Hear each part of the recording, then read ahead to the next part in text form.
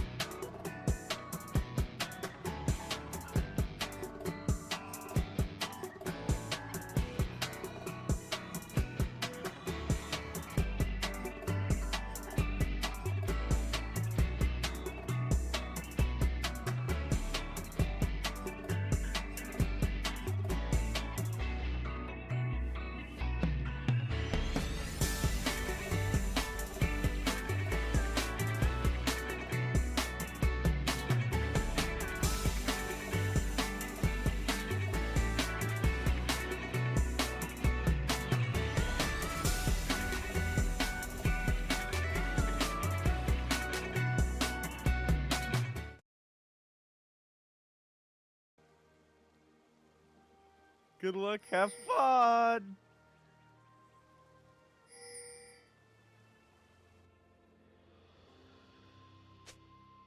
Oh, no. No, LeBlanc, don't do it. No, no. It's fine, bro. LeBlanc's slippery. No, I was saying no, don't put him out right away. Let him you. play the game first. No. Oh. Yeah, you get out. Malphite's a beefy boy. Oh, great heavens.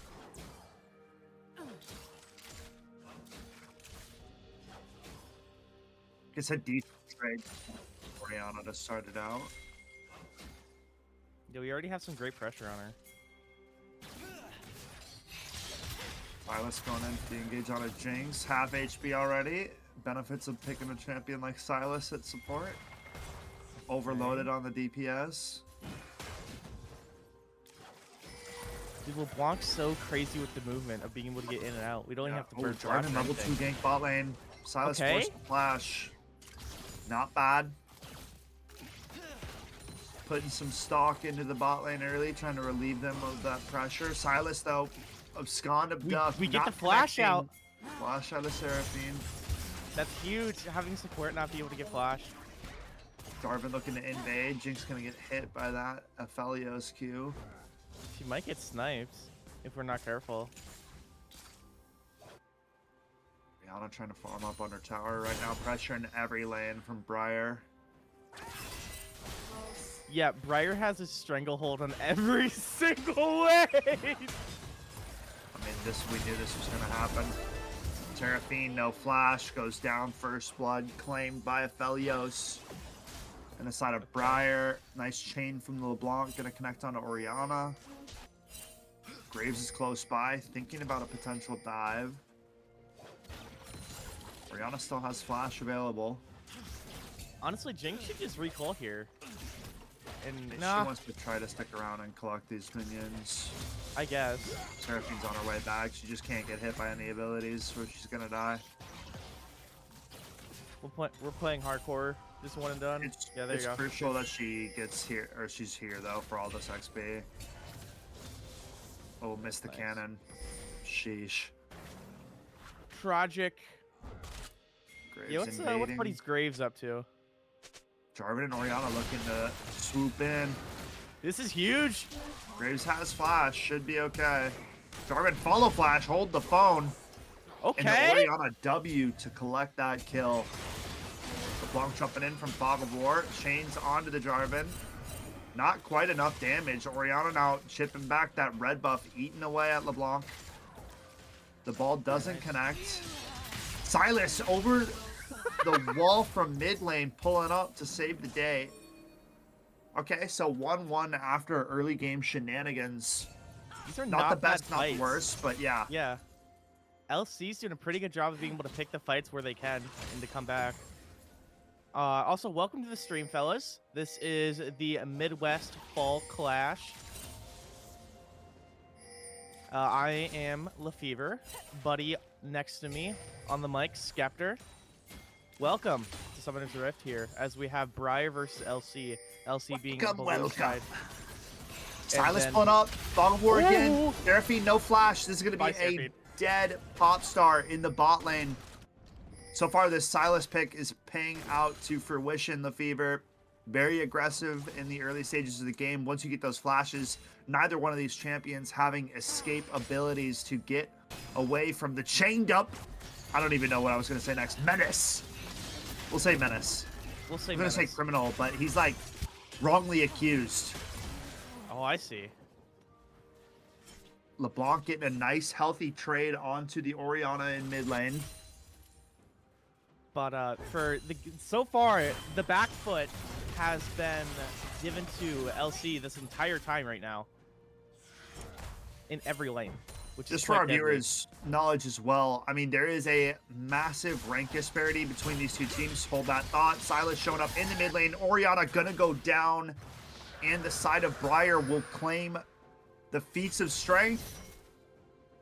and the Dragon as well. So first 3 kills found for the side of Briar. First Drake as well. The dive under tower. Ultimate coming through from Ambessa. Malphite flashes away for the time being. Jarvan trying to show up in the nick of time here, but it's going to be too little too late. Ambessa picks up the kill and gets out of harm's way. Well played by the Briar top laner. Beautiful movement of being able to get in and out like a thief in the night right there. I love to see that. Ambessa's movement definitely on that newer champion style. League of Legends, you just know if a champ's new or not based on how much it can move.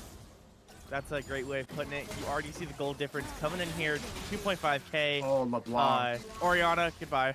You are not long for this world. LeBlanc. Red buff not going to take it away. Survives by the skin of their teeth. Malphite still trying to get level 5 here in the top lane. Ambessa just dinging 7. So it shows a little bit of XP difference in the top lane. But as I was saying, massive rank differential here. Briar coming in with their lowest rank being Masters. Okay, so Masters, Grandmasters, and Challenger level players. I'm not sure if it's solo duo rating or if that's the flex queue rating, but regardless, some high ranks nonetheless on this red side of Briar. I believe the highest rank I saw for the side of LC was Emerald. Correct. So, Emerald 3, Emerald 4. Not a knock on Emerald players, but there's just a little bit of a difference between Masters, Grandmaster, Challenger versus Emerald, right? We got all Diamond still in between that, so food for thought in Twitch chat. Let's just be a little bit respectful, depending on how this one goes. But right now, you can see CS leads in every lane across for Briar, almost about 3.1k gold lead, just about. Silas and Scott of Ducks will land. Jason nice trouble. though. Good chompers on top of that. Good chip with the zap. But overall, I mean, yeah, I like the bot lane coming in here from LC. Like, we're not doing as bad as I initially expected, but this Orianna is getting ripped apart. you're seeing non-stop relentless pressure across the board. Nice ultimate from Aphelios, and that picks up the Seraphine under tower. And Bessa comes through with an ultimate onto Orianna, and LC dying across the map. You can see Briar very confident to be making these plays. Barrier forced out from Jinx in the bot lane. Super Mega Death Rocket connects, and Aphelios just barriers that tower shot. Now Malphite's in trouble. Oh, I mean, non-stop action. Ults out. Silas Chains come through. Flashes out to safety, and I mean, Lefevre. Non-stop action. Insane work right now. Jarvan just seeing the corpses pile high right now. He's going to be trying to get some revenge on this Graves right now. Knows it's not going to be a great idea. Orianna going to be helping out here. We're trying to get that Graves. Succeeds, but LeBlanc and Silas are here to try to get some revenge. Oh, shut down from Orianna. The final auto attack. Silas going to get knocked up. This is getting ugly. And Wait a minute! Briar biting off more than they can chew on the top of that fight. Graves says night-night to himself. It doesn't matter if with the rank disparity, it doesn't matter if you're overstepping and being a little bit more overconfident, overzealous with LC finding a couple pickups there. That is huge. Yeah, a little bit disrespectful, getting ahead of themselves for the side of Briar. Right. Overall, still well in command. 3,000 gold lead. Graves is on the grubs now. But I mean, that Orianna shockwave onto Graves insta-wipes him out, and they pick up a couple more kills on top of that. Aphelios is still sitting at 4-0, so very scary. Okay, interesting. Graves Malphite being gonna be trying to pestered take by out the this Malphite. Graves. Oh, Jarvan's even here. Okay, maybe we can get a nice hook or something. Graves got 2 grubs and he got out, so all things well in the Briar camp. Oh, there you go. He gets all of them, I think. We got 2 of them. Okay, so he got did the they? majority. Okay, And they got the last one. Okay. I thought it. Jarvan looking for a gank on LeBlanc. We were able to find it Orianna though. raised Orianna the here to help cane. out. Jumps Nice back to retreat on the safety. And Bessa showing up late to the party, but still able to make an impact. Graves jumping in. Malphite unstoppable, forcing the backline, but it does not matter. The team is falling apart. A double kill for Ambessa. Aphelios on the hunt. Q will land. The snipe is good. And Legacy is now unstoppable in the bot lane. Uh-oh. Jinxie Poo, down she goes. Vi's not here to save her. Unfortunate. Treading a little too close to madness. Yup. Even for her taste. LeBlanc gonna be able to get out as well. I mean, we're doing a great job of 4-13. I mean, the gold lead is beautiful. I mean, you could buy a coach purse or something with that amount of cash, spare change. Yeah, Louis V definitely getting picked up after this one for Mr. Aphelios. Yeah. He's a stylish guy. 6-0, 3-0-3 in the top lane. Oh, Jarvan flag and drag into the bot side. Aphelios trying to just duke it out, standing his ground. Godlike now for Legacy. 7-0. Insanely well played start from the start of this game here from the AD carry of Briar. We'll give Silas his flowers as well. Help set him up a lot. Oh, these Silas hooks have been incredible to watch. And Bessa going to be ripping and tearing just like Doomslayer. Going to be trying to get out this Malphite. Just with one interaction, already half the health bar gone for Malphite. When he's supposed to be the tank, is gnarly. When a tank gets behind, bro, it is not a fun time. Okay, just remember that. And Bessa with a completed item with that Eclipse. Malphite still with some components. Silas behind looking for a dive. Steals that ultimate and puts down the Rockman himself. Just be turning him into rubble. Second dragon obtained by the side of Briar. And you can see, man, this is what Masters and higher gets you, okay? CS leads across the board. Non-stop pressure across the board. I mean, Graves just picked up the second neutral objective. Well, actually third. Both Dragons and the Grub so far. So very well played coming out from the likes of Briar in game number 1. Okay, very nice. Mid tower going to be claimed here, most likely. I mean, because Seraphine and Orianna, I don't think they're going to be doing anything, right? Schmidt down below. And Bessa, she's just going to be out on the parried. Seraphine ulti. Fancy feet. The chain will secure that kill, and LeBlanc will survive. Masterclass coming through. Malphite ulting. Not quite getting the Silas up, but they will find a kill in the end after that tower goes down. Now the boots being upgraded for the likes of Briar, completing those feats of strength. I believe these are best of ones as well, if I'm not mistaken. Yeah, I'd say you're right. Trying to move timely with this tournament, as I've been told, so rumor has it. Plenty of action throughout the day. If League is not your cup of tea, we have some Valorant in store, some Car Ball, some Rocket League for you, and then later on, some Overwatch 2. Barrier comes through from Jinx. It's a bloodbath in the bot lane. Somehow, Aphelios stays up, will fall ultimately, but it's a kill in the top lane. Lefevre, wherever you're seeing Briar, like something bad happen, you can see how quickly they are able to make plays happen on the opposite side of the map. Dive in the bot side. LeBlanc says, get out of town. Jinx goes down. And now Silas caught behind enemy lines.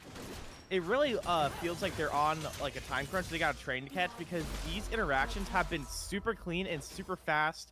I love how they are just getting in. They're so coordinated to be able to get out. With the corpses being made with either bot lane or mid lane. Like right now, you're seeing this LeBlanc try to go in right now, and we're doing a great job of being able to communicate with the Silas, being able to hook who we need to with great target priority. I love it. High tempo League of Legends is without a doubt the best. Shockwave onto LeBlanc, shutdown found. Orianna picking up another kill, but all the eggs being in the Orianna Jarvan basket right now. Everybody else struggling on this side of LC. But with the fast-paced League of Legends like this, Lefevre, the other team never has time to breathe. Aphelios is going to have a heyday on this one, taking down the Seraphine and Orianna. Now it's just Jarvan. One level advantage for the Aphelios. He's running him down. Jarvan's going to have to land this flag and drag if he wants a chance, but it's not looking likely. Collateral damage from the Graves to shut him down, and it's 23-8. An absolute slaughter to start this one out. Night night, as he proclaims, with us already taking out the second tower mid lane right now. It's not looking great. Got 2 dragons up so far. Things onto the Rift Herald now as Briar looking to take more of these objectives. Aphelios is such a menace. I mean, 4 levels up on the Seraphine. He will rip that superstar apart. It's not pretty. She's not going to get a new album anytime soon. But Yeah, Malphite's gonna be here to post-mortem. try to. Yeah. Post-mortem albums is what we're looking at for Seraphine. We'll see how the whatever her agency's thinking about that. LeBlanc just invading the enemy jungle, because why not? Jumps away from the Jarvan flag and drag, jumps back in because that's what she can do. Cataclysm, and she's gone. See ya. Orianna in trouble, flashing away from the support. I mean, dude, everybody's a threat on this side of Briar, right? This is a kill comp if you've ever seen one. Everybody's dangerous. Yeah, we are a brawly engage comp. We want blood. We feast off of it. Like vampires, we need it to survive. Oh, in Silas. like this Malphite. Gonna be turning into rubble here. Very nice. Retreating back away on the to tower. safety. And Bessa tracking down the Jarvan. So gross. Nice stun though from Seraphine. Gonna be able to save that Jarvan, but for how long? Rift Herald claim this tower going down. Malphite dead under his own turret. Aphelios doing insane amounts of damage. That lethality build coming through. Ultimate onto the Orianna. Tower is gone. Shockwave connects, but Silas will pull himself out of that. Well played from the Briar support. The root coming in on a Jinx. Silas looks. Barrier not going to be enough. Seraphine now in trouble. Rift Herald push in the top side. There's holes in the ship, Captain. We're taking too much water. Jarvan oh my goodness, going down. Jarvan just got nuked. Seraphine gonna get stunned by that Silas there. Yeah. Silas behind enemy lines will sacrifice himself for that turret. Inhibs are exposed, and this one might be coming to an early finish. Dragon now 20? up again. I think they can if they play it out right. Yeah. They have so much gold. Once they get these resets in, they claim this dragon. Otacon spawning in the next 2 minutes roughly. But overall, Briar showing up with a chip on their shoulder and showcasing why this is probably going to be the team to beat in League of Legends if I had to put my money on it. I think that is a wise decision, as like Mbessa's not even really getting phased by Jarvan right now. She does not care. LeBlanc's fed. I mean, Graves is fed. He's 1, 2, and 5. Like, look at his CS. He's at 174. Enemy Jarvan's at 70. So, like, even the guy, he hasn't spent money in so long either. He's just sitting on 2 components. If I had to guess, he's got like 2.7 to like 3,000 gold right now. Oh, yeah. He just hasn't backed. LeBlanc jumping in. Malphite gonna miss the ulti. Collateral damage. And Bessa dives in with the ultimate to claim Jarvan now into the back line. Jinx goes down. And this fight is over before it even started. And Bessa tracks down the Orianna. Malphite dies. Seraphine dies. It's an ace. And Briar wipes the face of LC clean off the map. And that might be the game there, partner. I think this is the game here, Skep. We have everyone dead. No, Jinx doesn't get back till 9. I think this is a GG in the chat. Very nice job, Inhibitor. Yeah, the Nexus. Yeah, we're done. It's gone. Very nice job from Briar, being able to claim some souls. Game over. Gets one more as the game will close, but overall dominance is what Briar is showcasing in the first game of our clash here today. Well played. Very nice job being able to get that clean one and done, as we are, I believe it's going to be just best of 1 if I'm not mistaken. Yeah, that sounds right to me. Okay. Then I believe we are going to a break if I'm not mistaken. Thumbs up from that from production, if I had to guess. I'm waiting for a couple seconds to see what's up. But hey guys, I'm LaFever, the Skeptor. Or I don't know which way is which. I'm on the screen somewhere. Okay.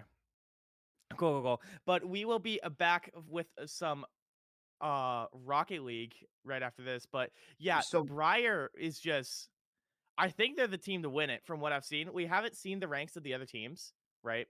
But from what I had to guess and what I've seen from that gameplay, devastating. Yeah, I mean, dominant from the start of the game to the end. They showcased aggression nonstop. Everybody had farm leads through the end of the game. Support running around making plays like crazy, helps out the rest of the team, relieves a lot of pressure. I mean, when you're getting ganked from not only enemy jungler, but you're also getting ganked by enemy support, right? And then you lose kind of control of the game. It's very hard to kind of gather yourself and get your feet back under yourself.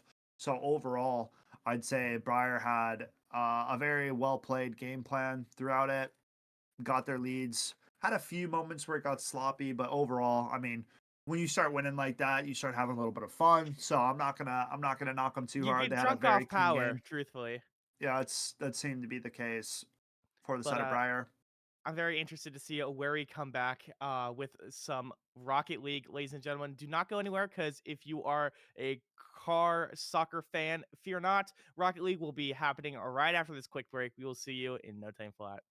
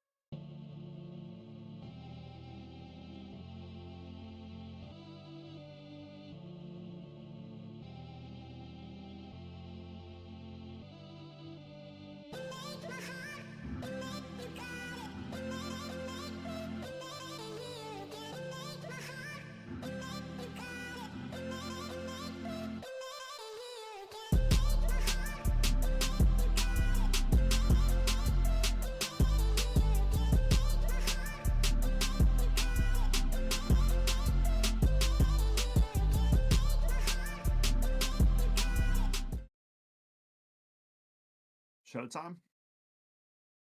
Alrighty. We are live.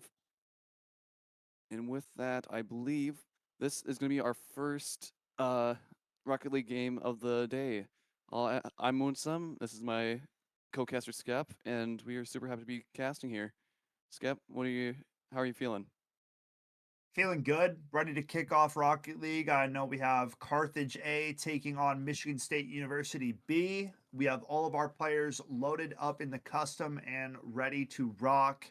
Rocket League will be taking place in best of fives as per usual. So we will see how this first series goes. And if we have time to fit in a second series, we may try to do that as well. So just kind of depends on how things are rolling. But with that said, I believe we will be jumping onto the Rocket League pitch very shortly. Sounds good. But yeah, so far we've seen one League of Legends game. We'll see another one later today as well.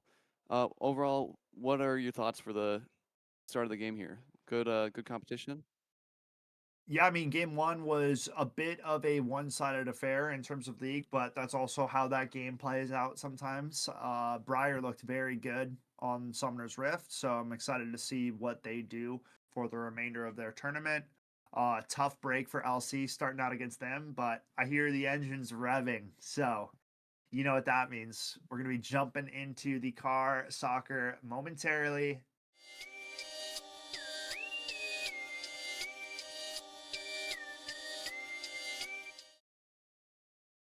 And with that, we see right off the bat, Michigan State putting some really, really scary pressure on Carthage already, as the ball has been in their corner and in scoring range. Really, as I say that, extra goes in, takes the first goal of the game for Michigan State University, and now with 19 seconds gone by and the first goal having happened, that really sets the pace for the game of the Yeah, I mean, coming out, getting that first goal is always big. So well played for the orange side coming out early, scoring that first goal. And a second now. Wow. Right off the kickoff, too. They got ball there. Great bounce back off of the crossbar there. And in the goal it goes by Core. Excellent avoidance of defender. Kickoff happens yet again. And for the first time, we see the ball over in Michigan side of the field. But the defender's not having it as he aerials it all the way back over to Carthage. The goal barely being defended by Carthage there. But yeah, with such a commanding lead, what do you think that really says about the Michigan State team here? I mean, MSU's got to punch their way back into this game for sure, right? Tough start, but plenty of time on the clock, so nothing to be worried about yet. But they got to make sure that this next goal goes in their favor and not against them. Can't fall too deep into a hole. Exactly.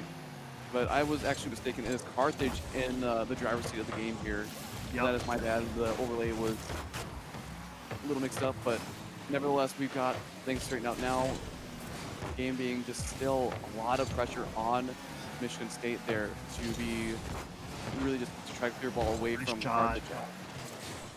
Yeah, excellent setup. To try to get a goal back in favor for Michigan State, but unfortunately for them, Carthage is not having it. They carry the ball all the way out across field goal as X-Ray and his team carries it from their goal to Michigan's.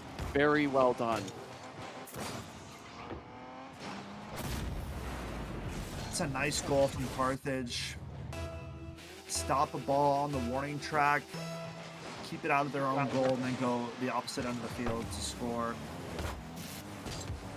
Right, that's a big thing too, right? You want to make sure you're not being too overzealous with committal when you try to go for that goal, because if you do end up unfortunately not getting that goal you're looking for, you have your chance to kind of just caught down, kind of helpless if it gets brought back against you, you know?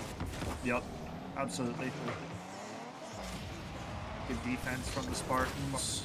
3 minutes now on the clock here, Moonsum, so they're going to have to start mounting this comeback sooner rather than late, give themselves as much time to work with as they can. But down 3-0 is no joke. Exactly. I mean, even getting a goal a minute is still a hard and tall order to make for Michigan State. It's not impossible, but at the same time, you're also juggling keeping the ball out of your own goal. So, yeah, I totally agree with that. up in the air. And as I say that, X-ray from the corner of the top corner of Michigan State's side of the field, it is brought down with malice, as no defenders are there to stop it. And Carthage just running away with this game here, aren't they? Yeah, a little bit so. I'm receiving word that Michigan State University A is actually Michigan State University B, and Michigan State University B is actually Michigan State University C. So we're witnessing the third team of MSU right now taking on Carthage's #1 team. So that may be why you're seeing a little difference in speed, right? A little bit faster for the likes of Carthage. Ball movement maybe a little bit cleaner. And also just maybe overall play time a little bit higher on the Carthage side. Nice setup up front here. Yeah, even I totally agree with that, and especially watching the players on Carthage like four, even just small, swift like turnarounds with a couple of bounces like that, really just shows that they know that they can efficiently move around and kind of turn around their car. As I'm saying that, X-Ray, his crew, they're once again on the offense as ball is up in the air against Michigan State here, centered for his teammate by X-Ray, but it's not happening as Michigan State tries to free the ball once and twice, gets it away from goal, imminent danger, but as I say that, Carthage goes in and puts pressure on yet again. Overall ball control is looking very nice from the side of Carthage on the orange side. Their ball movement as well. They're always finding open players and trying to set each other up constantly is what it feels like here, Moonsum. Right, and one of the things that a lot of players fall into is they'll get a little greedy when it comes to trying to go for that goal. They'll try to be the one-man crew, so to speak. But Carthage especially, they're realizing that if they ever run out of food, they can just kind of let it fly, and their teammate will be there to pick it right back up for them. You're not wrong. Nice shot coming through on the takeaway from Core as he nets that one into the back of Michigan State's goal. 5-0 lead now with 42 seconds to play to Moonsum. I'd say game one of this BO5 is locked up. I'd have to agree with you, Steph, but luckily for Rocket League, we do have a best 5 setup here. So even if Michigan State does not have necessarily the best start, they can always try to come back on the games that follow suit. But as I say that, X-Ray and his crew, once again, just not letting anything get close at all to scoring for them as they can try to be brought back over to Carthage's side of the field. It just doesn't happen. The defenders are there to keep it out in the way. Bolte trying to go for a last-ditch effort here, but luckily for Carthage, they were there and they were ready to stop it in its tracks. 7 seconds left, and this game is just, it's done. Yeah, looking like the game is done. Game one going the way of Carthage. Nice opener for this best of 5. We'll see if Michigan State can bounce back. I mean, it's going to come down to getting one early, right? Just knowing that you can score, getting out there, putting one away, and keeping things much more interesting from start to finish. So I'm excited to see where things go and if the likes of Michigan State can come out and punch back in the second game early, Moonsum. Yeah, I totally agree with that, especially like what you're saying about starting off early. That ultimately just determines who's in the driver's seat for the game, right? So hopefully Michigan, they can go for a bit of a turnaround here and try to reverse the roles, like you're saying. Yeah. Yeah, if you fall into like a multiple goal deficit, that's when things really start getting difficult because you're not only thinking about scoring once, you're thinking about scoring multiple times, and you can't let the other team score at all. So the whole thing becomes a lot more challenging. So keeping it even early should be the focus for the side of Michigan State. Exactly. But as we're saying that, we're seeing a good bit of competition here, but it looks like once again Carthage has the ball in the side of Michigan State right off the bat as it gets just redirect off the crossbar. Crossbar, yeah. Crazy redirect. Carthage coming out swinging himself.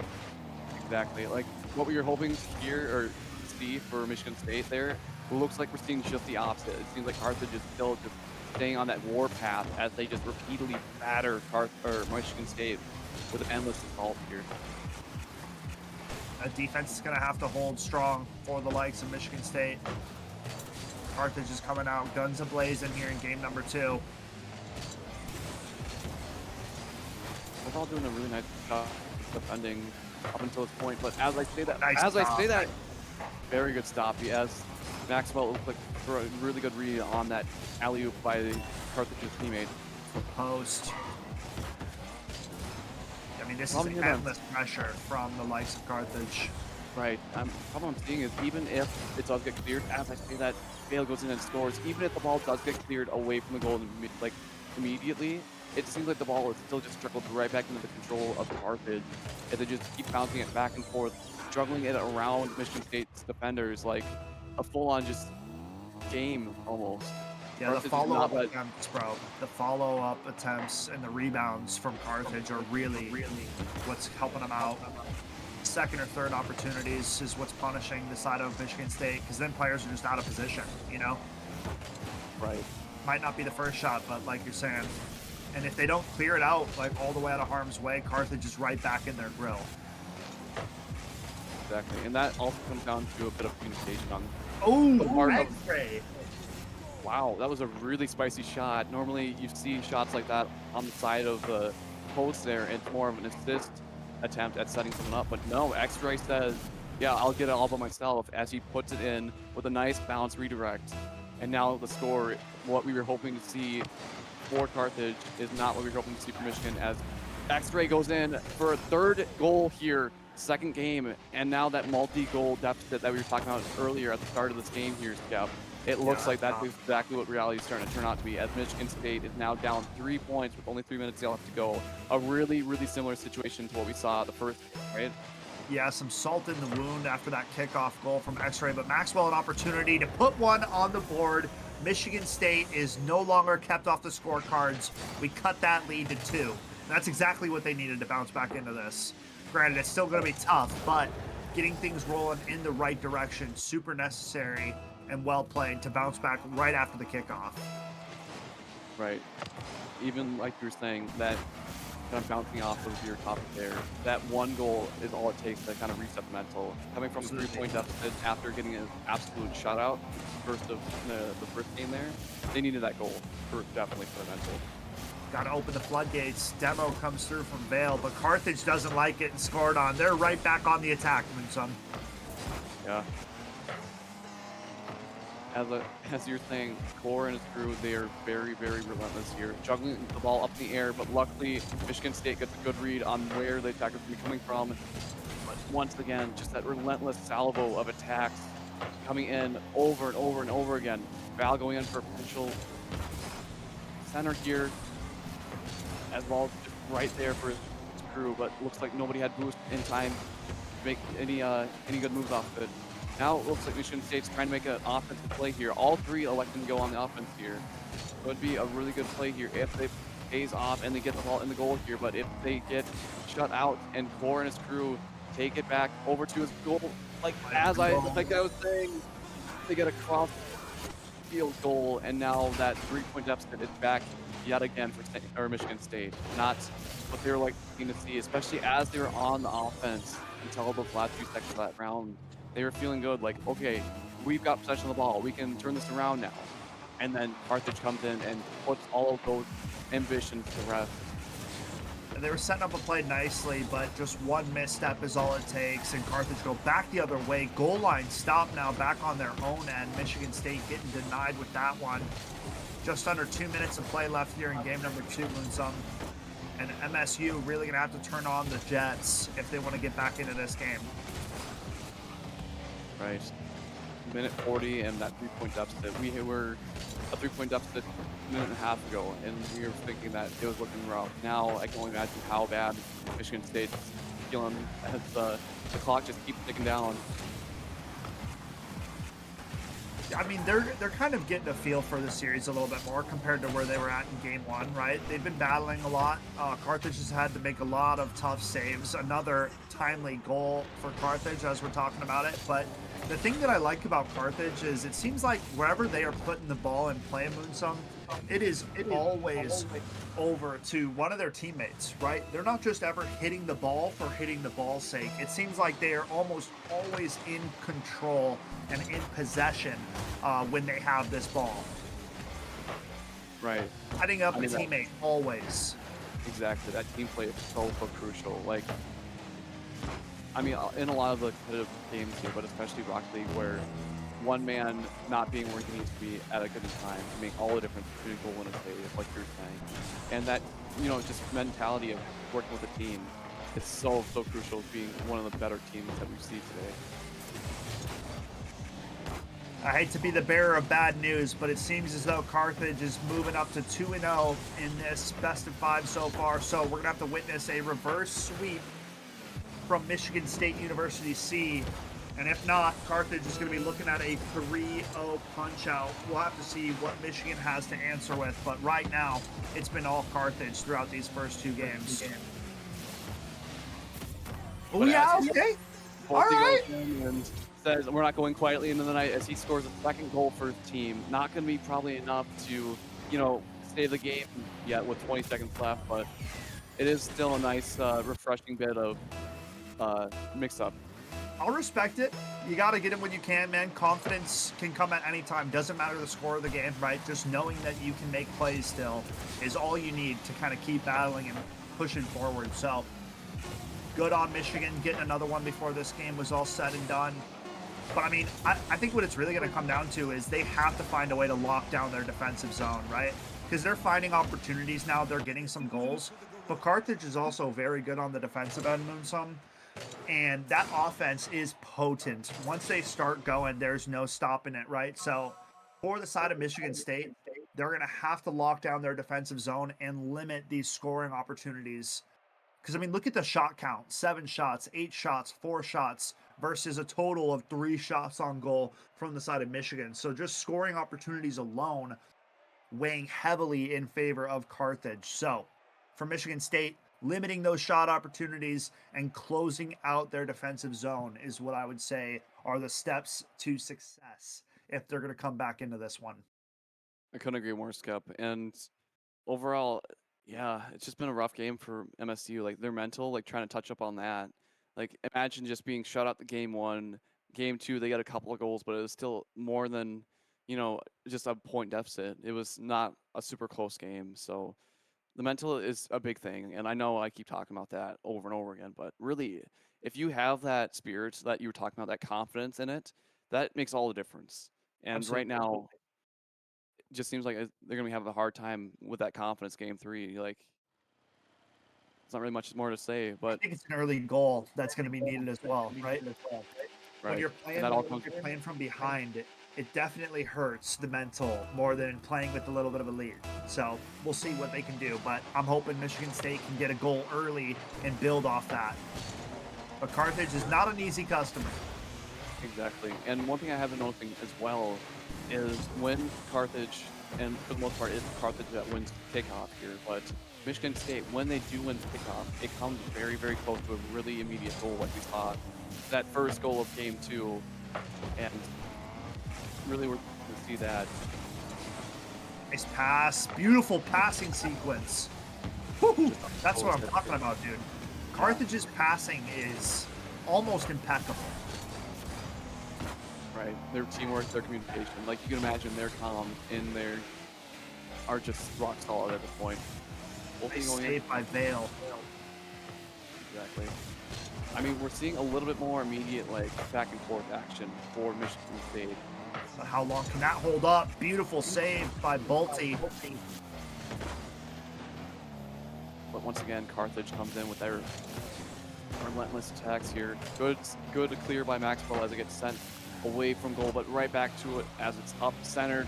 Bolte in possession of the ball. He's trying to get it over to Carthage's side of the field, but he's not having it. Core trying to send the goal in, but unfortunately, fortunately for Michigan State, just off the post. Ball's up in the air now against Carthage State. VaL going for a pass to his teammates. 2 defenders trying to keep the ball away from Michigan State, but it looks like great save. Yeah. Let's say they were really, really close there to getting cross-mapped again by Carthage as they were pushed up far and really ambitious for that first goal. They're really hungry for that, you know, trendsetter, that tempo maker. Yep. I mean, well played by Michigan State so far. It's nearing the 3-minute mark. Still no goals on either side. This is anybody's game. First goal is going to be very important here.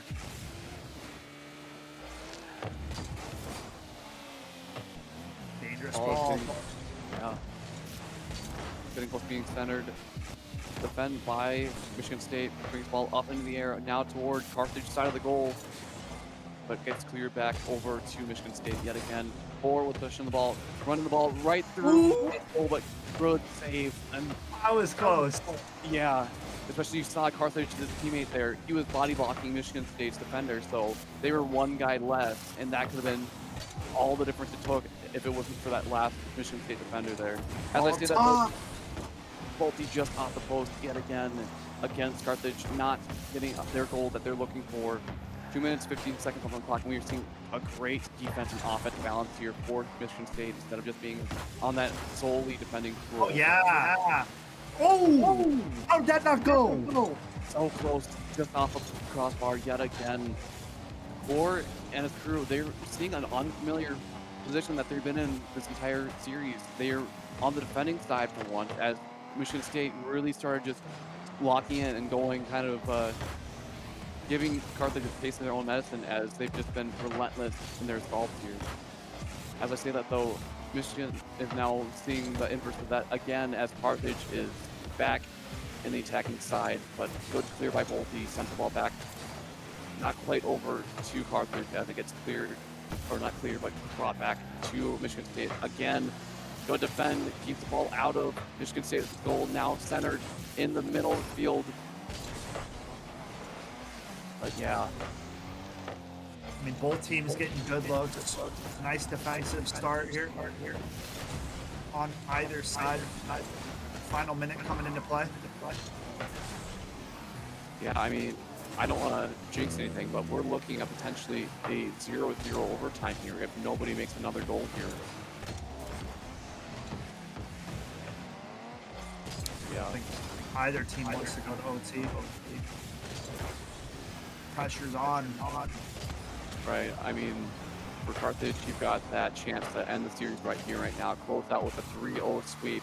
Michigan State, they're trying their hardest to come back, and they're going to try to, you know, not let this be the last that Carthage sees of them, as the 30-second mark ticks down, and we're still seeing nowhere closer to a goal score. As I say that, from across the field, both these scores, and his team are really feeling that. 20 seconds left in the clock, and all of a sudden it looks like we have a game, as Michigan State, for the first time in the series, is now in the lead against Carthage. Some big time goal, but now it's about locking down defensively. 20 seconds and you extend this series, you know Carthage is going to come back guns a-blazing. Right. They were expecting to kind of finish out the game here, or the series, with kind of here, but it looks like Michigan State, like I was saying earlier, do not want that to happen. A 1-0 victory could be what we see here as the final second ticks down. As soon as the ball hits the ground there, that is very nice. Yeah, well played game, man. They've been getting better as the series has progressing. Okay, Carthage came out playing at a very high and fast pace, but Michigan State slowly but surely finding their rhythm, finding their way to get back into this one. And just like that, the one goal, man, they locked down defensively, and look at what happens. Find themselves with a victory. So here we have it, 1-2 now in the series. MSU pick up their first game of it, but they're gonna have to find back-to-back after that win here, Moonsum, if they want to claim this series. Otherwise, all it takes is one more game for the likes of Carthage, and they will be closing this best-of-5 out. Right, and to point up off what you, the point you made earlier too, that early game lead, or that early goal, the first goal, like the, just having that advantage before your enemy team really was what was the difference for Michigan State. They had that one goal, and although there was only a few seconds left on the clock as they made that goal, it was still enough, you know, distance for them to take in order to take that game. Like, very well done. Oh, Hopefully, yeah. for the game's sake, for the series' sake, for, like, you know, the competition and whatnot. Hopefully, we see Michigan State yet again just really trying to come out early with that goal. Yeah, I mean, I think just getting out the longer the game kind of goes before a goal is scored aided the likes of Michigan State in that last one. There was plenty of opportunities on both sides, lots of shots off the post. So we'll see how things progress in game number 4. But so For sure. far, Michigan State seemed to be coming back into it. But I'm getting word from our producer here that we might be taking a time out to fix something. We will be right back here in a few seconds. Stay tuned.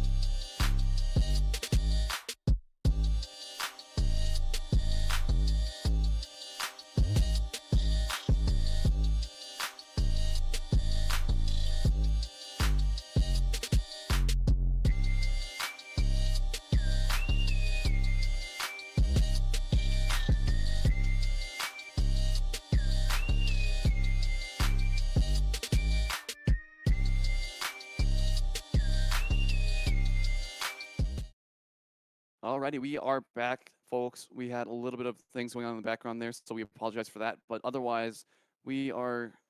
I mean, that was a good game we saw, right, Skip? It was something that was refreshing to see for Michigan State. I always love underdog stories, and it looks like they were really trying to claw their way back up from the doghouse there. Yeah, I mean, overall, right?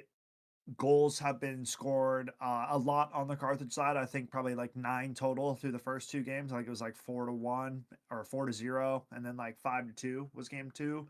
And then game 3 being that 1-0 game for the side of Michigan State was very well played from them. Locked down defensively, capitalized when the opportunities arose. And then other than that, right? I mean, it seemed like the cleanest game that Michigan State had played so far. So they're kind of scaling up throughout this series, it seems so far. And if they can continue to play like they did in game number 3, I think this one could be interesting down the line. Yeah, especially since it seemed like they're almost adapting to Carthage's side of things, their play style and kind of like how they go about things. They were starting to get good reads on Carthage by the end of game 3 there, where you could see that Carthage was going to go for a little bit more of an assistive attack. The last game was won by Michigan State University, Correct. and it is 2-1. Sorry, we were talking to production. We've got a couple things going on in the background here. Bear with us, folks. We really appreciate it. But yeah, I mean, going back to my point, sorry, Michigan State was starting to adapt to Carthage's attacks a little bit better there as they started calling out, Carthage's alley oops into goals instead of just, going for an immediate save. What do you think about that, Skip? Yeah, I mean, I think that we've seen plenty of passing plays from the side of Carthage, always trying to set somebody else up, right? It's not just a single-pronged attack. It's usually multiple different angles, right? Or setting up a teammate to come in for more of a powerful shot is what it looks like. So for the side of Michigan, it's about kind of cutting the play off before it has a chance to get rolling and pick up steam, because once Carthage is rolling, it's pretty hard to stop. So we'll have to see. I mean, Michigan's got to keep up defensively, and it's hard to keep up with this Carthage team. So, and I mean, based on the amount of post shots alone last game, I think both teams had multiple shots that rang off the post. So that game very well could have been more than a 1-0 game if the ball was getting the rolls that would help either team out, is what I'm trying to say. Yeah, I wholeheartedly agree with that. I mean, yeah, there's so many post shots that you like what you were talking about. I think Carthage had a couple there, but Michigan also had a couple. So it would have been a higher numbered goals, like higher numbered goal game for sure. But I'm wondering if whether or not that would have really changed the pacing of the game. Like it seemed like it was still pretty even in the amount of shots that happened that game. It was overall a really nice and even game that happened all around. Yeah, agreed. I think both teams had their looks. I think that was the best game of the series so far. And we'll just have to see if these teams can continue on that. I mean, I think Carthage is going to come out, red hot, ready to go, especially after dropping a game, right? They probably were thinking they were going to 3-0. If I was putting my mind in their minds, right? Like after a couple dominant wins in a row, you're like, oh, dude, we got this, guys. Let's clean this up. Let's get out. Let's go get a snack, like whatever it's going to be. But Michigan State stands their ground. They punch back, and now things just got interesting after that game 3. So when everything's all Unfortunately, sorted.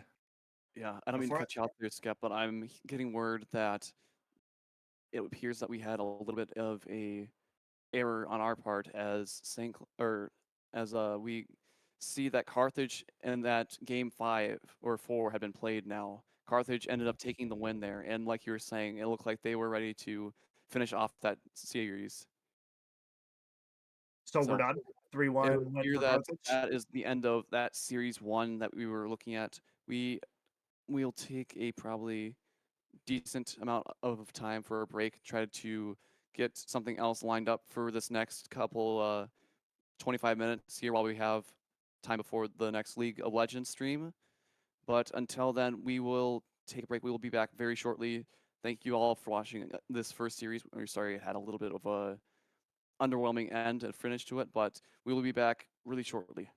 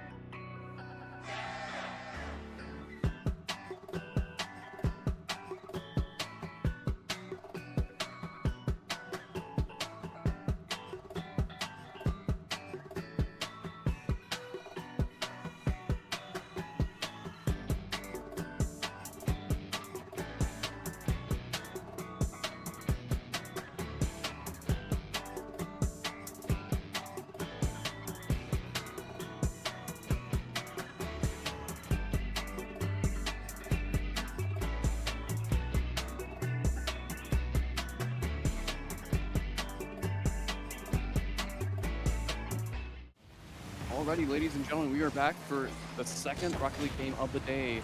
Governor State versus Carthage College, I believe that may... Is that correct? I believe so. I'll take your word on it. Here, let me find out, but welcome back. I'm Favorite some as we are getting into a game number 2 of Rocket League here, as I am figuring out that I don't know who we're watching. But you know what? That's chill. I'm fine just watching some Rocket League. We can make up names as we go along, but right now, GSU gonna get one on the board already. Very nice job of being able to get that pressure. Very nice. But yeah, I mean, we saw a Carthage State win last round, or last series, and it looks like we're seeing almost the inverse for the startup for this series, as Governor State is in the driver's seat of the game with that early goal lead. GSU and MSU is that very nice job being able to save that one, but not going to be able to get that ball free quite yet. The shot is still on goal right now. Let's see what we are doing. Yeah, Blake in possession of the ball, gets defended by Carthage again. Frank now trying to bring the ball over and away from his goal. Assisted by Swingit as it's now over by Michigan State University.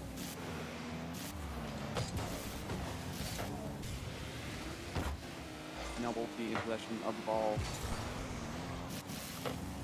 Really trying for just overall trying to get possession of the ball, trying to bring it over to the opponent's goal, but it looks like trying to get past one defender, two defenders. But one of them comes back into place as he brings the ball away from his own goal. Center of the field now gets defended by Michigan State, but still keeps all the pressure on it toward Michigan State, as we see ball just barely missed the goal away from by the defender there. Very nice job. I cannot see the game at the map, but that is a mistake. Oh, there we go. Very nice. MSU going to be able to get another shot on the goal. Not quite going to be able to get that net. Very nice job being able to get rid of that offense that MSU had. Okay. I love this air momentum that we're seeing from both these teams. Governor's doing a very great job of being able to get that demo. We're going to be trading one ourselves. Governor's in Michigan. Michigan now control the ball. Yeah.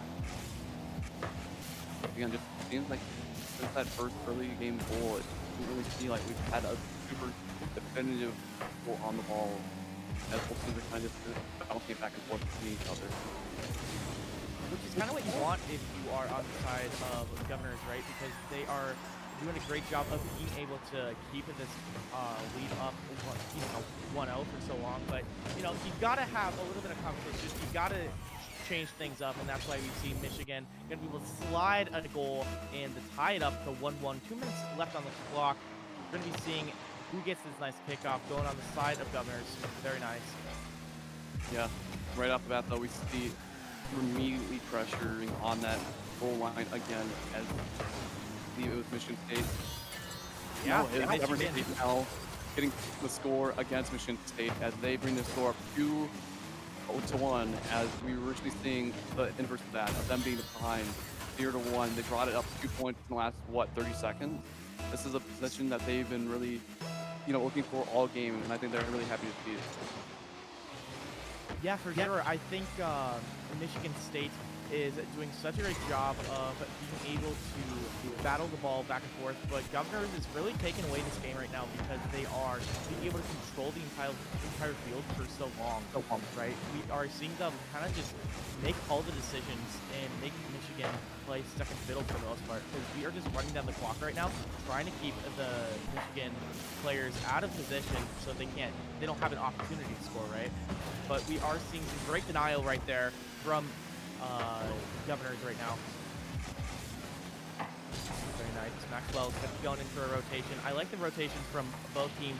but Governors, again, being a little bit more prominent, a little bit more dominant, gonna get 2 demos with no one alive for Michigan State.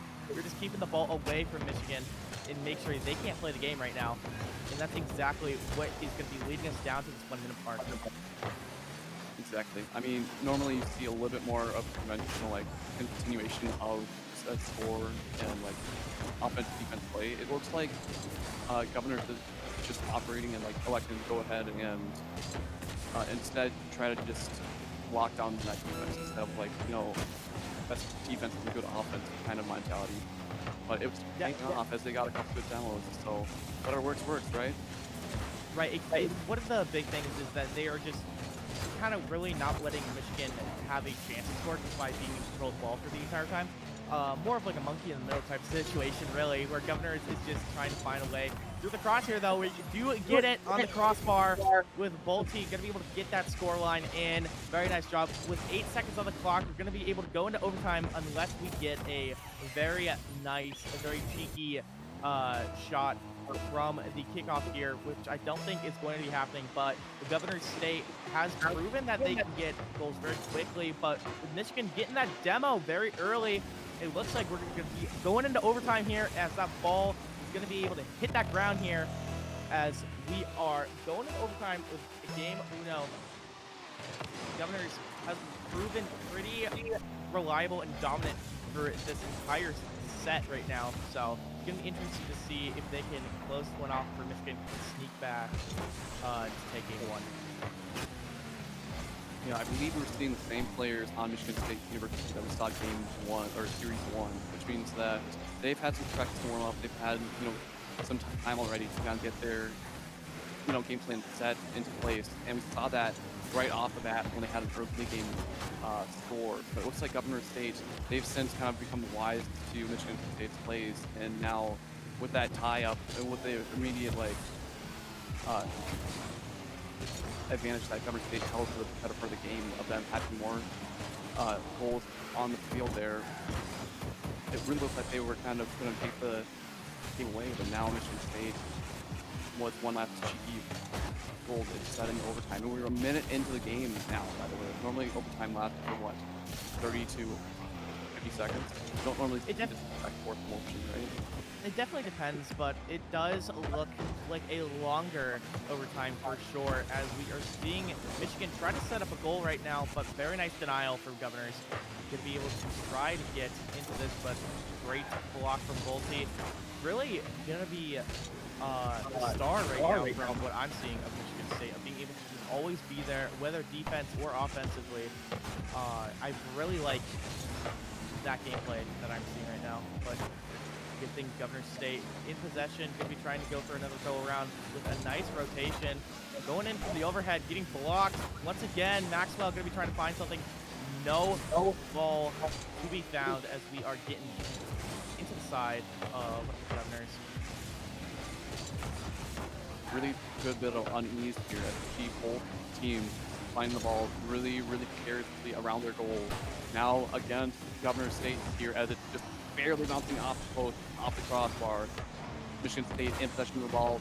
Now the inverse of it. Now it's back in their possession again as they're just trying to really close out this game to their best of their abilities as they're trying to make sure that they don't walk away with another loss here today. Yeah, they're doing a great job of being able to stick their head in the game. 2 minutes, 30 seconds. Going into this overtime, definitely a longer side of the overtime as it typically goes, but that does look like it can be a goal, but not quite, as Governor State is going to be doing a great job of blocking that goal, but we can't really get it out of the safety quite yet. Danger is still imminent on both sides right now as we are going back and forth for so long right now. 3 minutes now on the clock. Yeah, ball's really precariously against Michigan there. Now cleared over to Governor State. Immediately just that back and forth. It's either in one team's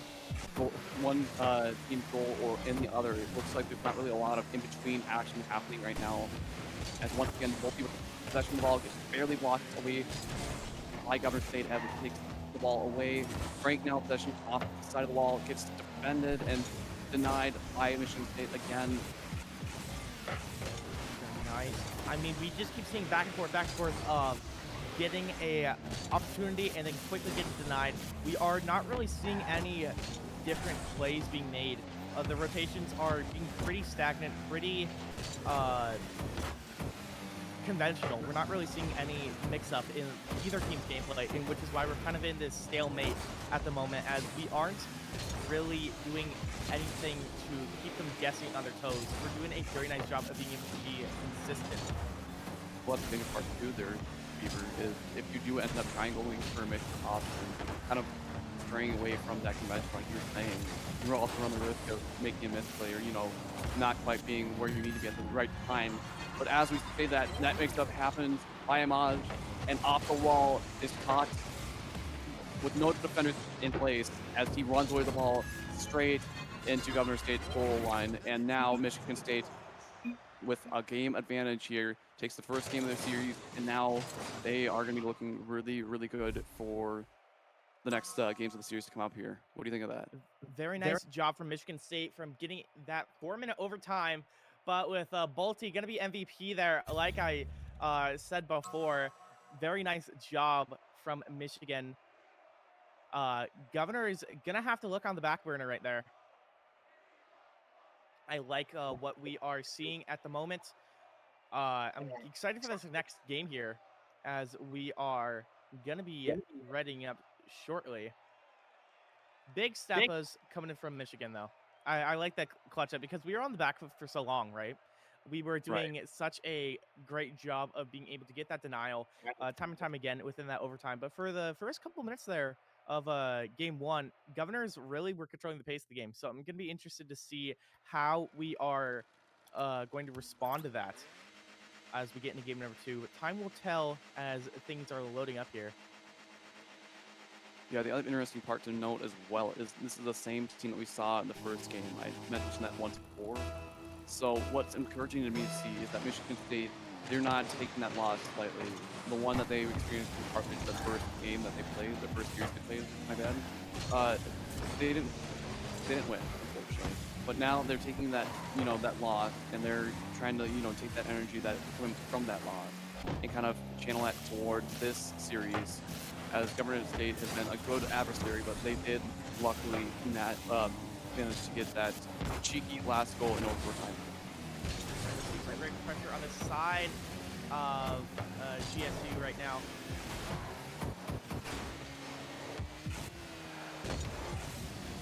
I mean, it looks like we're almost going to be doing a similar situation in the overtime. That went for 4 minutes. We could be looking at another drought of the game here as we go a couple minutes without a goal happening. As I said, they'll follow precariously against Michigan State as Governor are trying to make a play against them over the crossbar. Not quite anything that they can really play off of as Michigan State clears the ball away from their own guard line toward Governors, but it is well defended by Innocent Penguin. Now centered back. Yeah, Governor's really on the back foot right now. It's interesting to see that they are getting towards more of the defensive line because they know they have the mental transfer of Michigan taking that game one. Both teams getting a nice demo in there, very cheeky.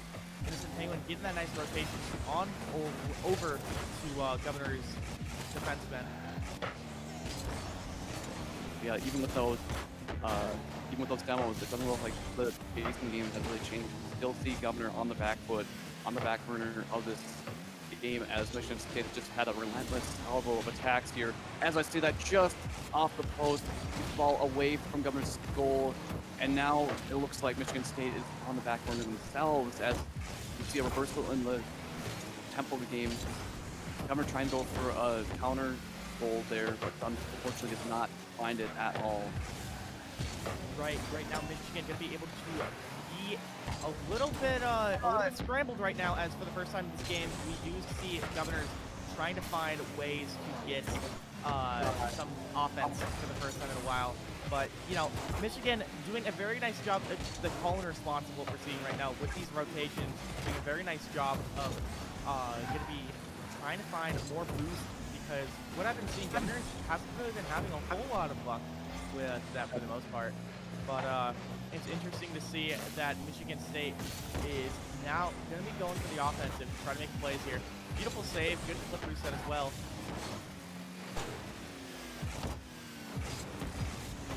now once again we see the ball just getting bounced back and forth. Just Fever, is there any end to this madness? It looks like we're just seeing the same thing. I mean, Definition Insanity says that, or is the act of trying to do the same thing over and over with different results. Like you were saying last game, it seems like we're falling into a bit of a trap where we're just doing the standard, we're just doing the conventional move set and not really a whole lot of mix-ups. And it looks like that's really being put on the show as we see neither team really making a whole lot of really clear and well-defined actions to try to get that goal confirmed. Right, one of the big things that I'm noticing is we are doing some great trade-offs, but we aren't taking different angles for the most part. We're doing a lot of the same setups and shots from both teams, which is very easy to predict once you got the no-down, once you got the read. So it's going to be quite interesting to see this stalemate keep going down to the last minute. If I was a betting man, we would be going into overtime for this game number 2, but it might be cutting it close here. Michigan now having control of the ball. Maxwell, don't know if we don't have boost or not. But if we do and we get that score, very nice job, that goal. Very nice job of being able to dribble that ball in the air. Look at that beautiful, just going to be able to bounce it back in. Frank Tank could not provide enough defense to hold him on for longer. 59 seconds left into game number 2 until Michigan going to be trying to find ways to clean this up. Exactly. They need to look for mixed options. We've been saying all series now that because we got a good shot off Michigan State, and if they can, as I say, that Colty with another one. But going back to my point, as they continue to play the convention, if they continue to do so, they're not really going to find those 2 goals now that they really need to try to tie the game up. And we could be looking at the end of game 2 here very, very shortly. It's looking like Michigan is going to be taking game 2 here. We've been seeing very long routes for so long, and then we're seeing Michigan having this boost of confidence seemingly out of nowhere as we're getting 3-0'd right now, 30 seconds left. It's not looking great for our blue team here. Governor is on the back foot, the confidence going down the drain seemingly, as we are doing a great job of keep this lead from 1-0 to 2-0, now 3-0. It's not looking fantastic. Michigan State being very comfy on the other side of the board, however, as Governors is waiting for an opportunity, but all we have to do is keep this ball away from Governors for 20 seconds, and we got a game 2 in the bag. And with that, we could be looking at a 3-0 closeout here. As I say that, Ulti goes and says, yeah, we'll reinforce that with 4-0. I mean, I was originally talking about the scoreline for the series, but now Michigan State just saying, yeah, we'll just make sure we put the nail in the coffin as they just even more widen that gap between the 2 teams and the scores. Right, 8 seconds remaining as we are going to be thinking about game number 3, right? Because now we have a big mental gap in a big mental disparity between these 2 teams. Governor State, they were doing so well for so long with game number 1, right, of being able to have such a clean and clear control of the entire map on the entire field, right? But then we clutch things out in overtime from Michigan State, and now we just 4-0 them in game number 2. It's looking quite devastating on the side of Governor State, where they need to find a way to shake things up and make Michigan State kind of be more on edge, because right now Michigan State being very well off into game number 3 here, where Governors is looking to find some more options. Yeah, and they really do need that, because we see on the scoreline that Michigan State, they had 11 shots on goal, whereas Governor only had 4. I mean, the biggest thing is that just relentless attack on Governor State. We saw a back and forth motion, but for the most part, Michigan State shut down any attack on their goal by Governor before it even started, because really ultimately they just had more opportunity to score. They found Governor on that back burner in that defending spot as they set the pacing for that game, and ultimately that's what really led them to victory for that game 2. Right, because if you want my honest Johnson opinion, I do think we're going to be seeing a 3-0 here, unless Michigan State can find something even more so. But it's looking pretty dire as we're already seeing some great offensive plays from Michigan State. Governors, they need to find answers right now. Right. See, kind of like this, Governors now going on a breakaway. But Maxwell, you're going to have to look out for him. Quite deadly. Exactly. As you said that, we're seeing Governor and Michigan fight for balls. We're seeing them kind of lose possession on the side of Governors as ball gets sent toward Governor State. Now away from it as Michigan State is now facing the ball at their goal, and Frank the Tank with a great shot. Pearson, the entire defense of Michigan State University. Very well done. That goes in and wow. Very nice. Yeah, see, this is what we want to see. We want to see that back and forth. We're making things interesting now with a minute to go down into this game. And we see Governor State now up, kind of repeating history from game 1 here. That's a nice breakaway shot. Not going to be finding any results from it, though. Maxwell going to be trying to set things up again. Great denial, though, from Governor State.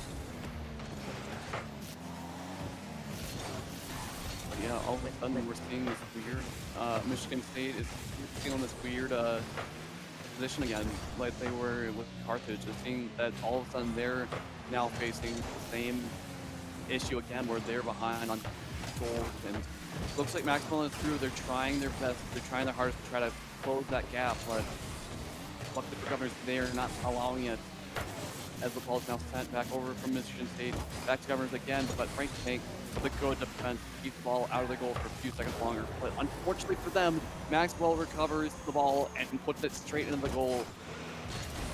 Kind of declaring that, I think we bounced it off of the car in the back. Yeah, we did. That's tragic, man. A little bit of an old self-sabotage there coming in from Governors. Unfortunate, but it's still 1-1. We've got work to go. We still have room to breathe for both these teams. Michigan State, though, they are fiending for this lead, and we are looking to maybe find it right now as we have possession of the ball. Demo right there means that we are one less defender on the side of Governor State for a second. Will it be enough? But unfortunately, it looks like it got cleared away from Governor's side of the goal just long enough for that demo player to come back in full force. Nice, good rotation coming in here from Governors. Going to be trying to set something up. Great denial, though. Michigan going to be trying to set something up here with a beautiful carry coming in from Maxwell, but getting denied yet again. We're just seeing this back and forth going very nice. A little bit of a breakaway here. And we had a similar setup to the last goal. Maxwell going to be trying to carry it in. We do just that, going off the top as well. Maxwell being able to carry Michigan State into that lead that we were looking for. Yeah, I mean, looking at it, the defender, that one defender on the right, not quite the key defender that let it in. But we saw Michigan State kind of give Governor State a little bit of a love tap as they collided mid-air and kind of displaced that one defender away from the goal long enough for that goal to happen. For sure. Now all we have to do is have one easy task, one easy goal, and that's to keep the ball away from Governors for 2 minutes, and then we are able to take this with a nice clean 3-0. Michigan State looking comfy, just like we were in the last game, but with another almost goal, not quite. The Governor State going to be able to block it. Maxwell seeing the goat yet again. Great denial, though, from Governors. Yeah, their defense is looking strong.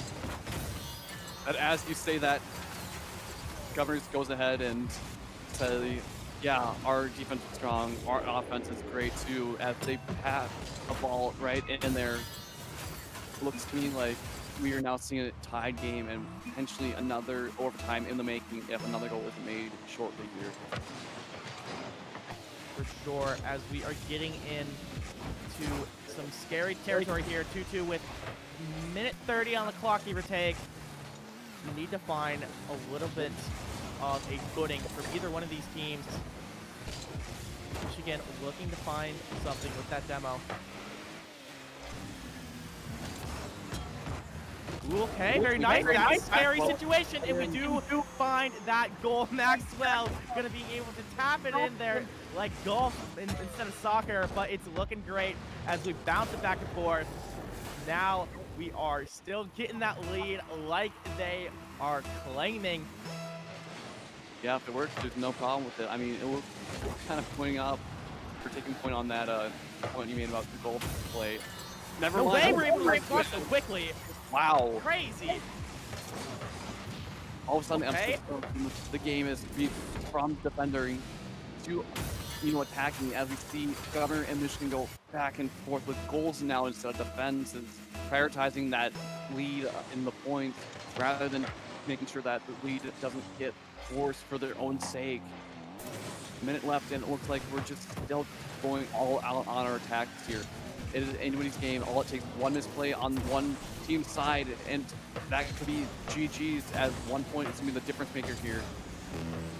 It's looking quite devastating. 1 minute remains here, and we got a clean open net, but nothing to follow up on that goal, with both team being a little bit late on that rotation. No worries, though, as we are still putting some great pressure on it, though. Kicking it back into the side of Michigan, and we got it from across the map. Very nice job. Governor is going to be able to find that one, getting that lead with 44 seconds left. We do have time to respond from Michigan's side, but it's going to be a tall order as the defense has been impeccable. Exactly.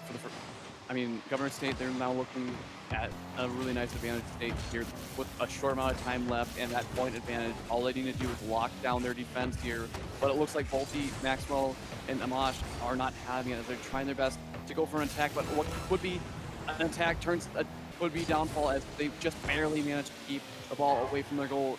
Governor State not prioritizing defense right now. They're trying to just make sure the ball stays away from their goal all in all as they try to go for another goal to greaten that score difference even more so. Finds in these last 10 seconds. We're going to be seeing if we can go for anything, but Michigan, we're not finding anything. We're on the opposite side of the field right now. Okay. Nice dribble though on it. No way! Wait a minute! With great saving, Innocent Penguin gonna be finding that save. Very nice job. Such a close one. Governor State almost had to go into that overtime, but not gonna be over quite yet. Michigan State gonna have to work for it just a little bit harder. Governors making that save barely by the skin of their teeth. Very nice job. That was insane work. Yeah, that was so close. Like, honestly, Lefevre, I think that's probably the closest goal I've ever seen that just didn't go in as it just barely got defended. Wow. That was all definitely for Governor That's State. one of the books for sure. That is such a great sequence right there. Gonna have to clip that for sure. Post it on the socials later for St. Cloud or whatever have you.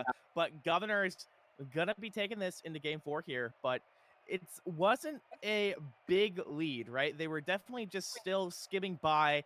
They weren't comfortable at all during that set or during that game. I would be at the very least, but we will be seeing what we have as Champions Field is yet met again by these players as we are getting into game number 4 here. It's going to be interesting to see.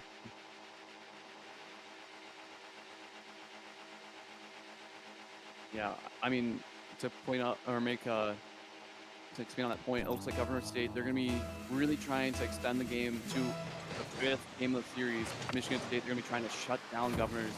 What could be a really ambitious momentum state here where they are coming fresh off that win. Granted, it was a very close one. It was very against Governor State that last few seconds of the game, but still, a win is a win, and they are going to be riding high off that. That confidence in themselves is really going to be what could allow them, what could empower them to go for even more ambitious shots to try to mix them up and try to, catch Michigan State with a pants down. As I say that, Innocent Penguin with a nice throw all the way over across the field there. I'll take 30. Yeah, look at that.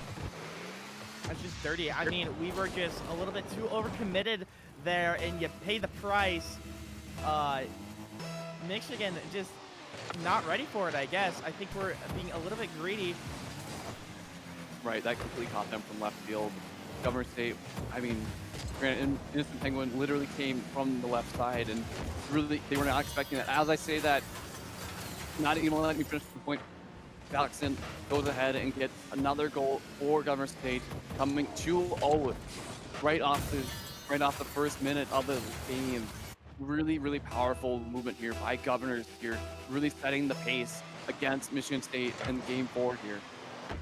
Really setting the pace and really setting the mental domination that Governors has had, even when they were down, even when they're still down in the series. They are not deterred, and they're going to be playing like it's a brand new day, like they're in grand finals. A very nice job of being able to get this nice 2-0 lead, but we know Michigan has the opportunity and has the skills to respond. It just takes a matter of when and how, as we have seen these teams go back and forth quite often and for quite an extensive period of time. So it's going to be interesting to see whether we get something, barely missing it. Almost had a nice 3-0 lead, which would have made us so comfortable, but it's not over yet.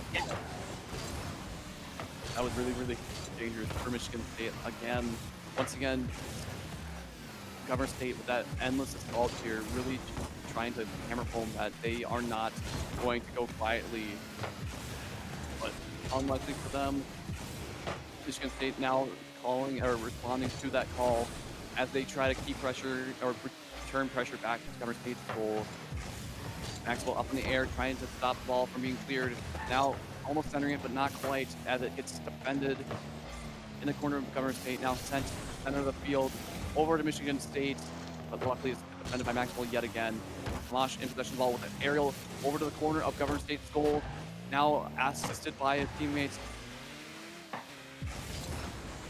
Okay, very nice. We are seeing some great pressure. No setup though. Great denial there. Okay. Nice intercept there. I like the pacing that we're setting. VSU doing a great job of being able to find something here. 2 minutes and 20 seconds in. Michigan State is looking no closer to closing out that gap than they are the first minute. I mean, what is there even to say here, Fever? Governor State, they've completely flipped the role. They've completely flipped the script on Michigan State as what looks to be the team in possession of the game in the series. Who's projected, honestly, in my opinion, to win this, Michigan State, is now being met with some really, really, powered confidence here. And now, as I say that, even though Governor State had a lead, it's now being closed out. Michigan State, they are not going to go and just let themselves be 2-0 on. Right, you said, what is it there to say? I can say right now that Michigan isn't going to go down without swinging. This is very much doable for Michigan State, right? They have a lot of opportunities to score. They're a very confident team. We've still got a minute 45 on the clock. We aren't out yet. It's just going to be a little bit hard to find these goals, especially when we are getting hit with so much of this offensive pressure from GSU that it's going to be really hard. Like, Governor's just doing a very great job of being able to deny them opportunities rather than make some of their own for this set and for the following stuff. But right now, it's looking like we're getting our head back in the game a little bit here as we are making things tight up here, going with 2-2. Very nice job, as Michigan is not done yet, as they are looking to close this out. We don't need a Game 5 when they can end the sentence right now with Game 4. With a minute to work with and some change, anything can happen here for either team. Right. And all of a sudden, we're seeing yet again that undoubted state of the game. Both teams, all it takes is a single goal to change the entire pacing of the series, holding it out, extending it either way. But both teams are really desperate to get that last and final goal here as a minute counts down here.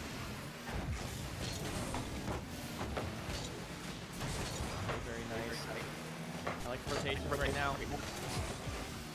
Very precarious spot for Michigan State. Gets cleared away from them as Frank takes to the That's a goal. That's a goal, ladies and gentlemen. Governor is going to be able to find a wide open net. That's the second time in game number 4 that we have done that. Michigan needs to get out of the clouds right now, back to reality. We got to get down.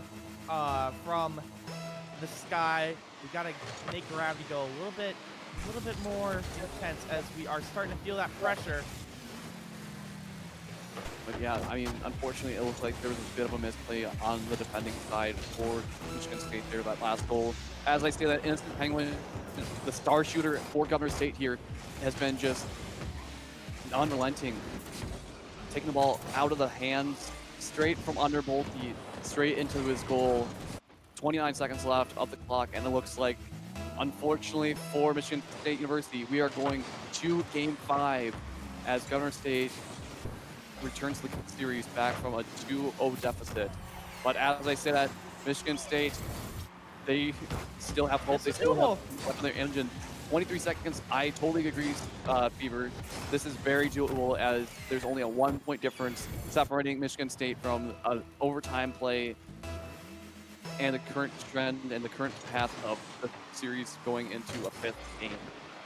They gotta lock in, clench up right now, clutch up, because they are looking quite winnable as we are seeing some pressure on the side of Governors right now. The ball in their side of the field, they've got to get it out of there for the last 5 seconds right now. Bolte needs to be put to rest right now. He needs to be denied. Can he be denied, though? We don't know as it hits the ground. Oh, it's devastating. Governors gonna be taking it to a Game 5. Almost tied things up yet again, but still denied again and again.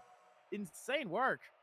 Yeah, I mean, you can definitely see the pressure kind of getting Michigan State there those last few seconds. You saw what looks to be a potential goal in the making just barely come off the cross, as unfortunately it did appear that we just couldn't quite get that goal where we wanted to, just a little too high, and that was the difference between Game 4 and Game 5 happening. For sure. Now with game number 5, everything's on the line right now as we are getting into things here. No more guessing, no more thinking who's gonna take this one home as we are down to the final ticker here as we are starting to feel that pressure in game 5 happening within GSU and MSU. Governors versus Michigan State. I'm excited to see what is going to be the results as we have seen both these teams be very prominent and dominant between different games of this set. So I couldn't really give you an answer of who I'd be betting on. So it's gonna be interesting to see. Yeah, I've made it clear I'm kind of an underdog guy myself. This team of Governor State, they've been very, very, very much uh, energetic as much as they have been defiant in the trends that Michigan State has tried to set. They've come back from 2-0 deficit, and they could very well be looking at completely changing the pace of this series and winning it right from underneath Michigan State's nose. Right. So as we get into game here, we will be seeing what we have in. Oh my goodness, are we already scoring? No, no shot, brother. 13 seconds. Oh my goodness. There.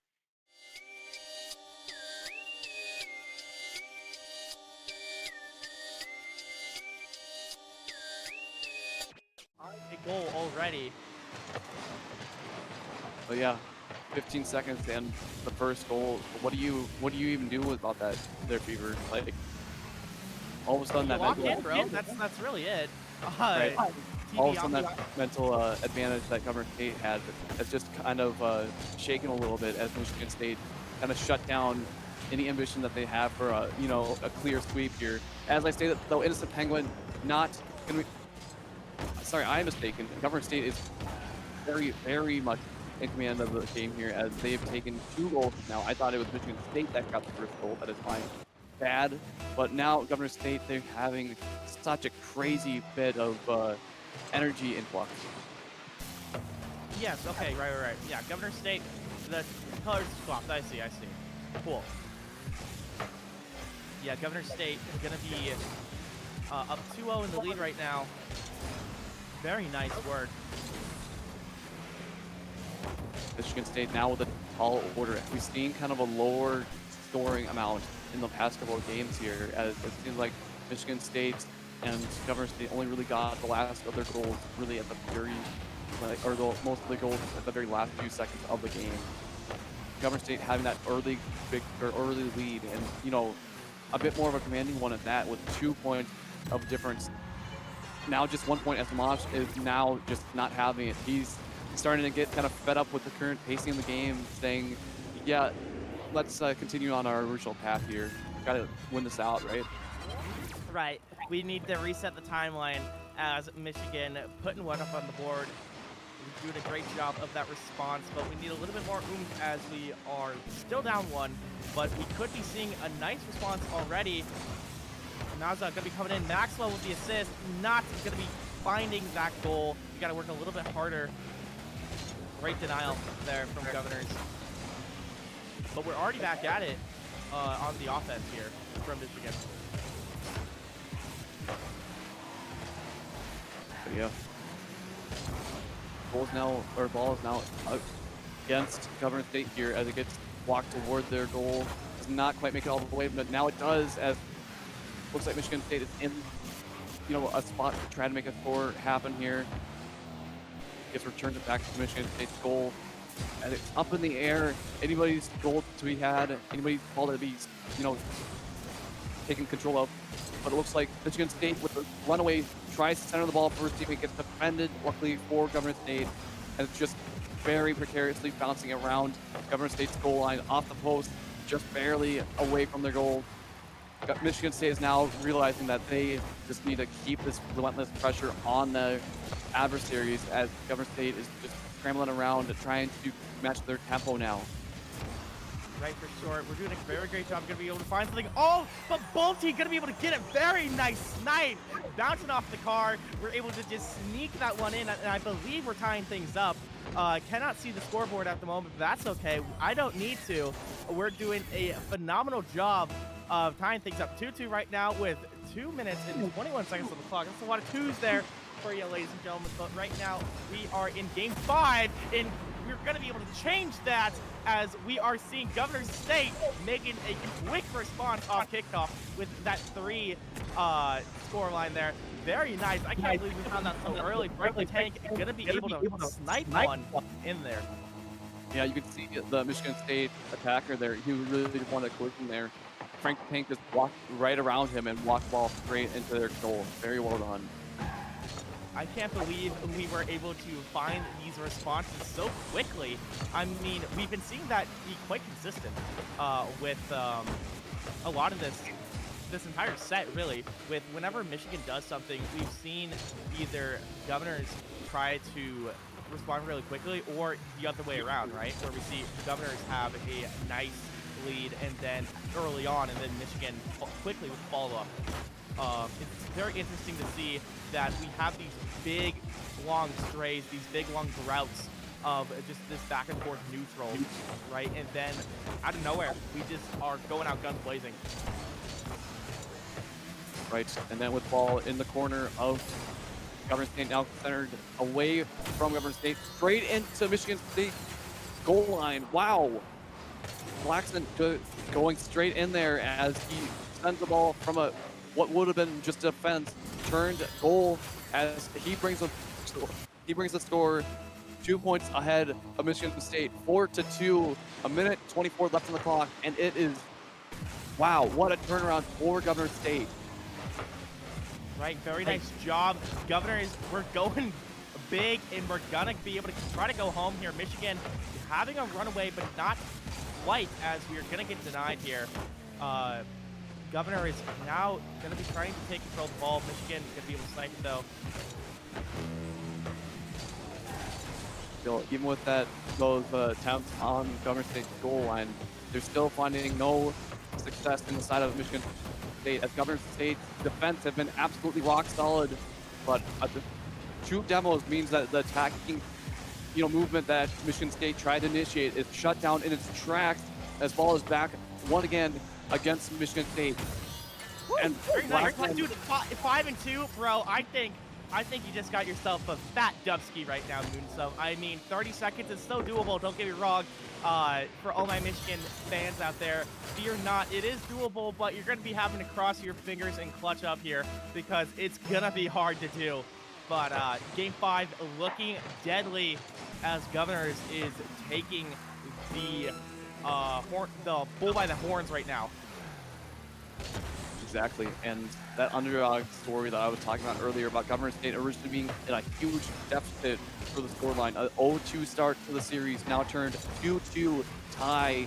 Game 5 here is wrapping down, and you know, it looks like Governor State's got this win all but secured. The final 7 seconds countdown, and that is GG's, I think. Yeah, the reverse 3-0 story, like Moonson was mentioning, is quite devastating. Let that ball touch the ground. Nothing's going to be changing anytime soon as Governors takes this Game 5 from a 2-0 deficit to a 3-0, or sorry, a 3-2 win. Very nice job. I cannot believe we got the reverse 3-0. What a treat to see on stream. Governor's beautiful team to watch. Michigan plays super well. So shouts to them as well. No discredit to them. Michigan State doing a great job of being able to have some nice responses, but Governors, they're just a little bit too deadly once they are able to find their footing and lock in. So very nice treat. But I believe, ladies and gentlemen, we are taking a quick break to be going into the League of Legends action. So we got no time to waste. We got to keep this ball rolling. But so fear not, ladies and gentlemen, right after this break, we're going to be having some more League of Legends action. Stay tuned.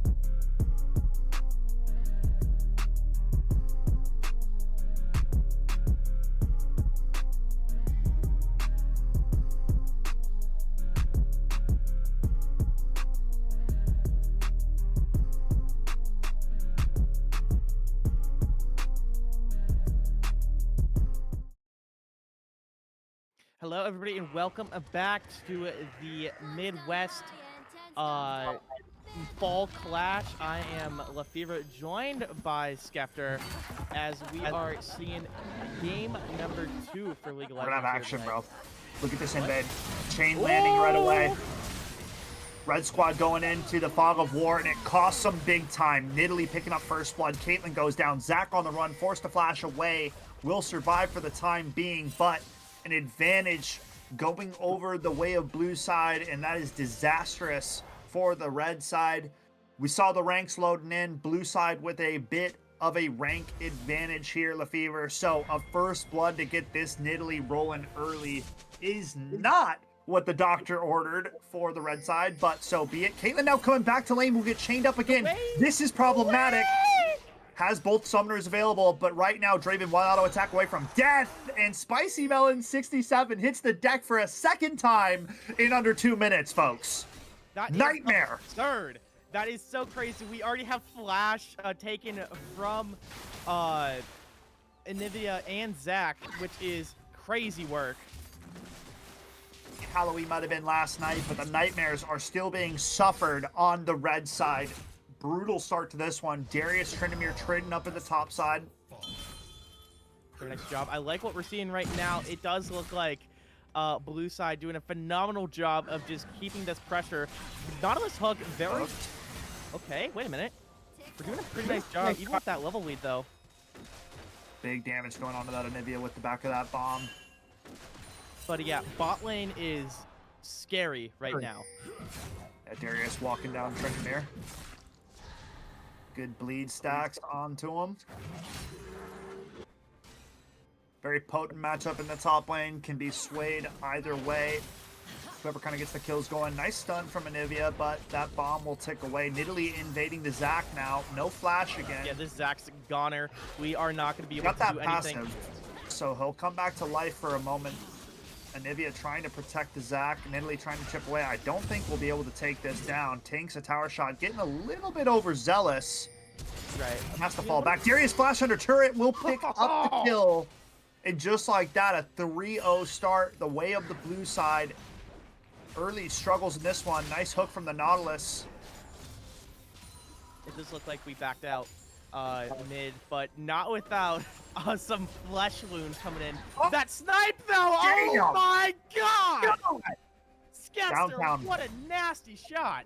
Javelin toss from Nidalee strikes true. Zach backing in vision, and I mean that's what's going to happen with a solid Nidalee player. Well played. Anivia will go into passive form, so we're just disrespecting, honestly, this blue side right now, and that is something that red side cannot afford, yet they do it regardless. Caitlyn now chained up, barrier forced out. Draven is ripping them apart in the bot side, and everything going in favor of the blue side as it currently stands.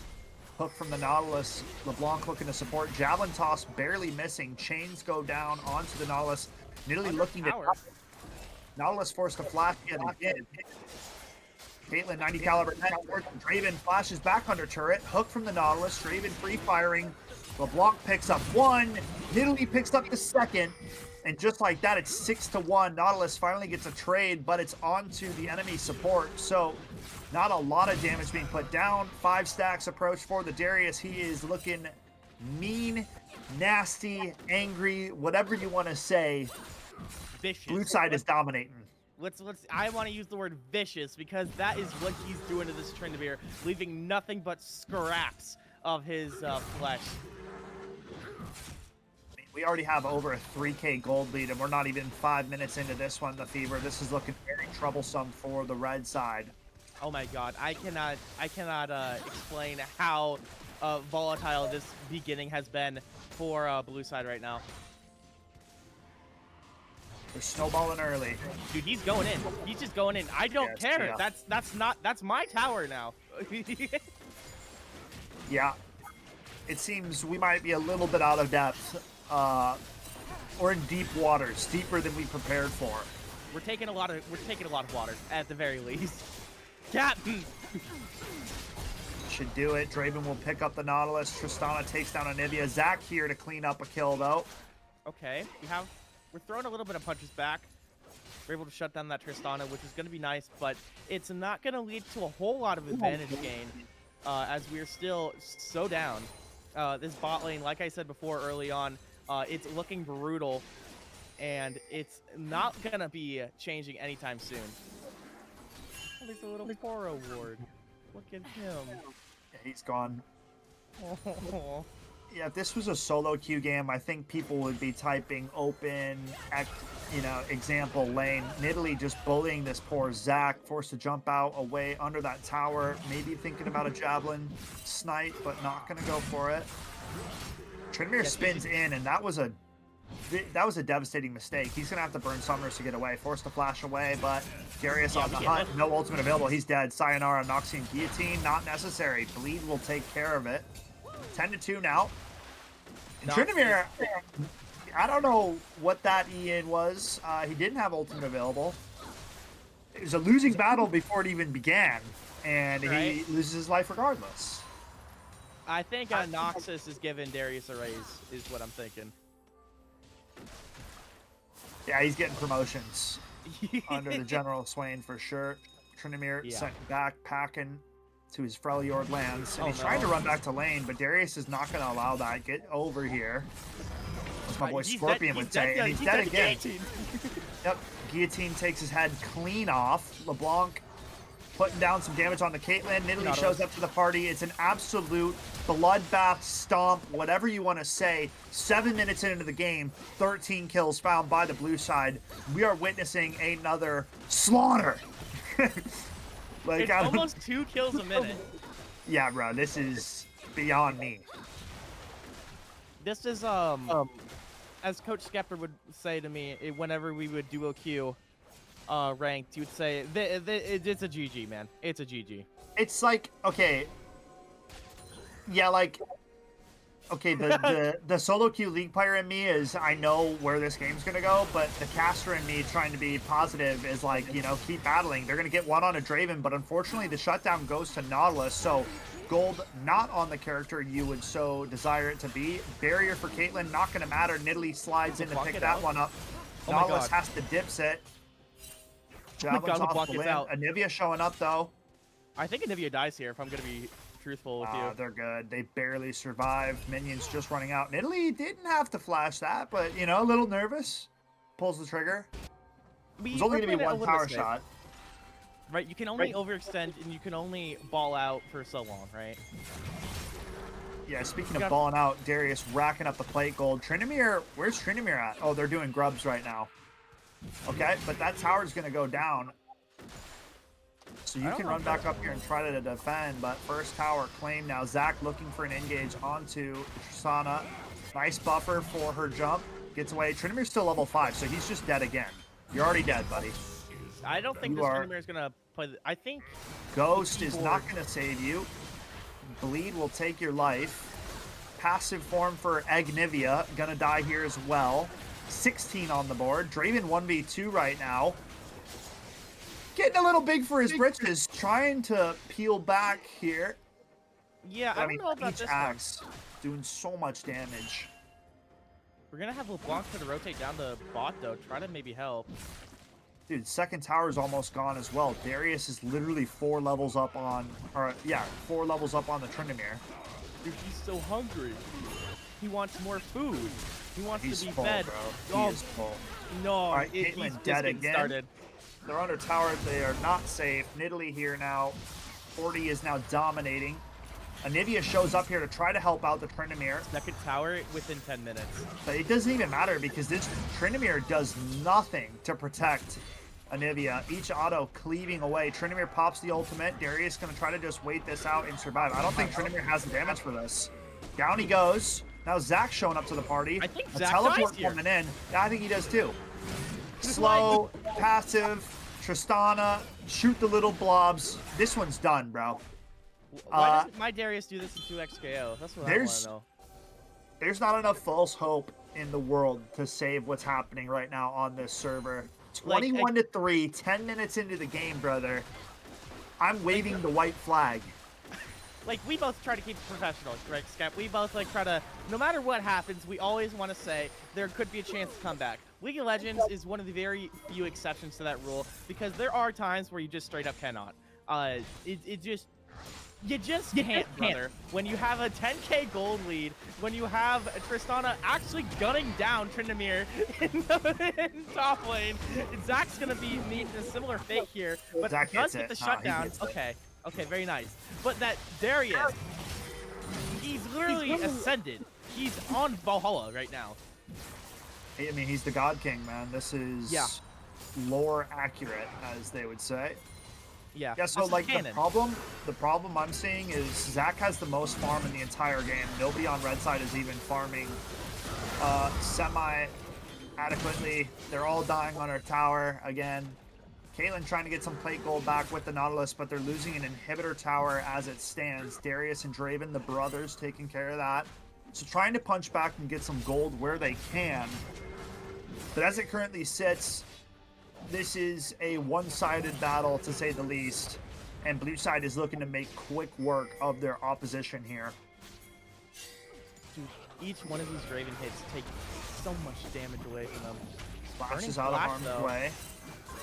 Nautilus rooted up. Ultimate comes through under tower. Will not land the hook onto LeBlanc. Timely dodge. She would have gone down if that hook landed. Playing a little bit overzealous here. We're balling out a little bit too much for blue side here in the bot lane, but nothing that Darius can't do, right? Darius is literally God King. He is the Pantheon. Like, I don't know what to say. I've never seen League gameplay quite like this. And honestly, I don't think I want to. I think it's best if we leave this one in the shadows. Yeah, I don't. I'm running out of words to say, which is not usually a case for me. I'm known as somewhat of a yapper, but man, this is disgusting. Yo, I'm gonna go take a shower after this game. That's nothing. I'm not even playing it. I'm just watching it, and I feel dirty. I feel like one there's goes blood down. on my hands. Zach goes down. Tryndamere ulting, trying to get in the middle of it, but it's not gonna last. He's gonna drop as well. Darius barely staying alive. Big heal onto the Anivia. Down she goes. Cleanup duties on Isle Summoner's Rift. Tower gone. I mean, sub 14-minute win is absolutely insane. I didn't think they'd be able to do it that quick, but I guess I underestimated their power. Tryndamere says, GG close. In your dreams, is what I'd say to that. Wow. Wow. I don't even think... Okay, sweet. Production did get back. I was going to say, I know production was going on a little minor break. I don't even know if production got back in time for how quick that was. I got to put a hand up to the head and just casually shake my head. I don't know what we just witnessed. Maybe get some water after that. Red side's got to go walk around or something. Maybe go breathe in some fresh air because that was disturbing. Yeah, we gotta. I don't know, man. No, I'll tell you what. You know, thoughts and prayers to the red side for their family members. Apologies for what was just transpired on that game of Summoner's Rift. I mean, dude, like you can kind of tell with League of Legends early based on ranks and like you know difference, but that was like a heavyweight fighter fighting against like a featherweight fighter. So there's like, you know, probably like a 60 to 80 pound difference if you want to think of it like that. It's like and me my fighting golly. McGregor. Sure. Yeah. I'm getting folded like an omelet, bro. Bro, that there's only so much that can be said. Props to the blue side. They pulled up. They absolutely trounced their opposition. You know, I think we either have another league game or we have some Valorant coming up. We got lots more action coming up. Yeah, for sure. We're going to be heading to a break momentarily. Fever, any closing thoughts on that game of League of Legends? Head up high for blue team, man. Head up high as we are seeing what's going to be happening here later on. Sunday and whatnot for League of Legends. It's going to be interesting, but with a quick break, we're going to be coming back here with some Rocket League. Stay tuned for some action here with the Midwest Clash.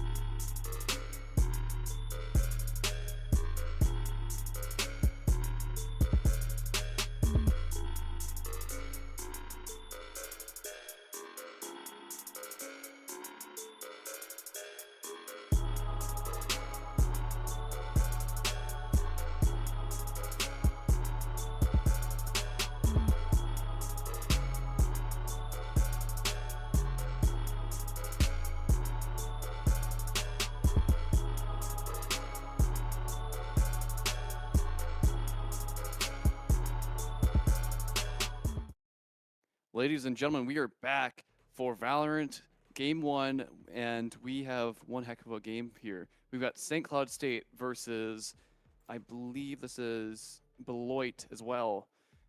We're playing on the map Bind, and we're seeing a lot of good picks here. We've got Brimstone, we've got Breach, we've got Raze. Skep, I am joined by you. What do you think we're going to see here? Because we saw a little bit of the rankings beforehand. What do you think that's going to entail? You know, Bind's a all-time classic map, right? Been out since the inception of the game. We have some interesting comps, okay? We've got Deadlock coming out on the attacking side for Beloit, and then SCSU rocking the Chamber, so a little bit differential in Sentinel. Differential in Duelist as well. Solo Duelist, double Initiator for the opposition, and then SCSU rocking the double Duelist composition with the Jet and the Yoru. So it looks like we're going pretty aggressive with the side of SCSU. Also going with the Clove pick for Smokes. Brimstone, usually your traditional controller on this map, but Clove, not a bad pick at all. It looks like, based on draft alone, SCSU's trying to play that shooting game, okay? Everybody does very well off of shooting, and if they're hitting their shots. And then for the opposite side, a lot of team play with some of the abilities that I see here, right? You're trying to team up with some of these abilities and get maximum use or efficiency from that. So SCSU on the defending side here, Moonsum. And the opposition here, looking to start things out right on attack. Historically, Bind a very defensive-sided map, but that's not to say that you cannot have success on the attacking side if played properly. So my interest to see is if the attackers can get out to a good start early, because that does a lot of benefit for you in the long run. If you can snag the pistol round and then the follow-up round early, it really aids to the amount of rounds you can gain on the attacking side. But with all that said, my yapping out of the way, let's get this one underway. Early pressure towards the B side here. Fade going to use a Prowler to clear out the hookah position. Bagel up close. As the dash prep, couple shots won't land. Breach stun, fault line after the fact. Saint going to find one from the hookah position. Down goes Fade. Attacker's looking to accelerate now. Beacon goes down. Trades one back. 4-on-4 situation. Bagel finds 1 and 2. Drew will even up the score alongside Brimstone. 2v2 situation. Chamber moving in from the flank. Slippery on that elbow position. Spike goes down. But do these attackers know? They know Chamber's location towards hookah. Breach flash in. Blinds up both. Taps the head. Can't find the second, but Shinsuke there to help him out, and SCSU will find that pistol round. Yeah, we saw most of them rocking, I believe those were Ghosts in hand. Yes, sir. And suppressed pistol. Right, there's suppressed pistols, and then they also have a slightly higher damage potential. So it looked like, from my eyes, St. Cloud was going for those, quick and easy headshot kills, trying to find a way to make sure that if they, hit their headshots, they're rewarded accordingly for it. And I think it was displayed well. I'd agree. You saw Bagel pick up a quick 2-piece with those headshots with the Ghost, so well played to him on that Jet. Has a Guardian in hand, so now this is where it gets tricky. Attackers did get a Spike Plant, so they have a couple extra credits to use, so maybe some Sheriffs, a couple upgraded pistols, but other than that, weapon advantage heavily in favor of SCSU. The fault line down long. Rika will find one. Saint will trade one out. 4v4 situation. Yoru clone down. Rika, a second Sheriff headshot. Remarkable start to this round here from the attackers. Slippery will even up the score yet again. Rika very low on HP, but some beautiful headshots to start out that round. Yeah, I was getting a little nervous. Maybe we were looking at the new Cowboy of Valorant here. We're looking right out of the gate, 2 headshots for the 2 that they came in contact with. St. Cloud better watch the back. You can see Moonsum. A couple teleports mean the defenders will rotate over accordingly. Shinsuke will find the Showers player. Now it's a 2-on-3. 34 points of HP on the Raze. He's going to have to play this one on a knife's edge. little bit of a helmet spotted on top. Chambers aware. Ascot will find down Drew and clean up the last one. 2-0 start. Got a little bit dicey, but St. Cloud manages nicely. Yeah, and from what I could tell, it looked like St. Cloud managed to sustain their economy about as well as they could have, losing 2 players like that. All of them walked out with, buy weapons, whereas, not all of them went into buy weapons. So it's good that they made sure that they kept what they could from that round, even if they, did lose a couple of players. Yeah, Beloit going into their first buy round here, Moonsum. So you can see 5 rifles across the board, and it's going to be St. Cloud State on the bonus in this round. So using what they have had from prior rounds. Prowler to clear out the hookah position. Clove's going to be on notice here. Couple players coming up long, couple players towards the hookah spot. Tucks in close. This could be a very tough angle to clear out if they don't clear close, but Rika goes ahead and takes care of 2. 2 quick headshots. This race is off to the races. A third as well, and just like that, it's only Chamber remaining. Rotating into position, he's walled off. So likelihood of winning this round swirls down the drain, but we'll see if Chamber can apply any economy damage, take out a couple guns before he hits the deck. Spots 1, tag onto the deadlock. Nice damage dealt. Teleport's ready. Chamber takes down the net. Another player on top. Looking for that headshot, not quite going to find it. Getting plenty of opportunities, though, and Breach will find the final shot of the round. 2-1. Nice play by Beloit. They know they have the weapon advantage, Moonsum, and they waste no time getting up in SCSU's personal space. Exactly. And now that St. Cloud is done with their bonus round, they can buy accordingly as well. I believe they'll probably be running a lot of Vandals and Phantoms, yeah, with what looks to be a marksman rifle as well. Shinsuke busting out the operator, brother. This is going to be that one-shot kill to the chest. So he sacrifices armor for it, so a bit of a glass cannon approach here, but I like this, especially as a Chamber player. Getting that showers angle early. They might not be expecting it, and just like that, Drew goes down. Satcheling into the fray as Rika will find one before getting traded out by 2 Saint. Not ready for the second showers player, and all of a sudden it's a 3-on-3. Chamber's close, gets blinded up and taken care of. 2 players remain. St. Cloud got to work together here on this retake. As Spike goes down, Jet from the heaven takes down 1, knows the second player's towards default. Breach flash goes down. Bagel with the trade, 1v1. Bagel hunting him down, knows where this player got off to. The tap on the Spike, can't quite find the shots. And now Sergio, game of cat and mouse. Who's it going to be? Bagel. The Spike is covered in smoke, spamming away. Not sure if the player is sticking that Spike. They are not. Well played by Bagel. 3 kills on the round, and the clutch in the 1v2, and will secure a 3-1 advantage the way of SCSU. Very nicely done. And I don't believe that we were able to recover that operator, which is a bit of a hit to economy, but we still got the win out, and that's what really it comes down to. Absolutely. And you know what this does, Moonsum? After winning that round, that resets the economy on the attacking side. So if my maths correctly, oh, it doesn't. They still have money to buy. All right, maybe I was trolling. They still have an operator, though. Okay, awesome. Looks like we were able to recover that then, or we just bought another one. Who knows? If attackers lose this round, though, they will be on an economy reset. So for the side of Beloit, they gotta find a way to punch back and keep this one interesting. You can't let SCSU get out to the races this early in the game. I think I'm noticing here is we're seeing a lot of B pressure. Like almost every round it seems like just right off that we see a lot of people. Spotted a chicken wing. You're not wrong, but Beloit speeding up.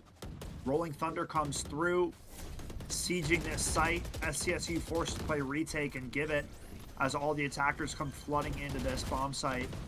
Spike plant goes down now. Showstopper available for Beloit's raise. Bladestorm popped right now for the Jet, so it can get interesting. No one player's positions toward hookah. Smoked off now. Now this gets difficult. Defender's going to have to fight through smoke to get back into this site, but time is winding down. 2Saint will find the first. Then Molly to buy some time. Drew looking for the shots. Zeke finds 2. Transdimensional drift into the site. Finds another. Only 1 remains. It's the Rays. No time. They should have this defuse. But man, that was getting close. And SCSU find a way to crack open that site on a retake that was very lopsided against them. And somehow they flipped the table. Yeah, as someone who has personal experience casting this team, St. Cloud is very, very well experienced in retakes. They all, like, I could be wrong, but I'm looking at my producer and he's kind of giving me the head nod that they are pretty reliable when it comes to retakes, and they know bind very well as well. So I think Beloit, they're trying to play really aggressively and try to like just force them to make a hand or a play at their hand, whereas St. Cloud, they're used to that to the point where they kind of almost shoot like 40 chests on. 2Saint finds 2 quick ones at the start of the round and a third as well. RF will find 1 onto Bagel, but overall it's a 4-on-2, and these attackers looking worse for wear as it stands. Nice aggressive play from St. Cloud State to shut down that short aggression immediately.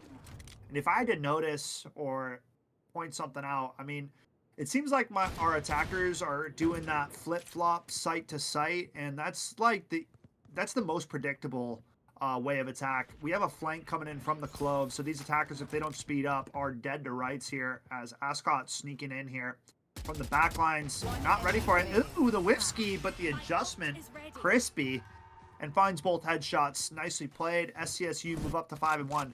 But it's like I was just saying, it's the attacker's job to be unpredictable, right? You can't just go A, B, A, B, A, B. Like, come on. You know, patterns are going to be recognized. Enemy team's in-game leader is looking for these kind of patterns, looking for these tells. So a timeout, nice and wise decision coming out from the attackers. They have a couple of ultimates to play off of here at Moonsum, and they got to be able to switch something up and keep it fresh as they approach this next round. Being down 5-1 is a tough start here for Beloit. Right, and it's not impossible, but like you're saying, that sporadic nature of the attackers, they're not leaning super heavily into that, and St. Cloud is punishing them for it, like you were saying. So overall, they just need to honestly do what probably they wouldn't do, if that makes sense. Like, what might seem as a bad idea, they should maybe look into doing that instead, just as like a mix-up option. Yeah, no, 100%. Like, you got to keep things fresh, right? You got to mix up tempo. You got to play fast some rounds. You got to play slow some rounds. Hold for pushes from the defense. Make them antsy, right? And if you just do this flip-flop back and forth, I haven't seen too many lurks coming through from Beloit yet, right? Like, not trying to expose opposite sides of the map. Everybody's very grouped up, and they kind of are showing what they are doing very early into the round. So SCSU's getting a good chance to kind of see what's coming at them. And we just went A last round, and now we're back to B. So, again, we're just following this pattern right now of flip-flopping the site every other round. And, I mean, again, I'm going to say it. This is, like, the easiest thing to read. Chamber finds an opener. Nice trades in the Breach to shut him down. But Chamber hit a collateral on that op shot. Breach is very low on HP, which means that lined up and hits 2 people. Fault line comes through. Ray's trying to satchel out of harm's way. Yoru goes down after finding 1. Slippery trades out again, and it's a 3-on-2. Drew from the back line shuts it down, but Spike is left quite far away. So, defenders with a little bit of time to reposition. Clove teleports, gets hit by the stun of Deadlock, and now pops the res, trying to track these players down. Teleport with the Spike. Clove's going to die. It's going to be a 1v2 for Bagel to clutch this one out. Last player standing. All right. Yeah, the nuance of Clove's ultimate is they can recover and revive themselves, but they had to find a pick in order to stay alive, correct? Correct. Killer and assist, and then they would stay in Lloyd's play. plan to kind of run away from that interaction was probably the best play because it guaranteed the kill and then also avoided any danger that they could have been put in themselves. Very well done. 2.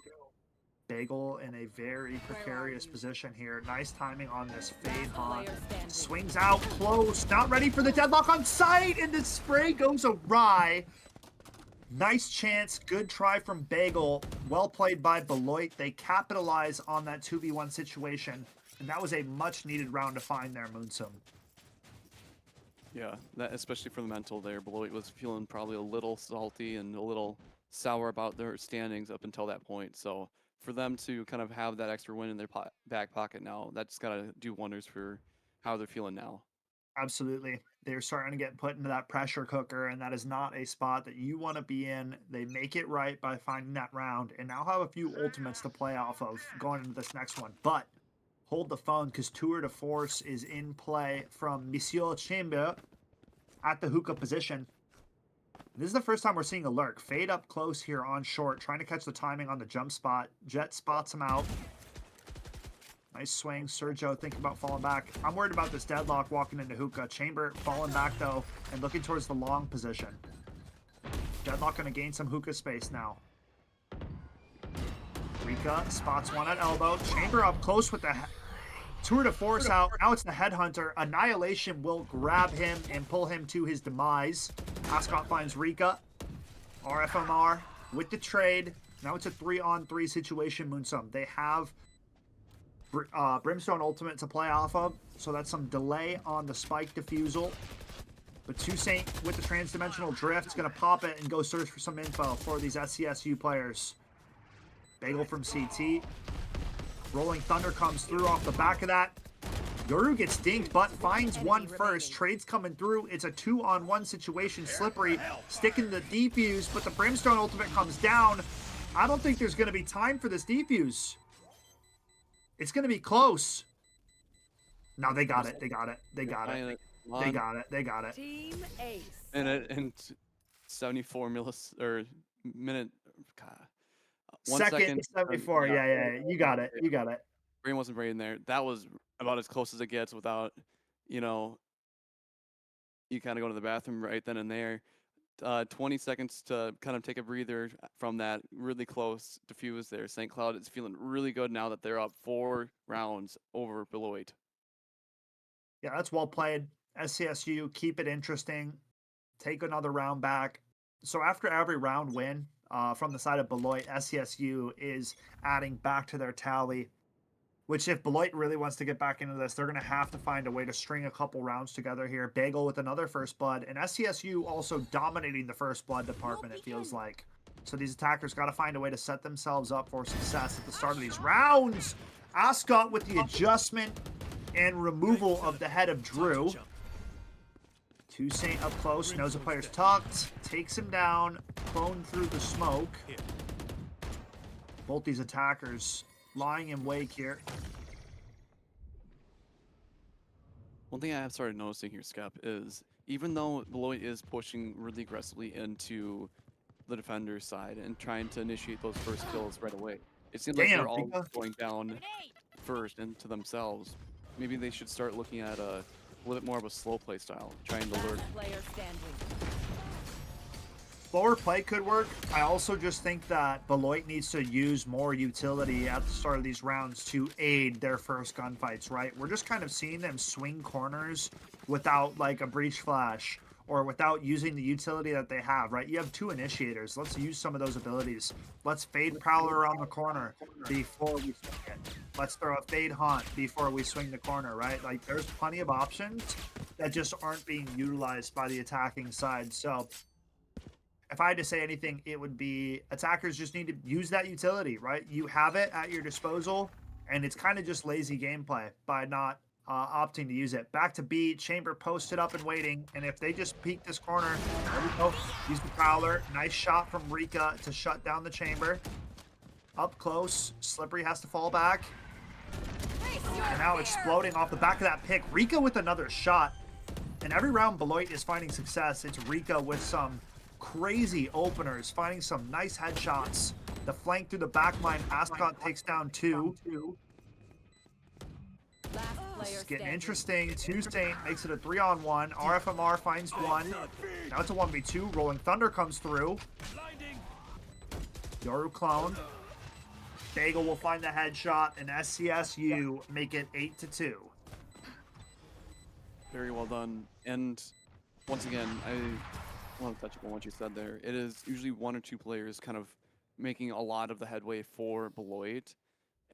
But once they go down, it seems like St. Cloud just steamrolls them afterward. Maybe there's just a difference in gunplay there.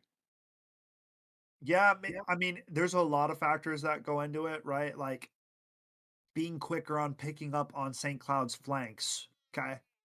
Like if we don't have trips down, and even if you have trips down with deadlock, if you hold shift and you sneak by quietly, the trips won't activate. So being way more cautious and aware of your flank for Beloit is something that's necessary. Chamber now repositioned over A, and it's another first blood given over to St. Cloud State. Like, you gotta give them credit, but it's also like Beloit is not doing themselves any favors currently with how easily these first bloods are getting picked up by St. Cloud. And especially on the attacking side, Moonsum, when you drop that first kill of the round, it becomes so much more difficult to lay siege to one of these bomb sites down a man, right? Like the whole benefit of being attackers is having that advantage of manpower when you approach a site to hit it. But if you're constantly getting picked off one at a time before you can even siege the site, what are you going to do? Right, you go into the site an even ground than the attacker or the Yeah. defender. Normally it's supposed to be like a 5v2. Now we're looking at a 3v2 or a 2v2 or even a 1v2 sometimes. Yep. Shinsuke cleaning up house right now. 3 kills on the round. A potential ace in the cards. Spike is down. They got to move over here to retrieve it. But there's only 30 seconds on the clock. And now SCSU can move into prime position to defend this hit. Chamber close. Gonna get stunned up by the fault line. RFMR finds 1. Chamber peeks out, but he's not scoped in, and they will punish that. Slippery now up close. Makes it into a 1v3. Not ready for the flank, and it's 9-2. SCSU making waves in this first half. Last round in the half. Right. We're looking at potentially a 10-2 to a 9-3 split here for the first half. Overall, not what you like to see for Beloit, but also it isn't unusual to see that split when you're attacking on behind. I mean, I'm excited to see where this goes. For Beloit's sake, it'd do them a lot of favors if they could manage to find this last round, but SCSU is rolling right now. Right, they're riding on high momentum. As I say that though, Sergey gets a kill off of Bagel. Finally an opener, right? Nice kill up close in the smoke. Toussaint gets a second. How does that happen? Barely survives with his life. 9 points of health. Pops that ultimate to stay alive for longer. Spike going down. It's a 4-on-2. Aftershock comes through. It's only Brimstone remaining, and he's not long for this one. Double digits put up in the first half for SCSU as they start out with a bang here in game number 1 of Valorant.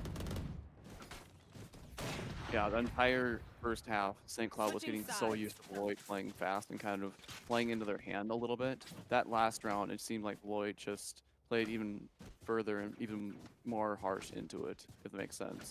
It felt like Lloyd was just a little scared to go and lose that round, and they ended up doing a play that ended up putting them even worse off than if they played slow. Yeah, I mean, overall, everything you could want for the side of SCSU, getting off to the races, double digits in the first half. You can't set yourself up much nicer than that. 3 rounds away from victory. If they find a pistol round, it might be all but over here. So Beloit has to find a way to get back into this one here and now before it's too late. There. Bring them down. Early Prowler from Sergio. 3 players strong on this B side of the map, so if SCSU opts to fall in for this hit, they will be approaching the stack site. Wall up. Toussaint will find 1. Deadlock just standing in the middle of the open. Gonna go down. Not what you want to see from Drew. Paint shells towards the octagon position. Dash into the back of the site. Bagel finds 1. Looking for a second. Toussaint to follow up. Now it's a 5-on-2. Make it a 5-on-1. And you can kiss this round goodbye unless Zeke has something marvelous up his sleeve. Which he does not. SCSU will make it 11-2.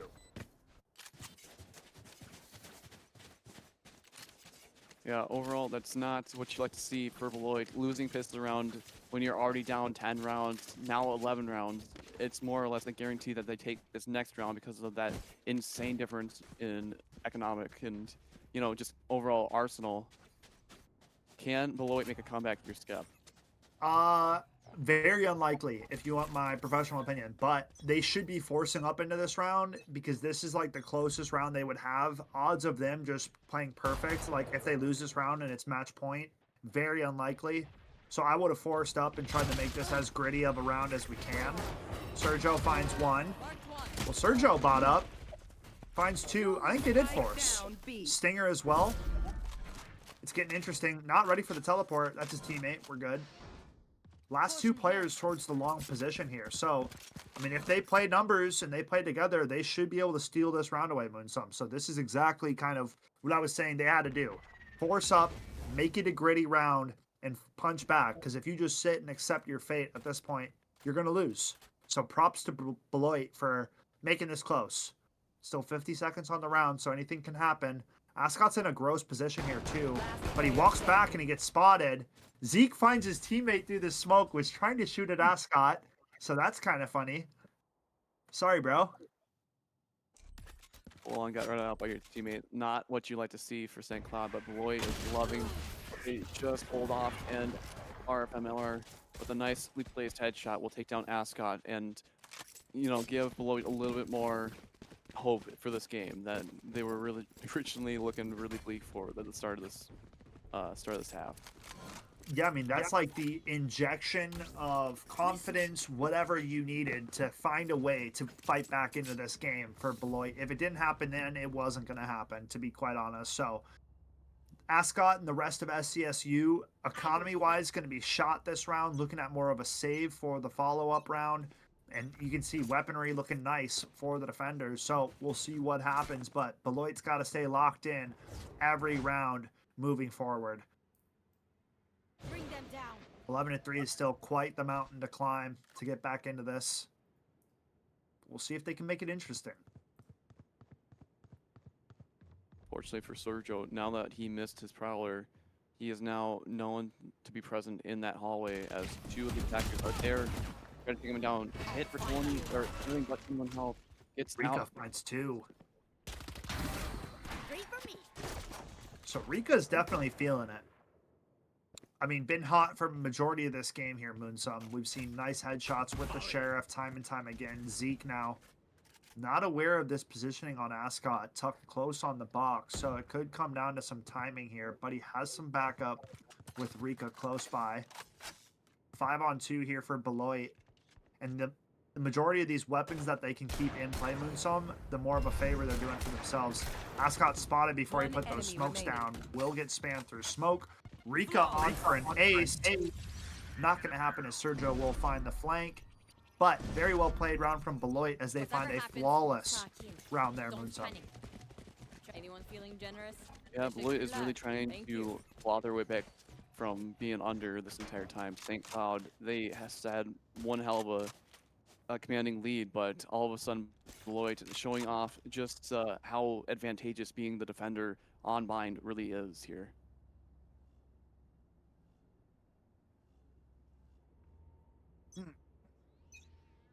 See what happens on this follow-up round. St. Cloud are back on a bye, so weaponry should be very even. Well, I guess Yoru's got a Bucky, so maybe not as even as I thought. Clone to take first contact. Nice deadlock net. Wall up as well. Oh, that aftershock was going to kill him. Bagel will find the kill first, though. Another fault line comes through. Defenders rotating over quite heavily now as they lay siege to the B site.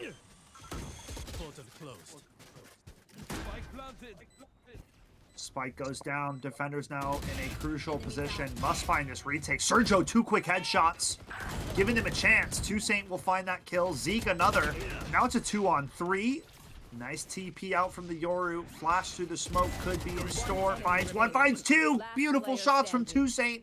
It's a 1v1. Rika taking on Shinsuke. The tap, the bait. Chamber swings, location revealed, and he will find the final frag. It's 12-4, match point the way of SCSU. Yeah, what momentum that Beloit had going for them just a few rounds ago has now been shut down as they're looking down the barrel of what could be the final round of the game. St. Cloud now at match point, like you were saying, is not going to be really too beneficial for Beloit as they're going to try to force. Actually, how much were they looking at for economic? We'll have to see. I think both teams would be able to buy here again, but if the Yes, defenders are not on a good buy, so just one stinger is the only gun that's not upgraded to like a full rifle. Drew goes for a swing early. Will take down the Yoru clone. Nice net position. Deployed. Breaking go for that a wall quick. immediately.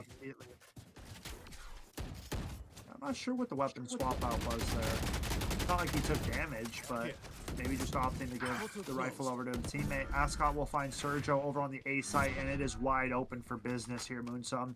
This is dire Right now for Beloit trying to get back into the site. Ascot hears all of this, knows a player is close by. Spike plant will go down. Rika finds Ascot, though. Will go down as that showstopper gets popped. A little bit unlucky. 3-on-2. It's Chamber and Yoru yet again here in this one. TP out. One enemy Removes remaining. one, removes two. Now it's a 2v1. Swinging into this should be certain death. Attackers win. And that's what it is. SCSU find the victory 13-4. Nice attempt for Beloit to try to battle back into that one, but in the end, SCSU's dominant first half led to success. Moonsum, what did you like from your fellow comrades in that game there? Legitimately, I really liked on the defender side for St. Cloud that they were smart with how they approached Beloit. They understood that Beloit was pushing into them over and over and over again, and they were doing a really repetitive play style of going A side, B side, A side, B side as well. So they did a really good job reading them and their opponents and trying to, kind of call them out for it. Yeah, no, I'd agree 100%. I think it all stems from the start of the game, right? Like if you set yourself up for success like they did, you make your job a whole lot easier when it comes down to the second half. So hats off to SCSU as they claim victory over Beloit 13-4 on Bind.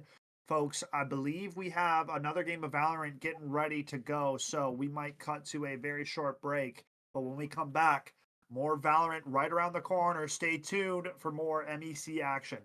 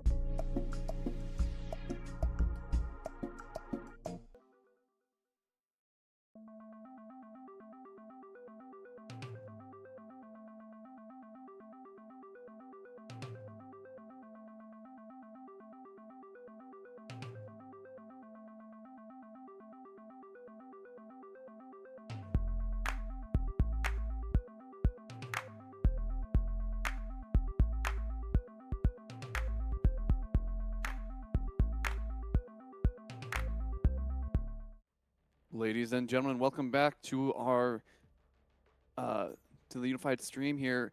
We are back with Valorant on Abyss with Michigan State versus BSU.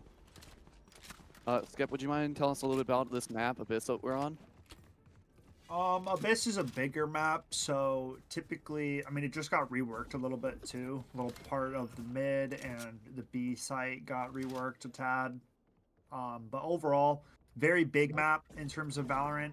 If defenders are getting picked off early, it makes it quite difficult for rotations to take place. Attackers have the ability to blow open sites quickly and early. And I mean, if they do that, it makes it nigh impossible for some of these retakes to take place. So it's going to be on the defenders to lock down early, play off the back of each other, and avoid those kind of situations. But we will see how things go.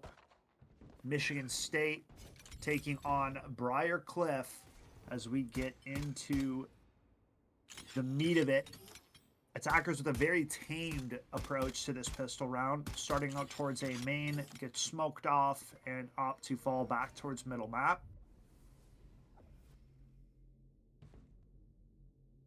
Have to see how this transpires, as nobody's home for the defenders at middle map, just kind of holding the crosses, these lines you can see.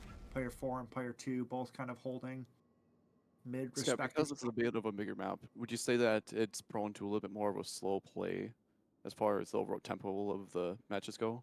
If attackers play slow, you have more chance to kind of unravel the defense, kind of like this. So one player's rotating over, Chamber takes this timing. If he finds that kill successfully, I mean, that's the end right there.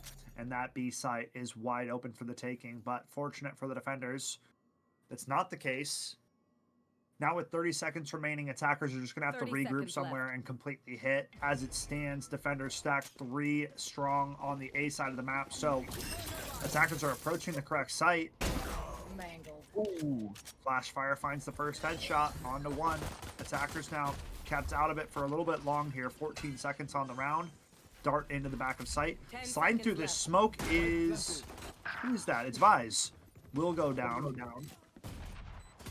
4v4 situation, dropping in the back of the site. Alpha will go down. Mac finds 2 with the headhunter. Now it's a 2v2. Attackers in a precarious position. It's just blind left to do it all. 22 points of HP. Not gonna matter as Mac gets the 3K. And I believe that is... It's the only way Who won that round? Is that Briar? I think that's That is Briar, right? Yes.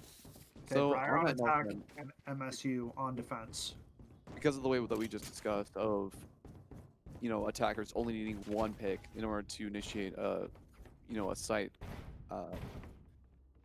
obtain, or sorry, brain just shut off.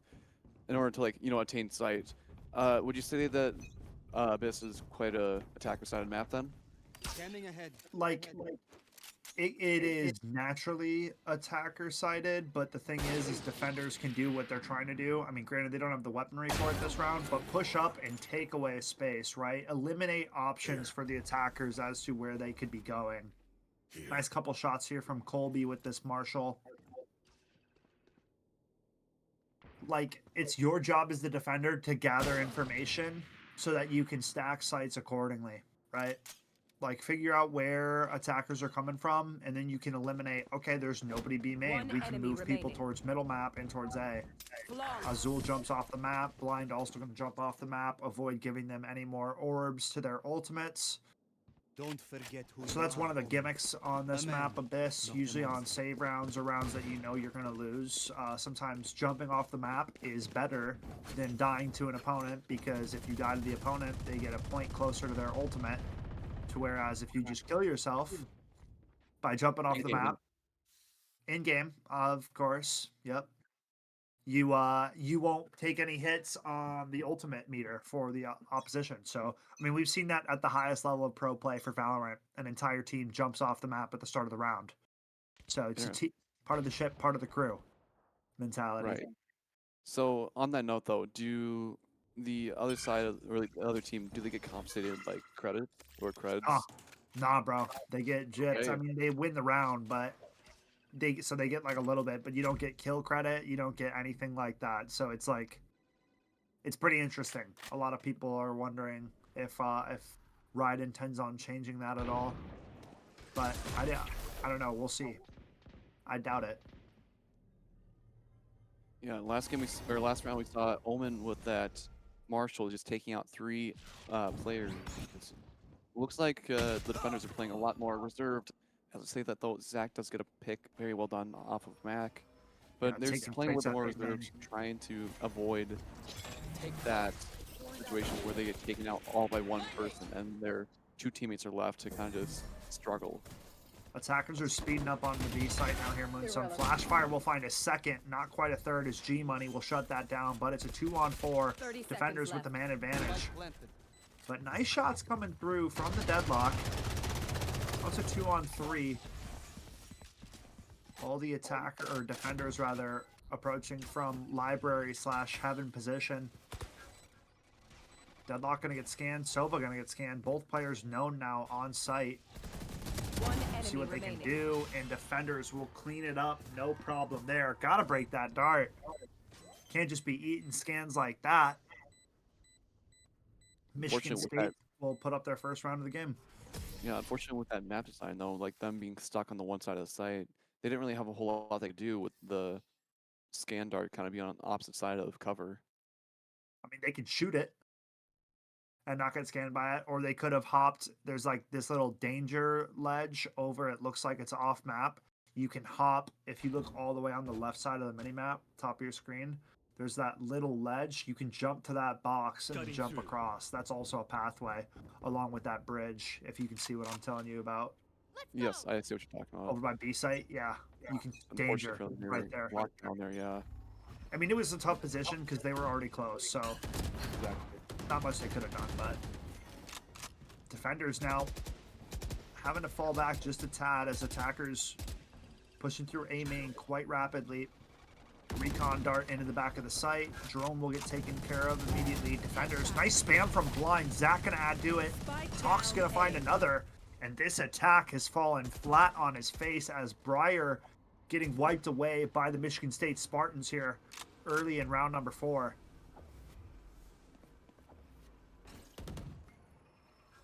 Yeah, although that being the case there, Scab, we have seen that the attackers can kind of just meticulously take apart the defenders, One enemy you know, remaining. one by Nice one. But shot as I say from that, Zach.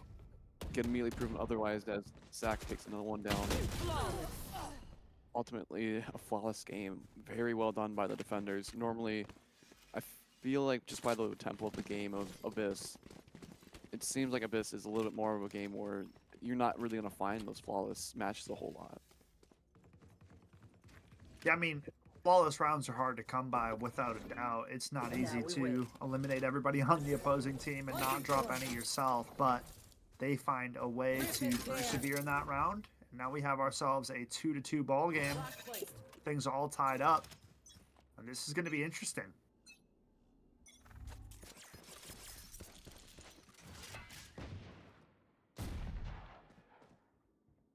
Approach middle map early for the attacking side.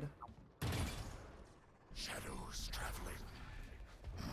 Smoke, teleport into his own smoke. Shadow stepping close. I think Yoru's onto this, though. Portal closed. HP bar on the Astra for the defenders. Omen just biding his time. Did he just... He just fell off the map, bro. That... I mean, I saw him fall, and I was like, wait. He TP'd surely. He did not TP. He just fell to his death. Oh my god. I want to find a way to like get in the mentality of a pro player like him, but like that generally must have just been a blunder, right? Oh, 1000% blunder, bro. I don't know what that was. Nice 2-piece from Flashfire. Down B. I mean, that's one way to almost instantaneously lose the attacking round. Granted, you have 2 smokes, so Alpha can still drop them down, but you're outnumbered 5-on-2 now. 30 Alpha jumped seconds off the left. map too, One and enemy Deadlock's also remaining. going to jump off the map. Not going to give over any more orbs. I mean, this is a clown show. Bust out the circus music, the small cars, and the clown makeup, because that was ridiculous. That was, you know, I'm not gonna lie, Skip. I haven't seen a whole lot of that collegiate level play. Like there's got to be some sort of mind game that's going on that I'm not seeing, but like, ow. That they certainly got a plan. Let's like surely they got a plan with that, right? Right? No, Omen's death was on accident, and then the other ones were on purpose. But my goodness, that was something else. So in that case, we've seen a 2-piece calculated off yourself. We've seen a 3-piece not quite as off yourself. Are we gonna see the escalation into an ace where everybody else is off themselves? Do you think? We'll have to see. It depends on economy and stuff too. Like if it's a save round and you have nothing to put into it, usually that's when you see that kind of play happen. Vi's ultimate comes through, takes away some weapons. Azul, close and personal, 3K. Chamber, all that remains with a tour de force in hand. Slowfield not going to allow him to get over to the spike as quickly as he needs. Defuse going down, and it gets stuck. Flashfire will close out the round. Nice 3-piece from MEC. But in the end, it is Michigan State that added their tally. 4-2 is the scoreline. You gotta, sorry, I know I'm hanging on it, but like you gotta imagine that BSU is giving that Omen some crud. I mean, if you're like the thing is if it's solo queue, you can joke around with it a little bit. But since we're playing a tournament right now, you got to be as locked in as you can be. Like maybe in the moment and in the round, you can laugh about it a tiny bit. But I mean, if I was heading this team and I was like, you know, the caller, I'm not keeping extra words around for whatever that round was. 'Cause, I mean, it's not going to do you any good. And if you're sitting around joking about losing, then you don't actually care about winning, right? And that's what I think all these teams care about, playing in a tournament like so. Nice opener from Mac. Like solo queue, you can joke around, dilly-dally, doesn't matter. But when it's tournament time, it's time to lock in. So no time for wasted comments or making jokes. Like, I don't know. But I'm also different than most people. I'm going to take it more serious. I'm going to be more competitive. To whereas some people might laugh it off. Yeah, love of the game, baby. Come on. Yeah, that was ridiculous, though. Omen just literally moonwalked Michael Jackson off the map. That was funny. Spike down mid. Couple kills for the defenders. Going to even this scoreline up at 3 apiece. Odin in hand for blind. Will rip Chambers' skull off through the wall. Omen going to cancel that ultimate. Now it's a 3-on-2. Defenders with a man advantage. 30 seconds Spike left. on the back of Colby here. Omen spots the shoulder of Sova. Deadlock has snuck out onto this A site, so interesting position here. Omen gonna get spammed through this smoke if he goes early. Takes a little bit of damage. Yoru clone coming through. Gonna try to plant for the back of site. 10 seconds remaining on the round. Hunter's Fury getting called in. Not quite gonna land on the spike planter. And Sova will go down. Yoru close now. Omen, are you ready for this? No, you're not. 1v2 situation. Deadlock Blocking movement. trying to get back into the play. Yoru on site now. Astra on the flank. Deadlock's got to be aware of this. Not ready for the timing. Azul will find it. 5-2 now. Michigan State adds to their tally. Good try, idiots. Very good coordination on Michigan State's front. Having that one player playing as decoy, knowing that the last fighter on BSU knew that he was there, and having Michigan State's teammate kind of wrap around and take him by surprise there. Nicely done. But yes, Yeah, I mean, overall, looking at the scoreline, Michigan State, they are defending and they're in the lead for points here. What do you think? Was this to be expected for this map? Too obvious. I mean, like, okay, it all comes down to play. Like, you can say that maps are specifically this sided, whatever, but at the end of the day, whoever's playing the better game of Valorant should be able to find a way to make things happen on either side. Flashfire's been doing a very good job of locking down their sites as the Sentinel. And I mean, if the Sentinel's locking down sites, it makes the game very hard. And to where you can go, 3K off the back of that 2-piece. Flashfire on for the ace! Not gonna happen. So damn close. That was a pretty spray down on the 2 players at danger. The offsetting angles made them perfect for a lineup. Michigan State University now with 6 unanswered rounds. And if you're the side of Briar, I mean, it might be time for a timeout. It might be time to shake something up because clearly Michigan State has gotten on a roll and they don't plan on stopping anytime soon. Yeah, I do want to point or touch point on Michigan State's buy choice. I saw we've seen that one of their players, the running the Odin, Yep. really just a powerful lockdown tool. Like it's got not amazing versatility and it's very slow to pull out and move around with, but the suppressive fire and the suppressive just power it has to take down enemies we saw last round really just goes to show that it's a really good option here for Abyss defending. I mean, in the right hands, it's a very solid weapon. If you're a fan of the professional scene of Valorant, we just saw NRG win Champs, which is the biggest tournament of the year. And they had a player that was putting on a masterclass with the Odin in the name of Brock.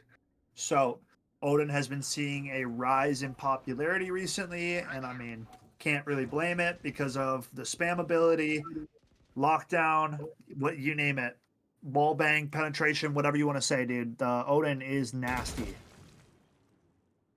Especially in the right hands.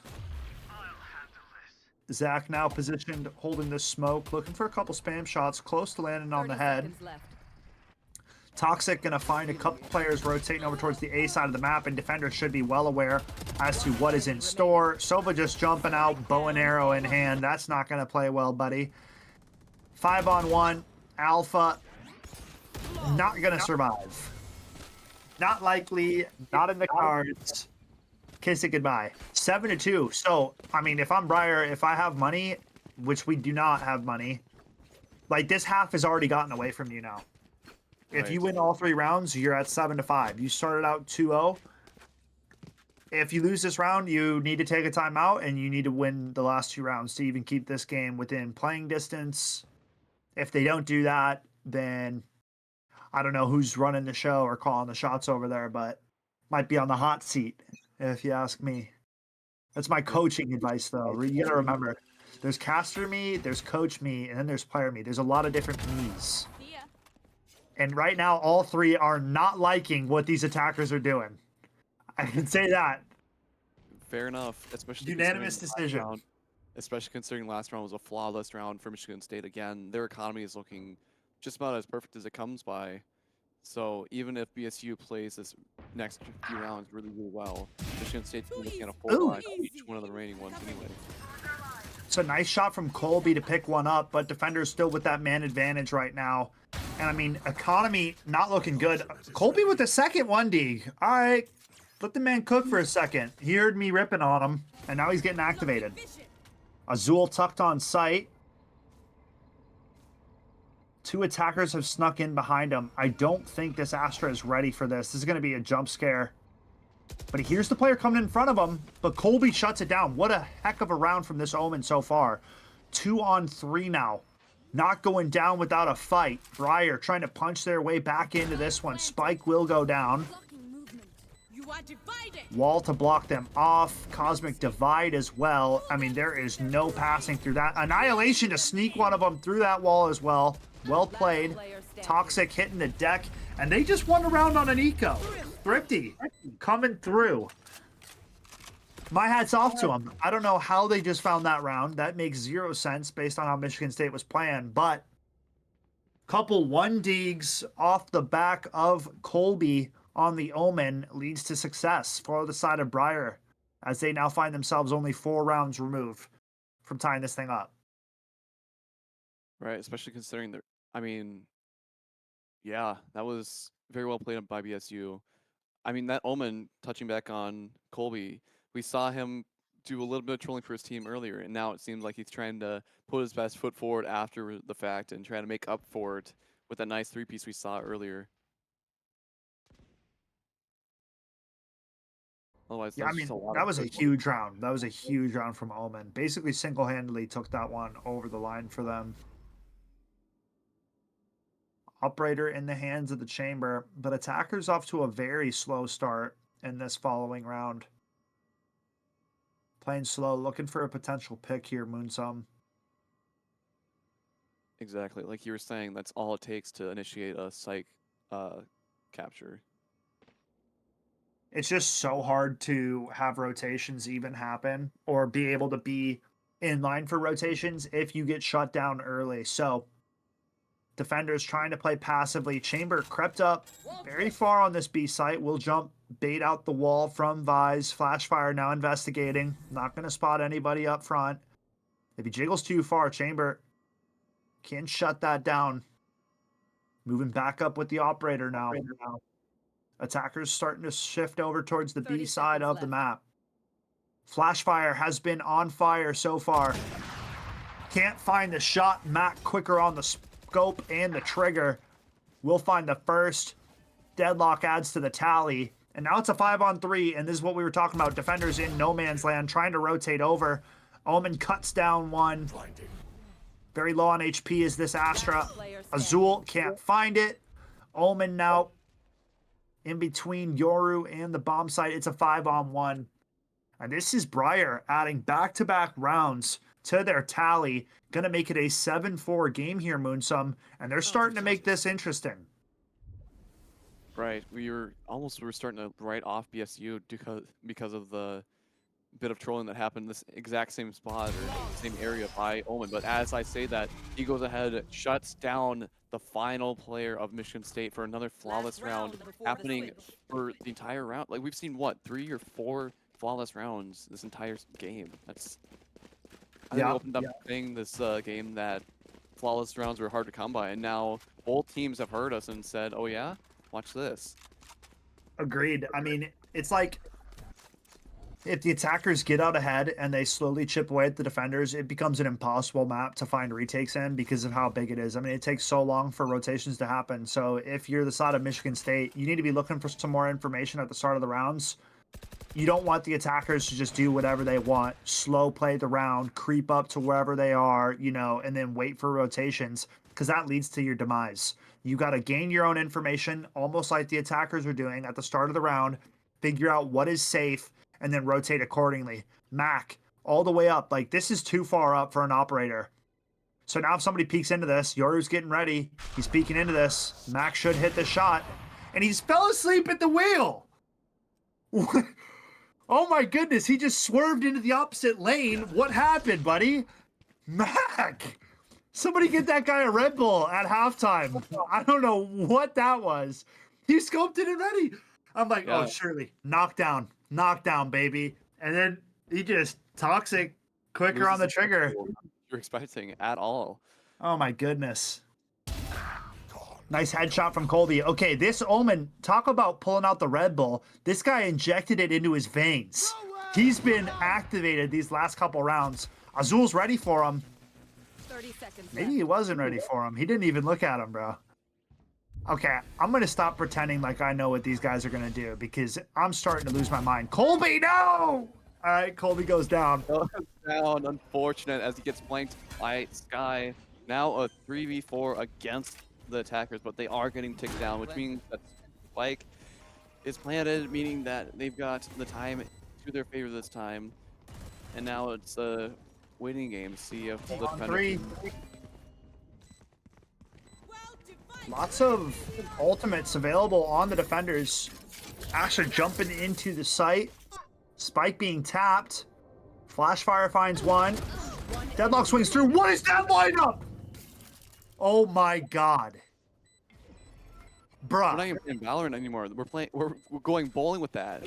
Yeah, that was remarkable. You're up close.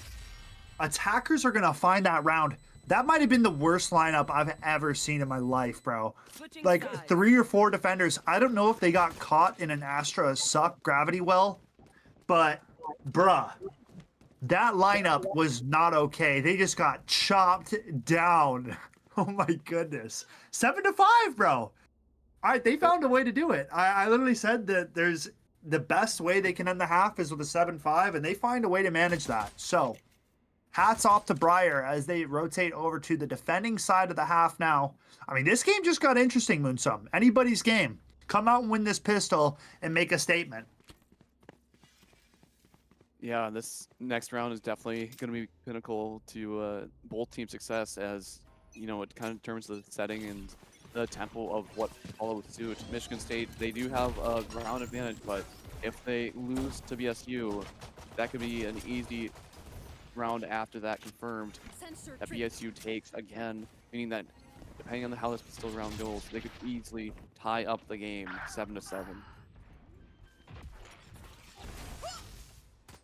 Spike planted. Spike plant goes down. 4-on-4 ensues for the post plant. Chamber in the back of sight, looking for that headhunter shot. Will connect on to Zach. 4-on-3 now. Attackers down a man as the defenders flood into the back of this site for the retake. Shadows traveling. Nice smoke onto the spike.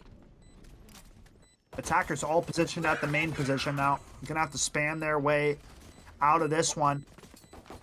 Chamber scoped in with the headhunter. Goes to the defuse. 2-on-2. Make it a 2v1. Flashfire can't make it happen, and it's a pistol round claimed by Briarcliff University, and they cut the lead to 1, Moonsum. Yeah, all of a sudden, BSU doesn't seem so far behind anymore, as they now have a huge advantage running into this next round, meaning that unless Michigan State pulls out another turnaround like BSU did last half, they could be looking at a very well tied game here. I mean, it should be a tied game after this round. You're not going to have much money to play with on the side of the attackers. Probably looking at a save. Wait, maybe a force buy, actually, because we see a stinger in the hands of Flashfire. Okay, so a mixed buy. Okay, G Money fell off the map now, so I guess we just need to learn how to stay on the map. As Briarcliff going to lose G Money, we're just... How do we keep falling? Alpha's gonna find one. Now it's getting interesting. 4-on-4. Spike goes down from blind.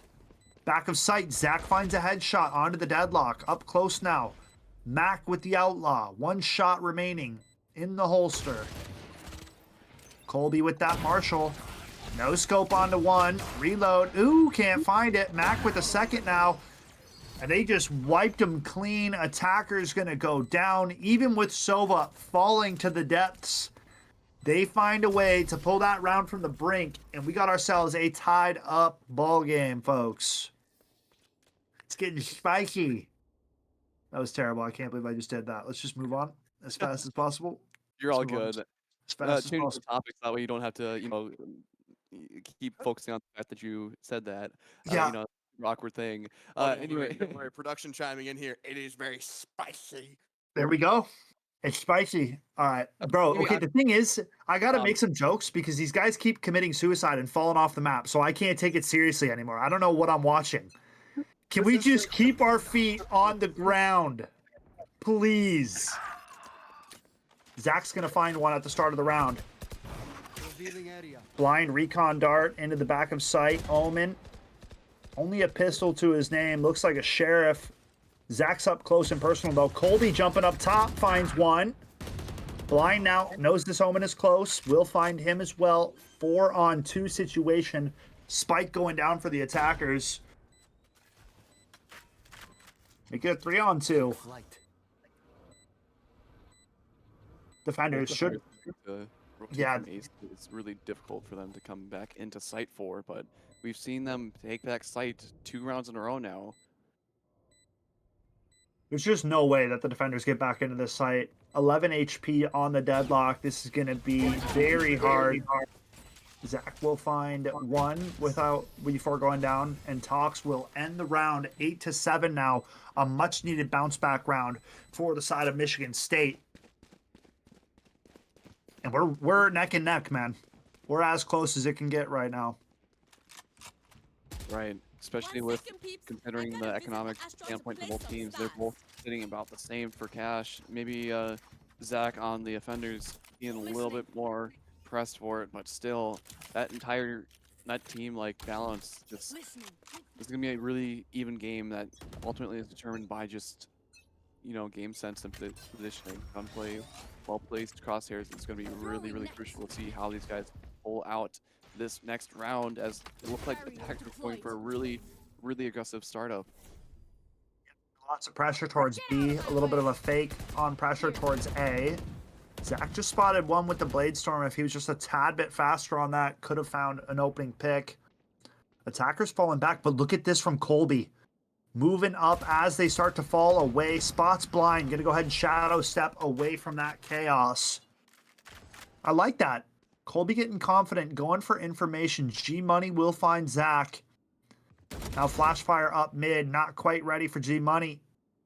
Tags him once, but no further damage to be laid down. Yoru still lurking about towards the A main position. Attackers seeming to have their sights set on B as the ending point. Flashfire with a nice pick onto G Money. Chamber up close now. Can Max shut this push down? Not going to be able to. A duel will shut his lights out. Colby into the back of sight finds one. Can he get two? Can he get three?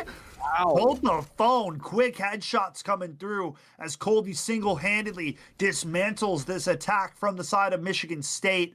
And this is going to be a one round for Briar.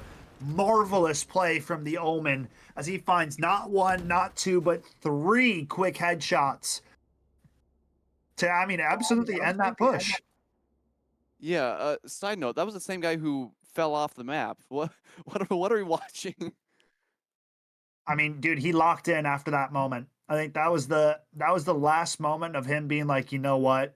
I have two ways my legacy can be told. I can be the guy that fell off the map on the one stream and everybody laughed at, or I could be the guy that came back after falling off the map and put on one of the greatest comeback stories we have seen. Mac gonna find an opener onto Zach. Defenders neck and neck here with the attackers. 8-8 in this one.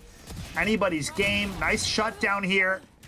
Yoru will trade that out, but it's a 2-on-4 here. Moonsum not looking pretty for the attacking side. G Money pulling out the owl drone. Nice quick scope through the smoke for Mac. And it's just Sova left with the spike. Blind running aimlessly back towards their spawn. Mac posted up with that operator yet again. Creeping forward ever so slightly. Shot goes awry. The location revealed. And this is a dead Sova if I've ever seen one. You can run, but you cannot hide. Colby, the Grim Reaper, is here to claim you. Maybe you should have just jumped off the map at that point. I mean, what do I know? Seems to be the method. Seems to be the trend, which, you know, I don't really know how to feel about, but if it works, it works. We're seeing a timeout being put in place by the attackers. Michigan State kind of getting confused to themselves about what's going on from what was looking like a certain just storm out by Michigan State that first half to BSU coming back after Colby locking in. It really is not something I was expecting at all. How about you, Scab? No, man, this has been a crazy turnaround from where things were at for the side of Briar Cliff. They are completely locked in now. And I mean, they're giving Michigan State a run for their money, right? Like it's getting to be a very close game. Probably one of the closest games we've had like all day. If you look across the board, besides the comeback Rocket League game, that reverse sweep, most of our games haven't been too close. So love it when the games are close. Keeps things interesting, keeps things entertaining for everybody involved. Maybe the players don't like a close game, right? If you end up losing, it sucks, but you'd rather it be close than just getting absolutely stumped. Yep. But timeout expires, and now Michigan State, having hopefully reset their mental, are gonna either do one or two things. Number one, they're gonna try to emulate what BSU did and, you know, fling themselves off of Abyss yet again, or they're gonna try to put their best foot forward and try to really lock down these sites as these last rounds become so critical in how they play. Who's next? You want to find it? Transdimensional drift into the attack or the A side of things immediately. Deadlock ultimate will connect, but gets broken out immediately. Fast trades come through on both sides. It's a 4-on-4. G Money tries to rope out of there. Little too late. Alpha now tucked behind this wall. Flashfire shuts it down, and it's a 3-on-2. Attackers with the man advantage. Only Omen. It's not Colby in a 1v3, make it a 1v2. Owl drone out for Sova. Not ready for this backside play. Almost had Flashfire pants down. Not gonna happen. 9-9 we go. And man, oh man, Moonsub, we are getting down to the thick of it, and this thing is tied up. Yeah, Michigan State having had that mental reset, it looks like they kind of honed in on what they were doing wrong, what they needed to change up a little bit, and ultimately they ended up getting that round for the win, or getting that round 1 for themselves, which is you love to see it. BSU now seeing that pressure happen and kind of come back a little bit as they're tied again. Hopefully we see them just maintain their not jumping off the cliff tendencies. Blocking movement. Alrighty. Getting back into the swing of things. We've got the Tour de Force active on the defender side. Couple ultimates to play off of Cosmic Divide from the Shadows from Omen. And then whatever Vize's ultimate's called, I can't remember. Takes away the rifles. That's all you gotta know. Mac gonna find his opposing Sentinel in the Vize. Shut that push down. Deploying drone. Now Owl Drone coming out towards the B side of the map. Chamber repositioning over here. Omen gonna get tagged up. Chamber slow field goes down. Ready for this jet at the back of sight. Are you ready, Zach? How did that shot not connect? Maybe a little bit too much movement coming out. Mac will find Azul. 4v3 attackers. Down a man. Even up the score, though. 3-on-3. Nice TP out from the Yoru. Repositioning. Found them.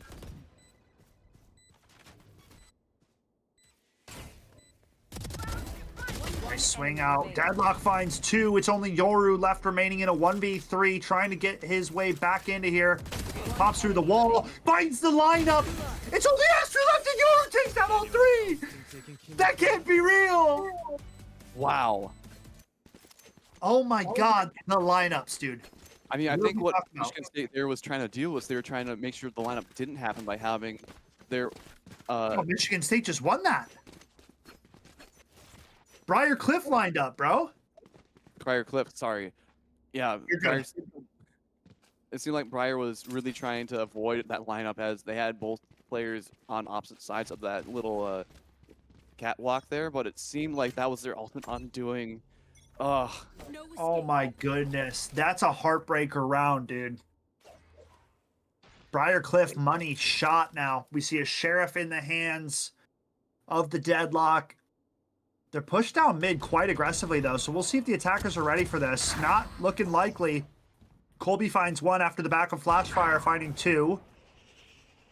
Now it's a 3-on-2. Defender's going to be able to pick up some weapons in the backline here. Attackers need to get spiked down as fast as possible. Planted. Only like 1 point of HP on Alpha. 5, actually.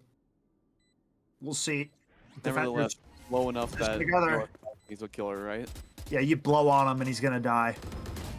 One enemy remaining. Okay.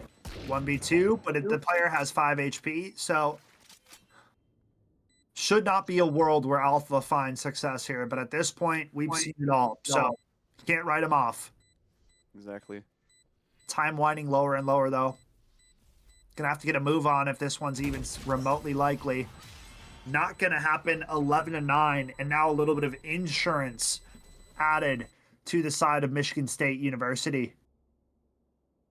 Man, oh man, that 1v3 clutch might be where they lost the game right there. I mean, I hate to say it like that, but that is a round that you cannot afford to lose. Pressure is on. We would have still been tied up, and they absolutely fluffed it.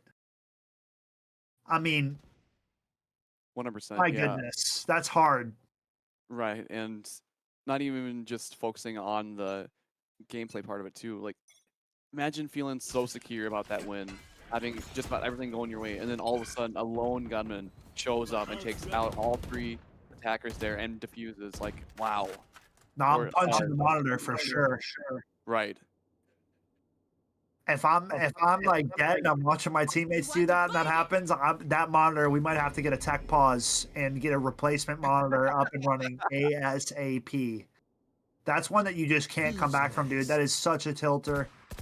We'll see, though. Yoru fake ulting into the A site, trying to draw these defenses over, trying to sell this fake, but Deadlock and Astra holding their ground over here towards Bravo. Nice net comes through.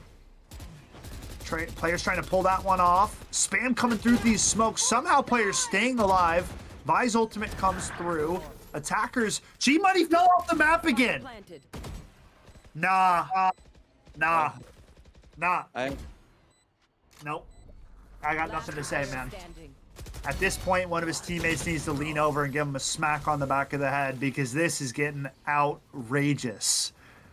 G-Money, Match point. what are you doing? I'm gonna hope that there's some sort of like technical issue going on where like his keys are sticking down or something. Yeah, But, his like, spacebar doesn't work. He can't jump. That's what the issue is. Nah, bro. I don't know. I really don't know. I'm losing it.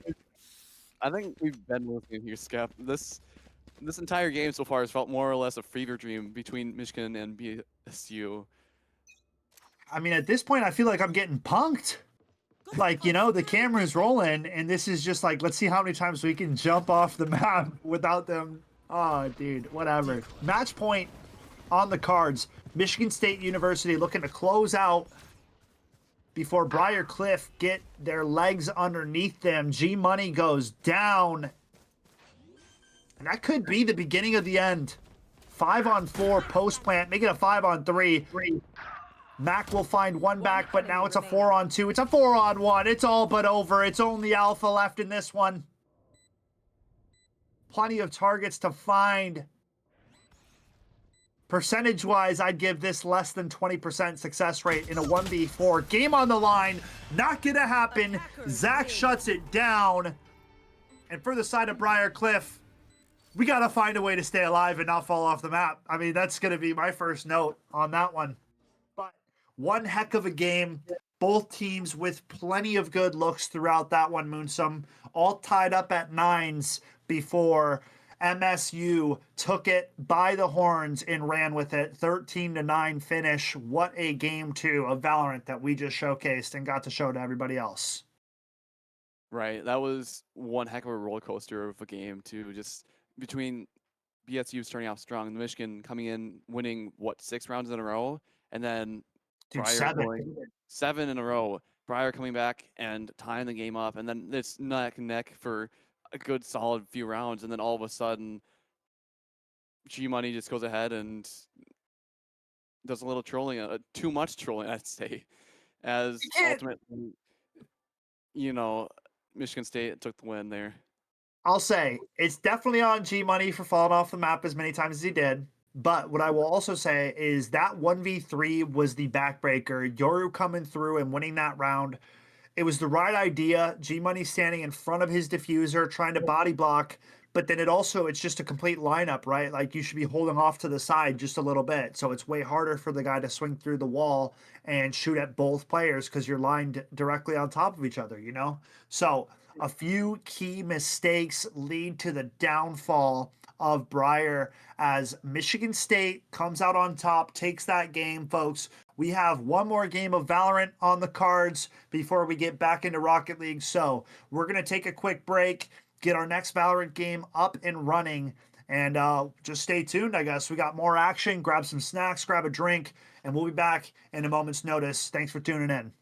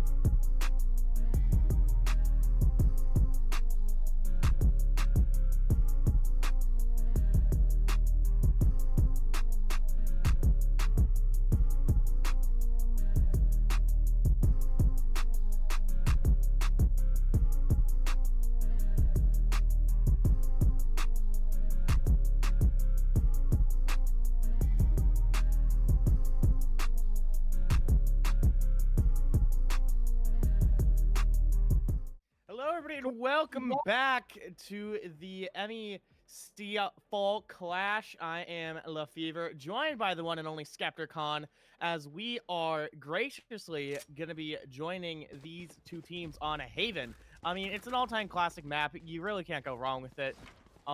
It's in everyone's heart, whether you love it or hate it. I'm personally on the more of the love it side, but it does look like we got two teams running up for us today. And while I figure that out in just a second, because it will be UHSP versus Briar. UHSP, do we know Briar what Cliff that is on defense. UHSP is on attack. What does UHSP mean? Or should we come up with our own school name? Nope, we should not. We should just call Okay, them UHSP. Gotcha, That's what I gotcha. think. Yep, that would be the safe play. Okay. No, okay. I see. But on the defense, we got Briar, as Skep is told, as I am told, and I'm excited to see what we got. I mean, Briar was putting on a performance last game. Put on something. Yep. They did good. They did good for a while till it wasn't good. I'll say that. All I know too is my boy G Money needs to lock in this game. He needs to be locked in. Okay, that's a guarantee. And thankfully for G Money, that this is a map without gaps on it, so you can't fall off the map and die.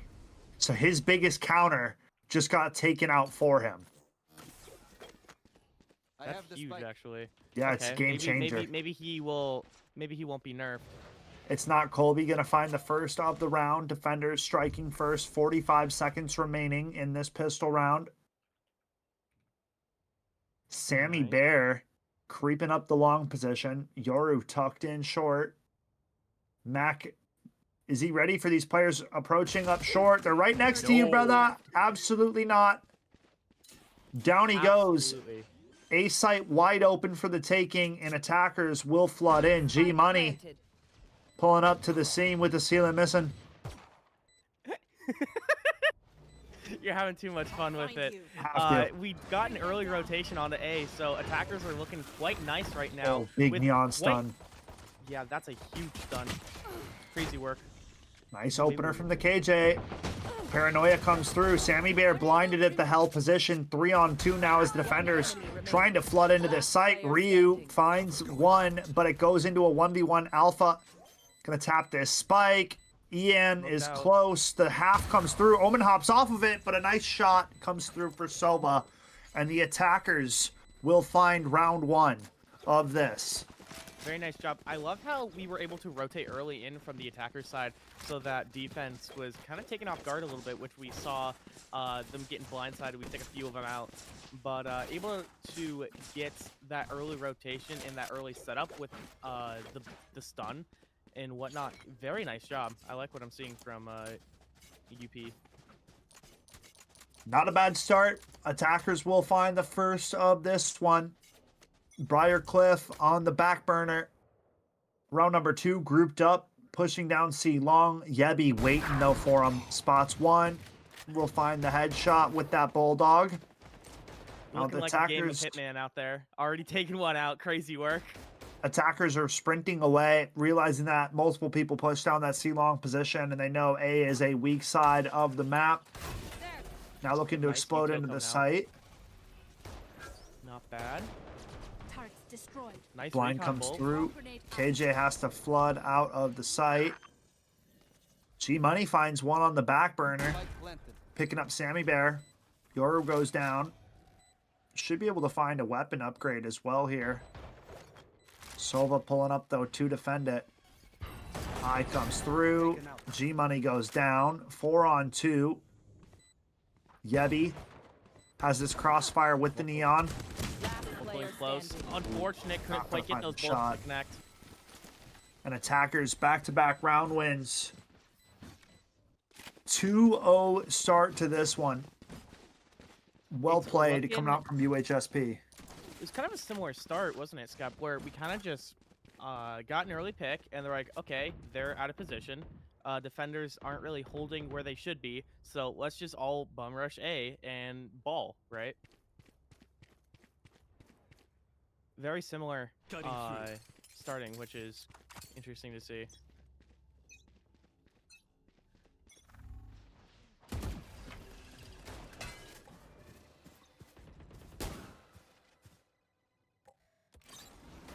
Trying to peek through garage position. Turret down. Owl drone comes through, gets taken care of.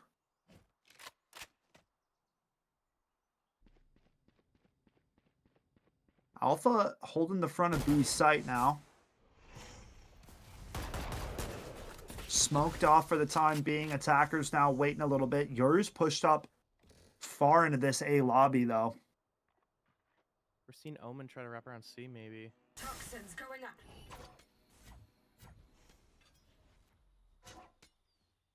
Nice smoke. Not going to be able to get too much value out of it, though. Wall comes down. Do we find anything? Ooh, there you go. Always into heaven or into the window position. Neon stun coming through, pushing on out into the site now. Screen down. Nice spam coming through. Defenders now down a man, trying to punch back into this site here. Lefever's going to get difficult. KJ finds one. Ryu ready for the second, but G Money takes him out. Now it's a 3-on-3 situation. Nice shots coming through from the KJ. Here we go. Defenders back with the man advantage now. Sammy Bear and Ian. Remaining. Last player standing. 3 on the round, 1 point of HP. Lefever gonna have to find a headshot and fast if they want a chance. Time's winding down. KJ's got to make something happen. Not to be. Ian finds that one, and the attackers start out clean, 3-0 up. Very nice job being able to get that nice rotate. We're kind of rotating as a team, which I really like to see coming in from UHS P. Kind of weird combination of letters when you think about it. Where's the Yeah. U doing in there? It's probably university, brother. That's crazy, man. It's almost like these are like schools or something. I'll stop. I'll stop. Oh, going clean off the jump Okay. right away. 2 of us already lost our heads. Briar not looking healthy. Yeah, this is looking like a clean round 4. Yeah, I mean, no money to play with for the defenders, so they're going to be on pistols, minimal weaponry here. See a shorty, not going to happen. Nice shot from Yoshiki. And now it's Yeah, just the Surname is KJ just left in a kinda- 1v4, or 1v5 rather. I'll eat my own foot live on cam. If they get the clutch. They're not clutching this round, brother. That's what I'm saying, man. I know. I would hate to see you have to attempt to eat your foot. That's probably not ideal. Nah. Yeah, I'm gonna have to take the under on that being tasty. Nice shot from the KJ though. Okay. Yeah. There. Yebby will close out the round. 4-0 start to this one. I mean, UHSP are off to the races. Making new friends. I'm out of here. Very nice. I mean, we're just down so much, right? You need to get your foot in the door for something. Yeah, you got to go on the board, and you got to do it now. I mean, this is another round where Briarcliff University are going to have weapons, okay? So a full buy, rifles to boot, whatever they need, they have at their disposal right here and now. So, got to make something happen. Otherwise, you're just going to keep going on this cycle of having money, not having money, having money, not having money. College student. Sure. Bomb grenade out. One way to look at it. Paranoia comes through. Doesn't quite blind the Killjoy. Bomb Smoke grenade is out. dangerous. Spike down. Paranoia A. comes through. Colby's going to find 2 defenders. Putting up the stronghold. Finally trying to stop this siege, but Planted. attackers managed to find a way to get that spike planted, and yet with another man advantage. Mac now known in heaven with this operator. Trying to see if anybody gives themselves over for a pick. Could be dangerous work. Nice util though. Try to flush him out. Not quite. Ryu gonna have to be careful here picking this. Money Money on moving the flank. forward. Finds one. Goes down. 1v1 now as Mac puts it into a 1v1. No HP to his name. And Ian will find it and continue the shutout performance. from UHSP, 5-0. Ian is 13-1 right now. Okay? Yucky. Do we know the rank differential on these teams? No idea. Gotcha. We're flying blind. Would We're it be flying bold blind. of me to assume that there is a rank differential? Or you know what? Maybe not. Maybe not. Because here's my I mean, thing, it could be close. I don't. It doesn't seem like, because the rounds still play out relatively close. It doesn't seem like they're just getting completely blown out of the water, even though it's 5-0. Here we go. Yebi holding the line yet again. Yoru swings close. Flashbang onto his dome piece. Smoke up in front of the B site. Yebi falls back from C, but there's 2 players on the doorstep here. This is going to get interesting for the Omen. We gotta protect this guy. Owl drone through the garage window. Not quite going to spot anybody. Falling on back to recover that spike now. All behind them, they're gonna get Shiki and infiltrated. Yebi take down the 2 defenders. Yoru clone in the spawn. Not going to matter as they speed things up over towards the A side of the map. 5-on-3 now. As these attackers press forward. Sammy Bear trying to hold down sight right now. Doing a great job at it. We're gonna be seeing if we can do something right now. I mean, this is a tough one. Again, down on men. Defenders only with sheriffs in hand. It's almost certainly looking like a 6-0 start to this one for the side of UHSP. We'll start to lower. Gonna be able to find one. Last player standing. Yeah, well It's just played. a hard situation to be in. When you get 2 picked early, it's just like, what are you gonna do about it?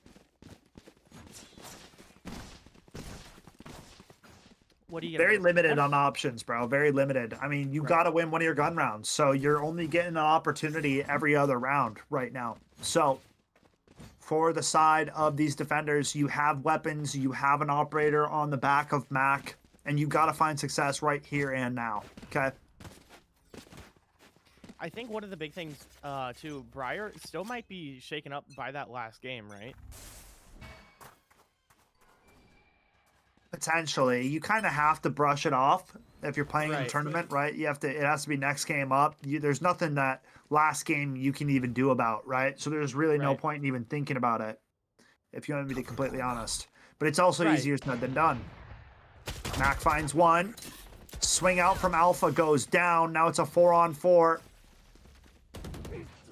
Operator mollied off, goes down. Yebi finds the trade onto G Money, and it's a 3-on-2. KJ ultimate used by the attackers. Viper's Pit as well.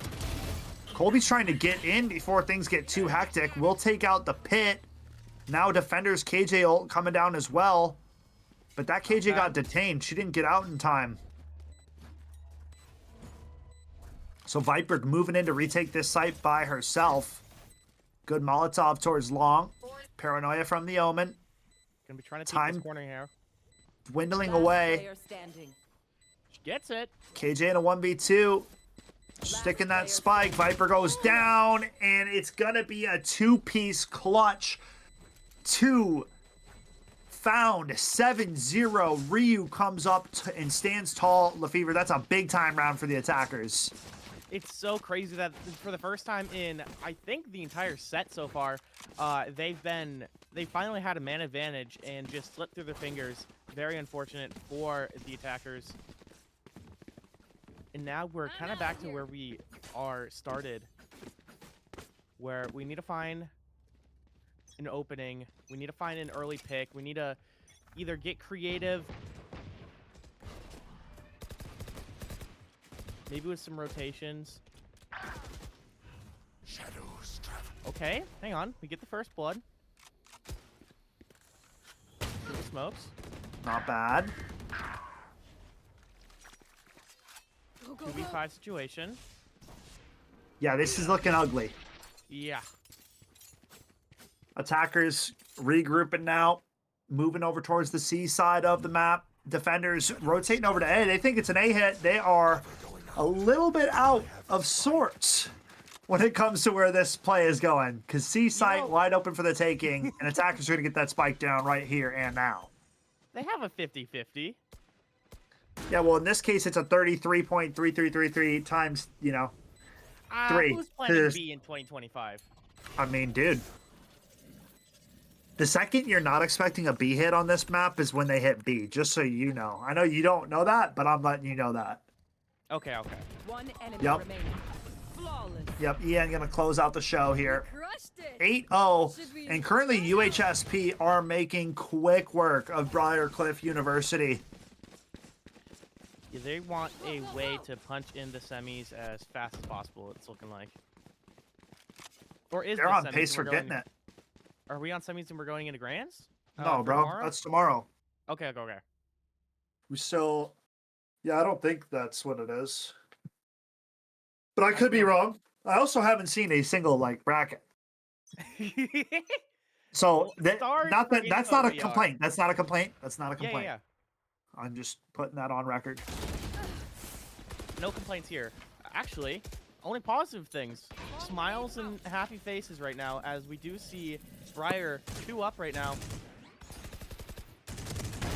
Die. Oh no, Last player what standing. it's my bad. 1v3. Hold on. 1v2. Sammy Bear. We've seen them be competent before. Going for the spike plant. Spike Both planted. players grouped up at CT together. This is where it gets interesting. First Prowler goes out. Both players noted at CT now. That's a Prowler and Paranoia. Player standing. Viper puts the orb up, finds the first one. Where is this Omen creeping to? Reposition into garage. This is diabolical from Sammy Bear. Great chance to pull out the 1v3. Alpha in the open, pulling your smoke out. Ah, buffoon. That can't be real. Alpha. You're an 11 with your gun not out! Yeah, you know, like, I like the idea you got to get a smoke down on the bomb, but you also have to be in a position to where that's a viable option, my friend. And we continue the scoreless drought of BCU. 9-0 in this one. 4 ultimates to play off of. Lefevre, if they can't pull a couple rounds at the end of this half here, I think this one is all but done. I try to be a little bit of the positive side of things here on the mic, but, it's looking pretty similar aside from my thoughts, Skep. I mean, we haven't seen too much hope Shot from from Mac. the side of Briar. All right, speaking of hope, Mac delivers on a headshot with the Sheriff, and then we just sell it right back, baby. Oh, but Colby now having a go. Wallbang for a second. Okay. Make it a 2v3 as Ian trying to even up the score. Oh, swings into 2. How does he do that?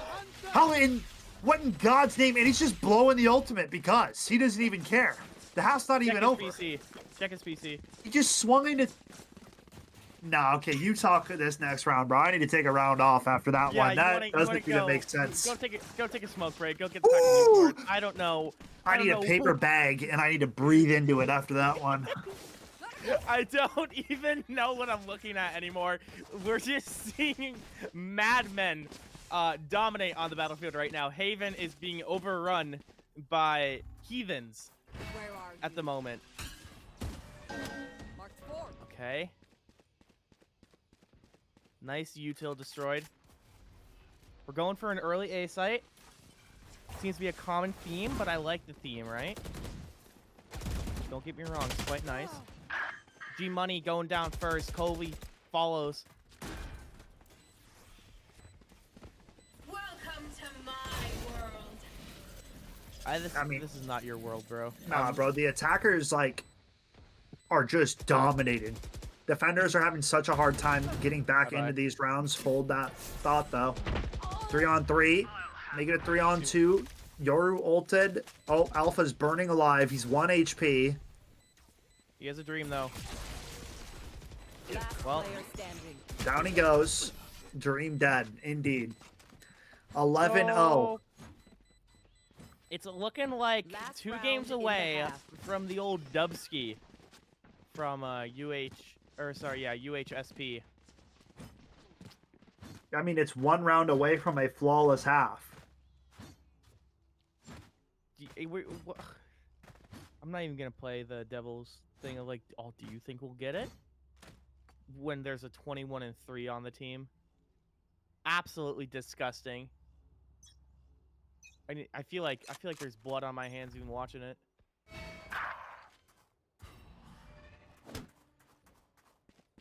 Yeah, I mean, attackers are finding those first bloods, okay? And that's always the right way to get things rolling.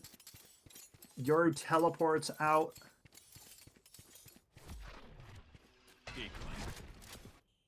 Attackers rotating their sights towards the C side of the map.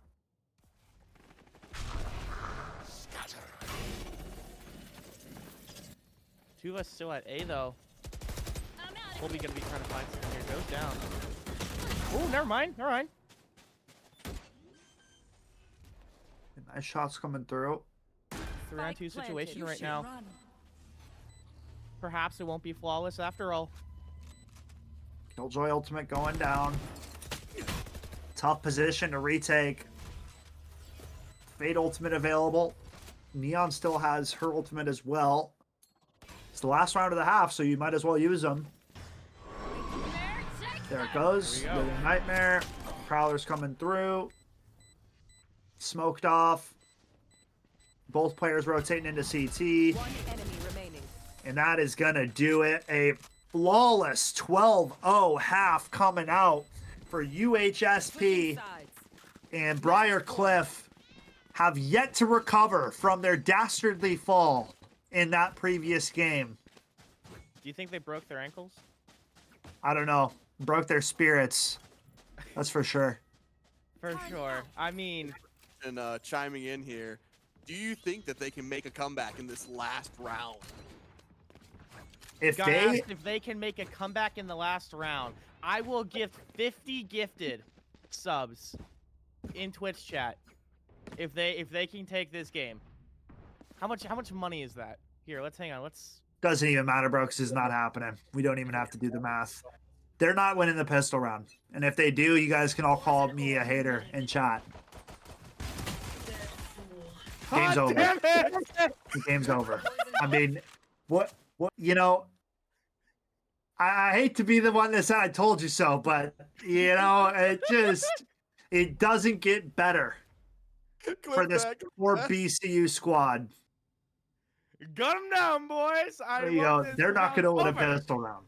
And then just da, da, da, da, 3 drop immediately. 5-on-2 situation. Poor Briarcliff.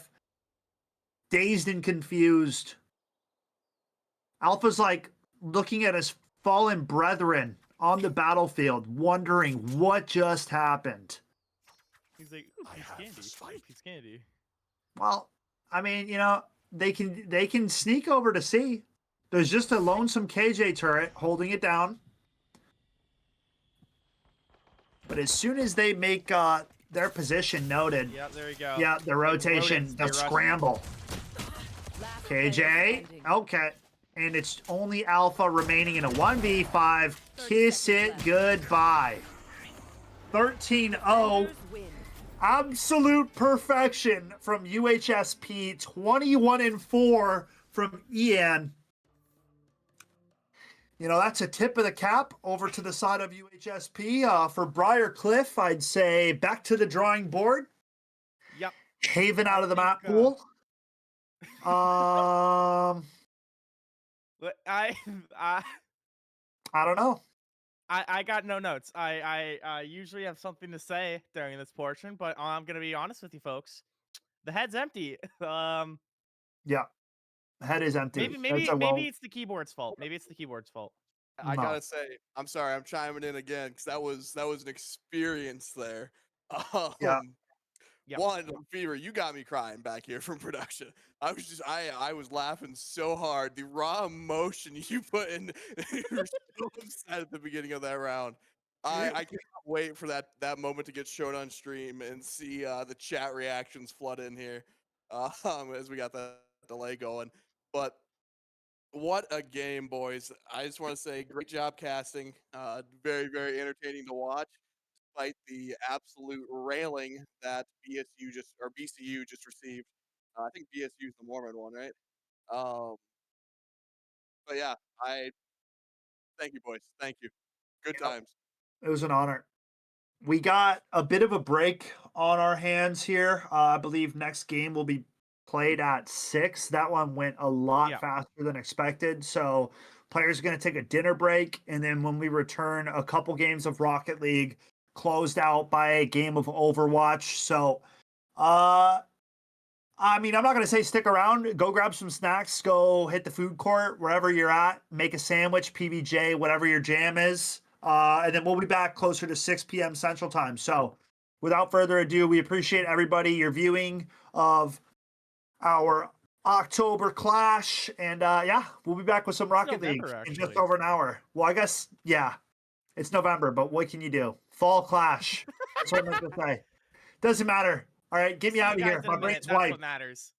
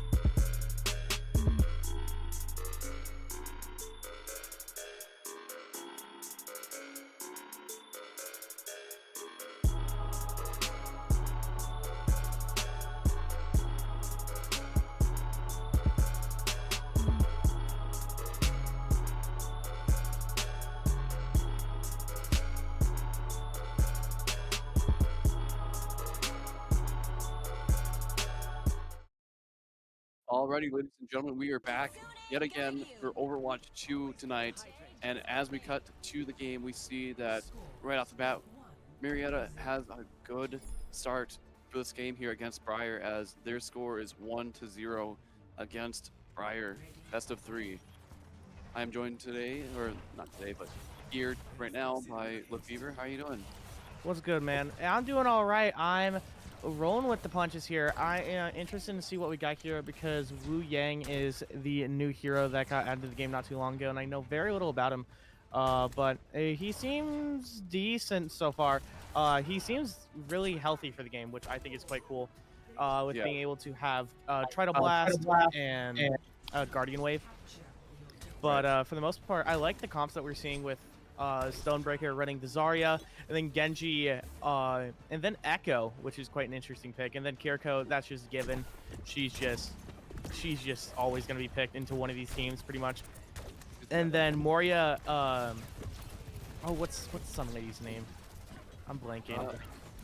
Ooh, I'm like as well. Whatever. It's Sun Lady. She's the Beacon Lady, and then Soldier and Diva, and then Reaper, Moria.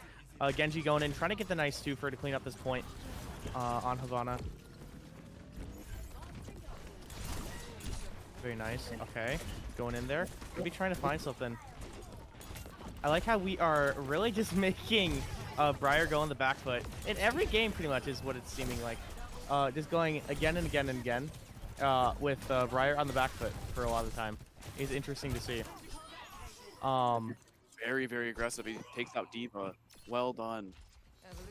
Very nice. Alari, by the way, is Sun Lady. Gonna be placing down the beacon to heal and whatnot. More of a DPS with Echo. Oh no. We don't swap off. We just go to Bastion. Very interesting. I don't really know what Bastion's gonna do much here. I actually think it's a really bad pick because Genji's just gonna be able to make quick work of him, right? I don't think we're gonna get much value off of this Bastion, but maybe I'm wrong on this front. But we will have to see. Echo doing a great job of being able to keep everyone at bay. We're going for an ult here for the most likely. Nope. Very nice burst shots, though. Yeah, there you go. Very funny that Echo copied Alari of all people just to win that 1v1. Very nice clutch up from them. I like what I'm seeing. Sunrise happening, but no one there to follow up. No one there to eat the bullet. Echo kind of doing a great job of dispersing the team. Dire Draven, again, trying to find some work on this Bastion. Moria is also a very interesting pick here because I don't think she gets played a whole lot nowadays in contenders or anything like that. So it's interesting to see. I love contenders is dead actually, so doesn't really matter. But yeah, it does look like Marietta is just going to take a clean 2-0 for this game. I believe. Do we know if it's best of 3, best of 5?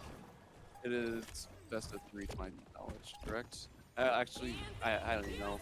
Production is working with very little information here, so Cool. we apologize if we don't have everything correct on, everything going on. But it looks like, yes, that is GG's for Marietta. It just seemed like Briar had the right idea of trying to get DPS out there, and Bastion is a solid DPS. But the problem with Bastion is he exists to hold down a point that you already control.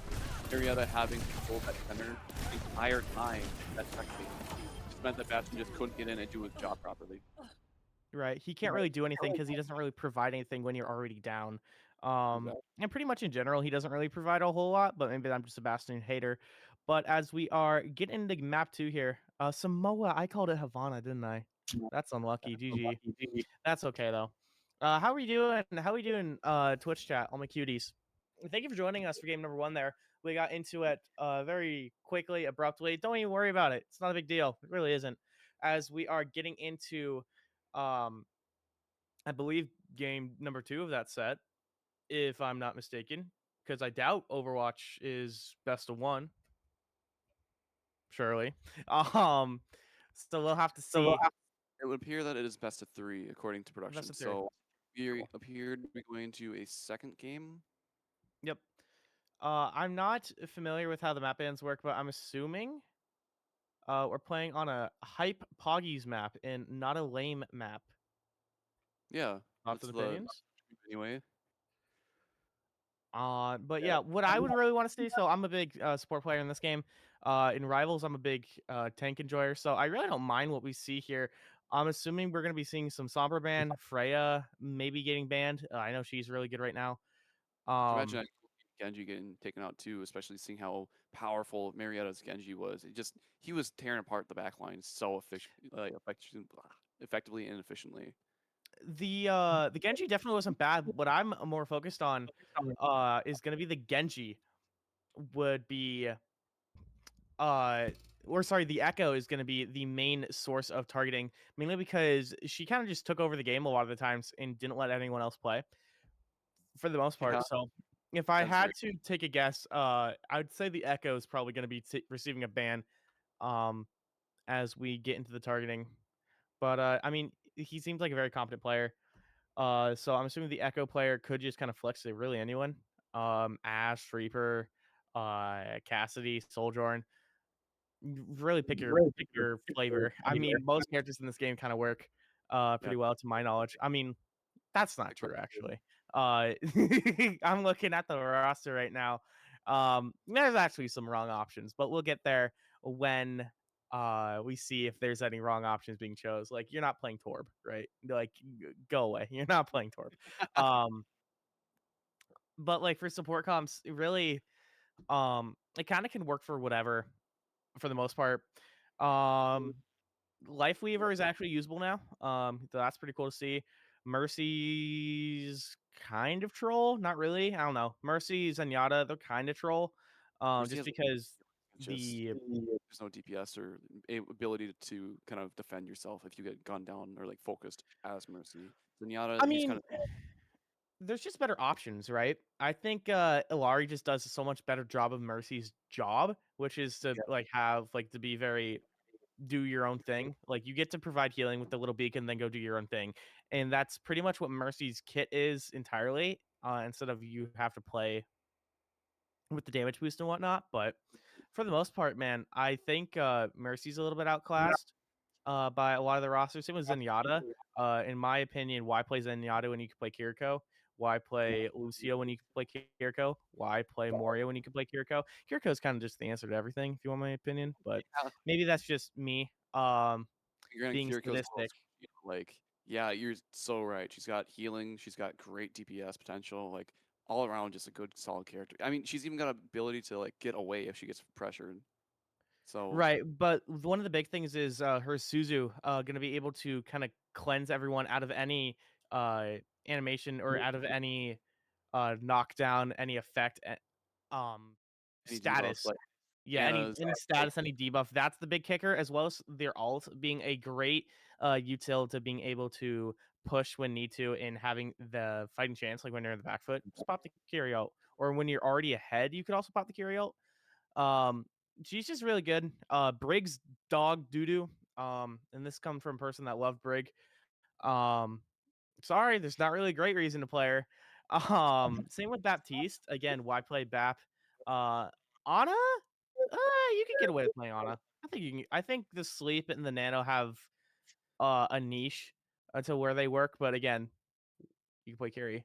Wu Yang is actually a really good support as well, which is super nice to see because you can do a lot of the more DPS heavy stuff as well as the upkeep with support is really nice with Wu Yang. So it's gonna be interesting to see as we get into what's this map? Dude, it's the London one. The London. What's the London map called? Am I silly? it's escaping me at this point. But just like that, though, that means that we will, in fact, Kings Row. be. What is this map? This Okay. is a escort map. Yes. Yeah, it's convergence. So it's gonna be taking a point, and then it's gonna be the convoy. So yeah. I do Uh, like the concept of convergence as a mode quite a bit because it kind of hybrid or like kind of becomes a hybrid of the two like main game modes and allows you to kind of play in a realm that is according to that. Whereas normally you'll get secondary playstyle where you play one character because they're really good on one type of game mode. with this, you have to be much more flexible, and that really, helps shine players who are like really good with their playstyle and their game mechanics. Yeah, for sure. We are going to be seeing the Zen come out, which is going to be interesting to see. And the Winton, nope. Make it Orisa? Are we sticking on Orisa? Cool. It's a very DPS heavy comp coming in here from Briar, it's looking like, which that's going to be interesting. I'm curious to see how that's going to pan out. But right now, it's looking like we have a bit more of a stable comp from Marietta. So I'm curious, especially since Zarya does kind of eat up Orisa, which is why we're seeing that right now. But Reaper might have to make some havoc there. Never mind, Genji and Portal Runner gonna be thwarting them. Yeah, yeah, I mean the menus are weird. I get it. But 4 minutes is what we get, and 1 minute to go. Or sorry, 1 minute down, 3 to go. What a numbers there. But it's looking pretty nice from the side of Marietta right now, as we're able to full hold that first point or first push. Give a kick from Orisa to Warthog, which means that Briar seems to be prioritizing keeping their players alive over damaging, trying to outperform their opponents here. Well, what it also tells me is that we are very inconsistent, and we aren't really confident in our abilities, because for the most part, you kind of want to be, I mean that says it all right there on the screen. But for the most part, you need to have a consistent answer, like a definitive answer. Like you're seeing him swap off every tank, every team fight. That's so bad for like so many different reasons. But Rhine, I think Zarya beats Rhine. But if we're gonna ignore that, we keep swapping, so we don't have an ult charge. You're not like none of this team has. I don't think Briar's ulted a single time in this game. Alari's just about to have it because they're the only person that has it switched. But it doesn't matter when Portal Runner is going to be coming in here with the blade and cleaning up the shop, right? And there you go. That's another push down. With half the game gone, it's looking like we don't really know what to do. If this Reinhardt switches, we're going to have some issues. Right, we've seen 3 team kills, and then that Reinhardt out surviving his team, meaning that he's going to be holding his team back even longer in spawn there as they wait for respawn. It does not appear that he's switching off of Reinhardt, which is, That's good. Very good, yeah. They've had 3. But again, we switched to Cass, we switched to Kiri. It's not looking great. That's a huge grab right there. Doesn't matter if Wu Yang goes down, as we are able to get the fatty grab with another team kill for this point. It's looking kind of Jover, ladies and gentlemen, but we can see what is to come, as Portal Runner doing a phenomenal job of setting up these plays with Stonebreaker in the front line. I mean, what are you even doing here, Fever? You've been shut Stop down. switching. Well, yeah, like you've been shut down. Your entire team has been shut down 4 times by the end of the game. You haven't got a single point of progression on that capture point, and the game has gone over. It's not looking good for the overall pacing of the next couple of games we're gonna see here. Team 2. There it is. Yeah, it's just like we keep switching constantly to every single character in the game, which means we don't have ult charge. I still think some of these players on Briar have never ulted this game, which that's devastating. But yeah, they I think Marietta just wins here, straight up, because now we are not looking great. Winton gonna be going down here pretty soon. Have the Junkrat come out? Okay.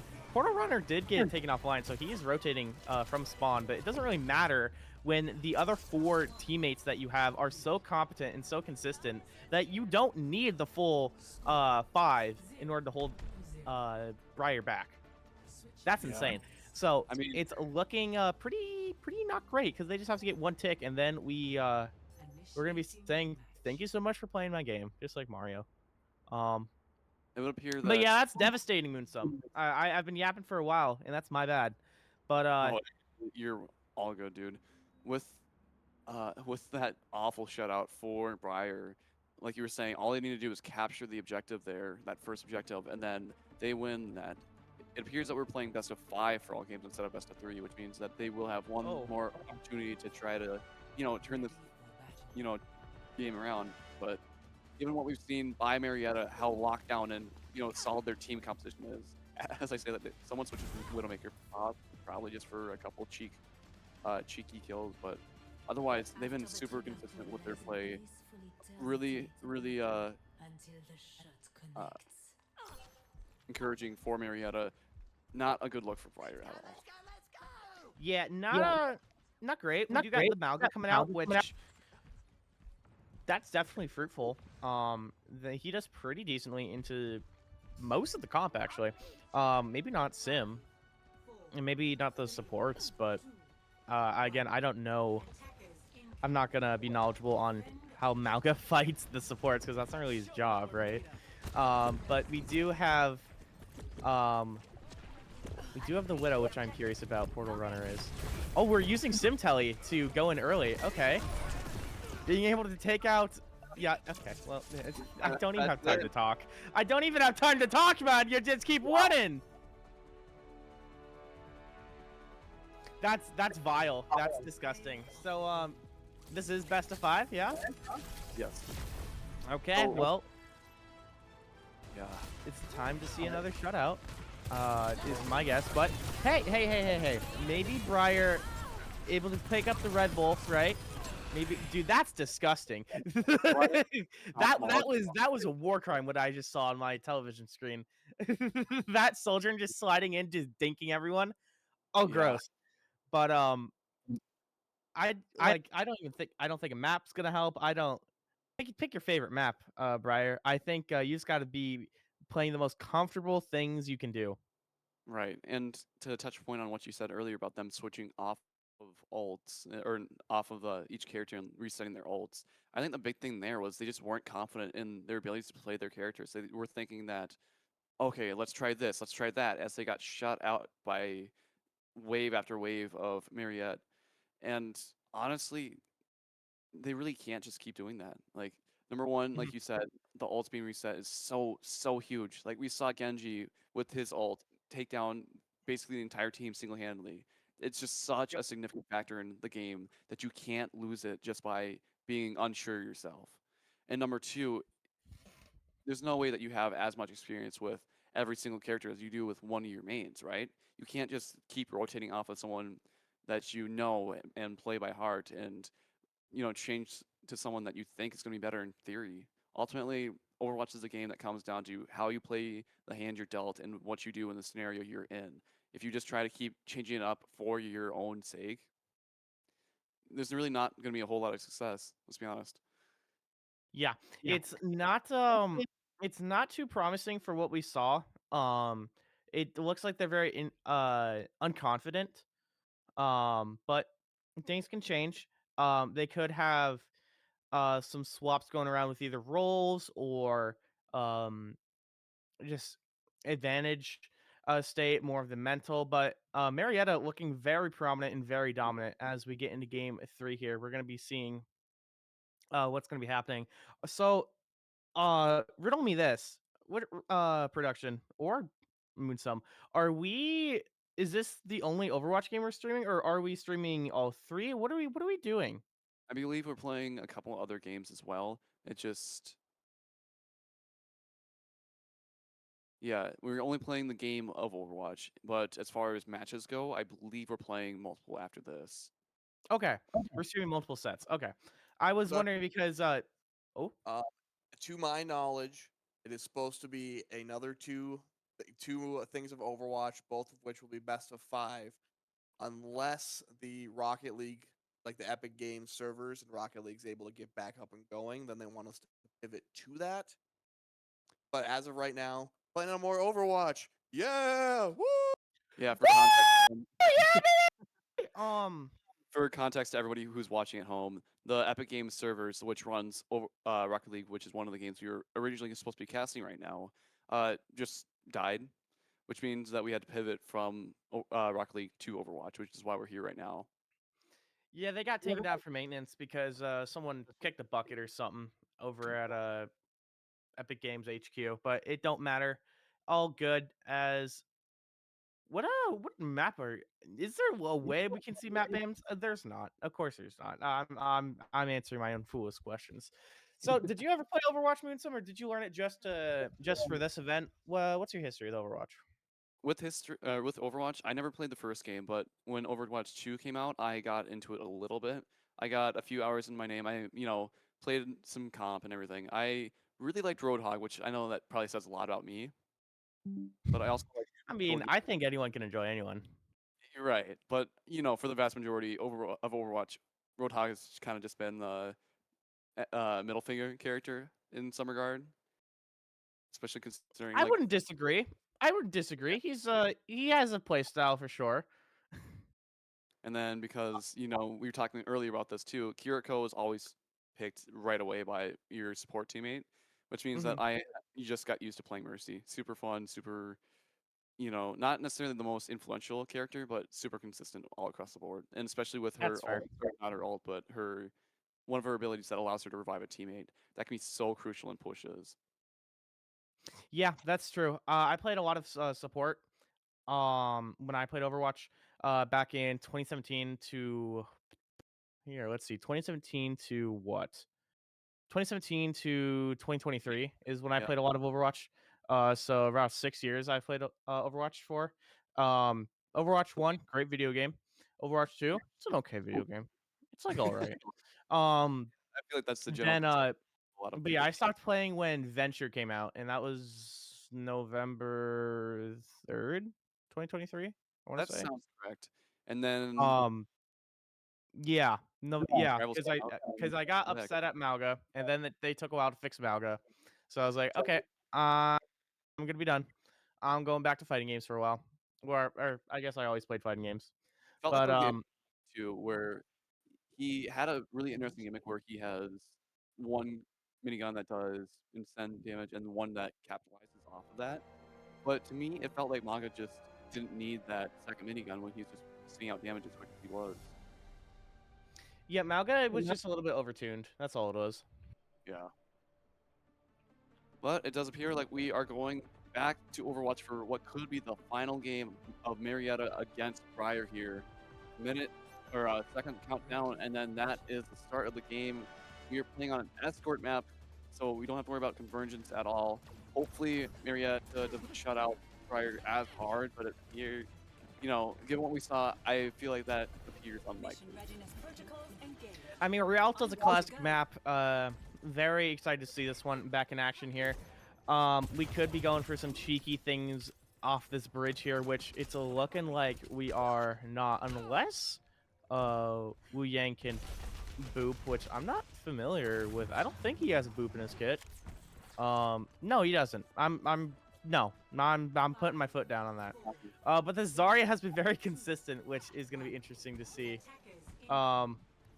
Diva is going to be the tank of choice here, which Zarya kind of eats. To my knowledge. Zarya kind of defeats all of the tanks.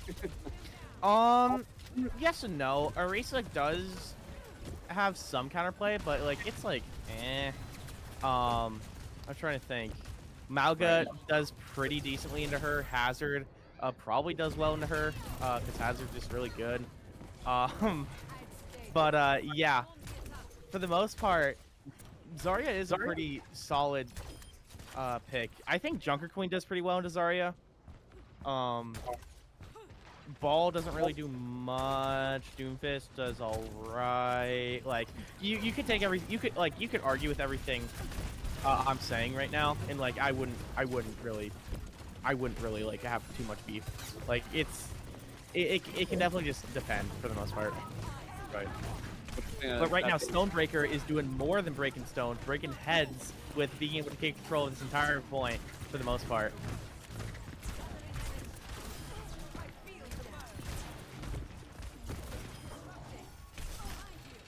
Like we're at like 90 charge, like pretty consistently.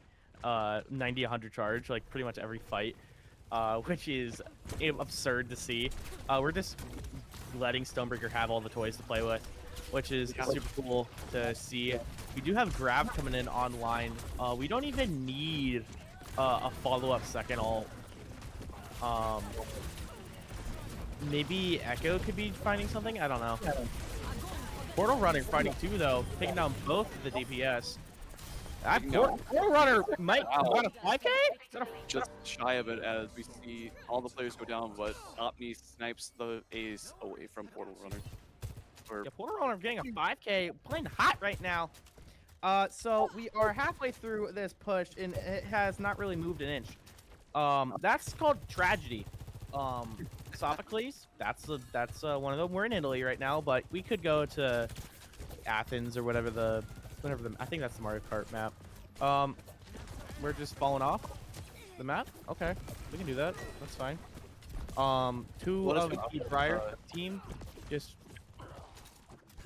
plunged into the waters below. Yeah, I don't know what's been up with the day today, but it feels like everybody's just falling off into, you know, the hazards of the stage over and over and over again. Like, first Valorant and now this. What's going on? It's interesting. It's an interesting pattern for sure. By the way, this Echo I don't think has been dealt with once. She's kind of just been doing whatever she wants to. Like, she's just in the backline, in their spawn, killing this Hanzo. She might copy. She doesn't even need to copy. But I have to say that Sigma! That's a pretty good one to hold off for the rest of the point. Gonna be able to see if we can get Graviton Flux here. Let's see if we can get the ult. Oh, disengage. Gotta get out of there. Wu Yang keeping up our lovely robot. Very nice job. Oh, beautiful Kiri gameplay. Just hold right click. But yeah, this is very nice combo here with Wu Yang ult, with Soldier and ult and Kiri ult to stop that last push. Very nice job. I don't think we've had an ult come out from Briar again. yeah, overall it's just not a lot of good stat lines for Prior at all. 0-0 and various numbers. 0-0-7, 0-0-7, 0-0-7, 0-0-5, 0-0-6. This Yeah, it's not great. Once we get Yeah, to it's not great. life, it's just gonna be Jover. Yeah. That piece, you're not going anywhere. Stop jumping. Another team kill takes out the crew, and then Prior. I mean, we might as well pack it up right now. All Marietta has to do is move the cart a foot and a half, and then that's GG's. Let's see, 27 meters. Yeah, pretty much a foot. Here, let's go to the right if we could. For spectating. Hang on, go behind you. Oh, I'm on delay, aren't I? Yes. Yeah. Like go to point. Like if you look at the, they don't have to move anything. That's my point. I'm trying to say they really don't have to move this cart anything. Yeah, there you go. You get it. Prior got it past maybe that first archway of the left side building. Not even. Not even.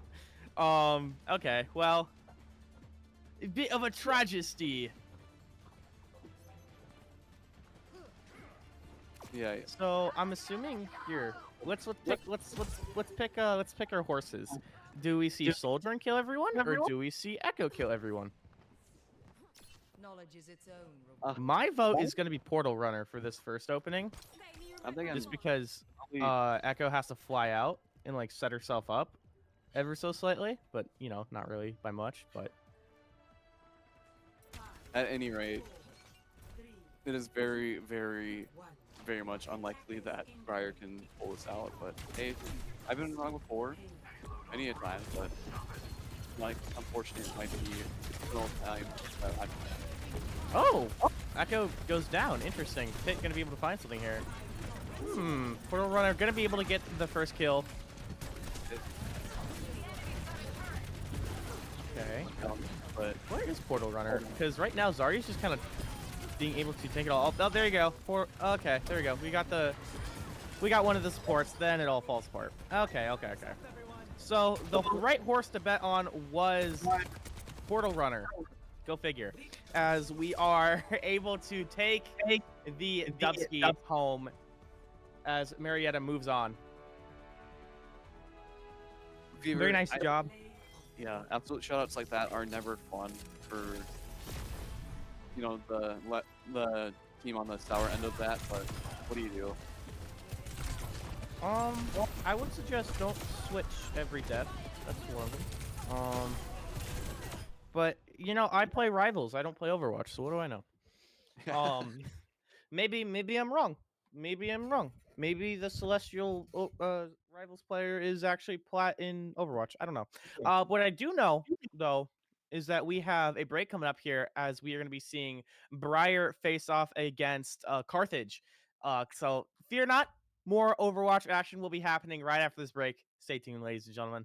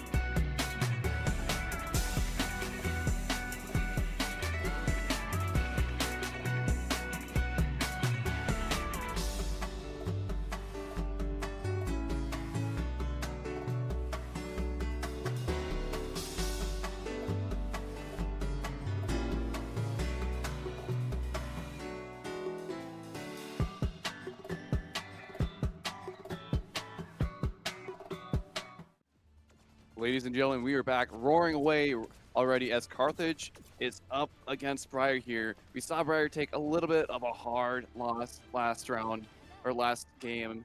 Now they're going to try to make something happen that's a lot different of an end result than Carthage. I'm joined again by Fever. Hello. Hello, what's going on? We are back, ladies and gentlemen, for some more Overwatch 2 on the same map. How cute. It's going to be interesting to see what Briar can do differently and see if we can get a little bit more of a competitive game. But fear not, we are going in with Carthage running an interesting comp for defense. This Roadhog in defense is quite interesting, but yeah. Usually you don't see that too much, but times have changed since I was fully aware of the meta. What do I know? What I do know is that Wu Yang gonna get the first pick on Ilari is a huge big step. Chicken Fry's doing a very good job as well. ZXC doing a nice job of being able to poke these heads. Oh, hang on. Where's that Tracer? We're about to recreate the cinematic here. Oh, we got the Moria instead. This Roadhog here gonna be taking these Orisa shots though. Very nice job with that shotgun. That scrap gun gonna be making this Orisa and scrap herself. The help of ZXC. His breather's on a 2-second cooldown. Blizzard. Yeah. Blizzard. What the hell? Roadhog was made less tanky apparently. Going. What do you mean? No, he can heal himself every 2 seconds. I didn't know that. It's every 2 seconds, but also it's on like a recovery system where you can use his ability every 2 seconds, but the amount of charge you get out of it is only at like a steady rate. This makes more sense. This makes a lot more sense. See, I saw the 2-second cooldown and I freaked. That's my bad. But that does make a lot more sense. Okay. So actually, you get all of his health back every 2 seconds. You got a second of time in between to make sure you kill him. Yeah. You have a second of time, or unless you on a nade. Dude, this Tracer's going in. Okay. Very nice job. Chicken Fry's doing a phenomenal job. We are spawn camping. Ooh. Yeah, Reaper, get back in there, bro. We have both spawn. Oh, there you go. And there you go. What a goofy character. Oh, I love Tracer. Also, banger skin from the comic book event. For when London falls. That's a good skin. I like it a lot. But wait, no, it's graffiti. It's the recolor of graffiti. I lied. Wait, spectate Tracer. Now all of a sudden it looks like, unfortunately, we're seeing the same or similar pacing of match 1 of Overwatch to game 2 here, as we see Fire kind of just back against the wall again as Carthage just runs down the entire team. Tracer taking down Reaper. Now pressuring Orisa. I mean, wow. What Tracer would be the... Ooh, okay, finally getting shut down. But yeah, that is the comic book skin one for those who care about that. But the other great thing is that we... ooh, deadly. Yeah, you're just getting T-wiped here. Gets thrown off the map. That Reaper is having one hell of a time. But, yeah, this Tracer is very dominant right now. I love seeing it. It's looking like a very similar. Oh, we switched to Ana. We know some counterplay happening. There is some counterplay happening, but unfortunately, it doesn't seem like they're really able to capitalize on that. As Roadhog, even though he was poisoned and kind of unable to heal himself, you back up into a team who was completely stopping the attackers from taking him out. As I said, though, Diva runs up into the building and decides to say, "Screw you," specifically to Widowmaker, but gets punished and taken down almost immediately.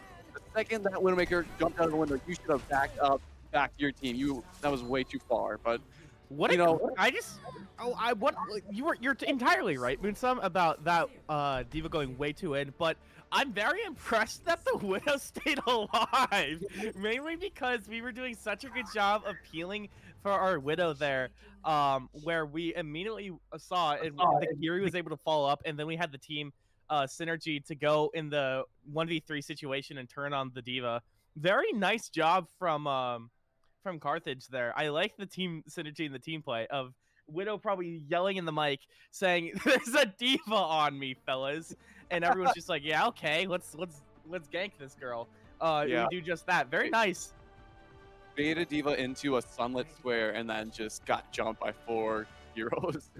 Is there anything Well, else to say about that? right, because on paper, Diva should eat Widow.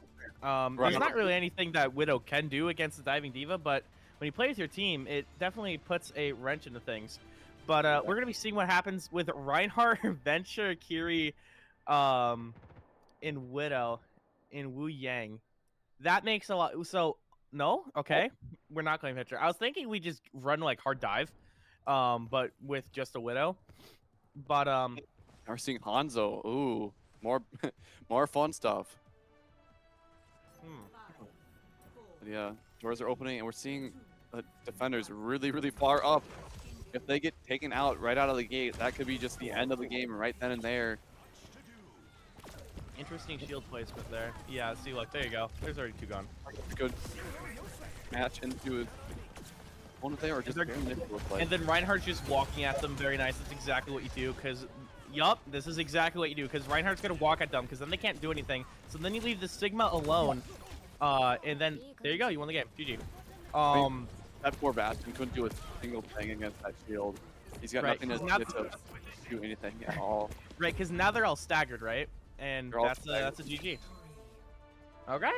That is the first game of the match going to Carthage against Briar. Another unfortunate turn for Briar, as it looks like they're looking like the underdogs yet again in the second game we've seen them. Well, I think that's can say that only one person died on the side of Carthage that game. They got 1 kill. And I I was was just super like, surprised. yeah, that last game of match 1 was the exact same scenario. We saw that Echo go down once and once only. Otherwise, the entire team of Marietta, they just didn't die. They had a good enough team coordination that if someone got low or into a dangerous spot, their entire team was there to back them up and keep them alive. And that really is what separates good Overwatch players from great Overwatch players, in my opinion. I think the team play is definitely part of the reason that pushes people to the next level, and I think Carthage is doing such a great job of representing that for sure. One of the big things that we need to see from Briar is, oh, where do I start? Play together. Stop swapping characters. We didn't really do that much, so I'm glad we took that home. But still, We that we should we still touch we on. we should not stagger. No. I don't like I don't know how. Okay, because for context, I coach rivals, but believe it or not, a lot of it applies to Overwatch. But like, there's only play what you're comfortable in, right? I feel like we're not playing what we're comfortable in, Right. based off of gameplay. Yeah, we saw, It, I it believe, seems like Fire we're pick everybody that second half of that first match, right? right. I feel like we're just kind of picking. We're just throwing stuff at a wall. You- Um, Yeah. I mean, don't get me wrong. A diva dive against a Widowmaker is probably one of the more funny things I've seen in Overwatch. But at the end of the day, even though there was only a few seconds left on the clock and it was kind of a Hail Mary effect, you're not gonna do your team a whole lot of justice if the tank, the most, spongy character on your team, leave all of the squishy characters out there to get cooked in a skillet. that's a very good point. Yeah, because you're leaving your entire team to die for the most part to kill one widow. That's not your job to kill the widow, unfortunately. Um, it could be. It could be if the Widow Maybe misplays. maybe if you led with that like 4 minutes ago, it could be. and then everyone else like does poke until you get that widow, and then you're able to go back. That's not a horrible idea. It's not a great idea. Usually you just want to play shields into widow. Um, so like Sigma, Ryan, um, hell, Arisa could even work if you really wanted to. But yeah, it's interesting to say the least. As we are getting in the next map here, I think. Um, I don't really know. I was gonna say, what do you want to see? I don't even know the answer to that question, so I'm not gonna ask it. Um, Yeah, I mean, the only can thing I to really see? Can I see a Brig? Can I see a Brigitte? that is an idea. I just Don't- I just like her. She's my favorite Oh character yeah, in the game. The character's funny. Um, back when they must be okay. They're just sitting in the lobby. Okay, okay. We could go to a break if we wanted to. uh, Until they are back in maps. we've been talking for this long. I got a feeling that if we go and do that, then they'll probably go into the game the second we get on the break, and then we're just back at it. Not that I'm saying Very it, wise. but Very you know, wise. better safe than sorry, and kind of keep the Yes. ball rolling. Here, But I'll even going, center myself. you'll even center yourself. Oh, I got. Well, the stream's on 3-minute delay, so I don't get knowledge. But I'll even center myself. How do I sound? Hang on. You I sound sound quiet. That's good. That's good. It's good. yeah. Um, they don't need to Production. hear me. Really liking these Um, productions. You do sound good. Sound okay. beautiful. Oh, thank you. Everything is, I think, going good. Uh, yeah. Anyways, just Cool. wanted to let you guys know that's looking good. I saw a map change here in the lobby, so I would think that we are getting closer to being queued in, and that's something to look forward here probably within the next maybe 2 minutes. They say, possibly even sooner. Sounds good. Sounds good. I'm You trying know to what? think of There's Persona 5 in this game. Can I see some Persona 5 skins? I like Oh, Persona you're right. 5. What other crossovers have there been? There's been Do My you want Hero me to list Academia. them? Yeah, there's My Oh, Hero, there's been Avatar, Last Airbender, there's been I Cowboy didn't. Bebop, there's been Lego. That was way back when though. There's been Le Seraphim, there's been Porsche, there's been Transformers. there's been what? Transformers. Oh my god, there's been Transformers. Yeah. Um, As that revelation hits, both of us as casters, we see ourselves loading into the second game of the match. And honestly, this point, hopefully Briar can make something happen. Carthage has just had a really well locked down team so far. I'm playing like Guess Who, but this isn't Horizon Lunar Colony. What is this map? Because that was removed from the game. What map is this? What's it called? What's the name of it? I want to say it's not Oasis. Because it's the city one. Is it Lijiang? No, it is. I'm gonna go crazy. I'm looking this up. I'm pretty dang freaking sure it's Lijiang. Am I wrong? I might be wrong. I don't know anymore. That Venture skin has cat ears. That's pretty cute. Chicken fries, golden fries, Farah, which is gonna be interesting. I had no idea how far it is nowadays, but wait, are we running Far Mercy? Oh my god, we're running Far Mercy. It's 2017. That is. Oh my god, we're running. Wait, Winston and the Reaper is an unfortunate roll. But fear not, as the Reaper is the only one gonna be alive as we are going in here. Venture gonna be quite an interesting pick here, as we were able to just go in with this Winston and cause havoc with the Farah Mercy. Gonna be doing whatever they want really, as Juno holds down the fort. That's going to be interesting to see. We have a monkey off here with Pitt proving ourselves to be the King Kong right now as we take that 1v1. Very nice. This is a lot more of a close game, actually. Now that we... No way we got the res. That's crazy. Very nice job being able to get that res off. Is the heart a cosmetic of Juno in her ring? I'm unsure. But you're seeing. I like the fact This that monkey's Briar's dead. Yeah, I was gonna say I like the fact that Briar's trying to put pressure on Carthage to try to push them off of point there, but that Winston, he's too out of position without any team support, and he gets punished for it, and as does his team without having that tank. Once again, the tank just keeps on pushing too far away from their team, and we're seeing that be the fatal flaw for Briar here. Ooh, very nice. Gonna be able to get the Lance and the Tracer as well. And we're spawn camping again. Good, good, good, good. This is what I want to see. Make them suffer, boys! Make them suffer! This Tracer's not gonna get out of spawn. Very nice. Or Baptiste, sorry. We are using Death Blossom in spawn. Good, good.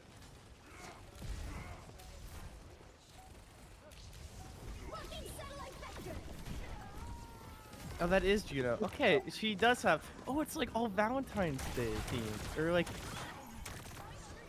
Oh, cause she's like the Star Guardian stuff. It's not Star Guardian. That's League. I don't know the skin line anymore. But what I do know is that we got first point for Carthage. That's pretty cool. Yeah, Carthage with the 100% shutout against Briar. It's been Yeah, you want to see it again? So nice. We'll see it twice, right? Yeah, it's been an unfortunate scene that we've been having to, watch over and over again. First against Marionetta, and now Carthage. I like Juno's gun. I just think it's a cool, weird design. Why is she from Mars, though? No clue. That doesn't look like a Martian. I mean, have you ever seen Invincible, Martian in that, series? He didn't really look like a Martian either. Oh, he did actually. Who's the Martian in Invincible? He is. Alan? Well, I guess he is an Martian, or like alien, not Martian. It's on the new. I'm not cut up, so I'm gonna pivot this conversation before I get angry. I'm kidding. Oh, that's such a cute emote. Dude, these Juno, I like Juno a lot actually. I didn't really play with her too much when she came out, but I do think she's cute. Don't get me wrong. I like her cosmetics. I'm not putting in the Blizzard. You can't take my money. My money goes to Netties. Sorry. Actually, maybe the Persona. Maybe the Persona stuff. Depends on which character this is. No way. This Far Mercy is so funny.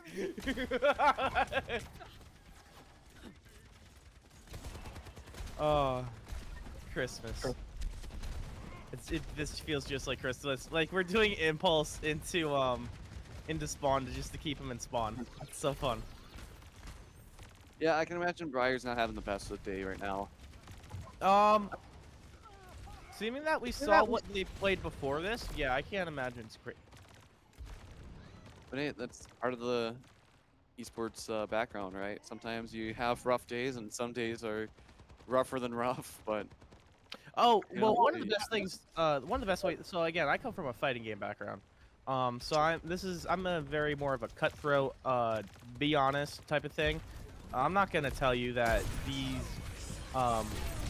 See, I was trained to cast with a lot of high school stuff where you're kind of more trained to be on the easier side of things. You can't really make fun of them too much. And I think that applies to all of casting pretty much.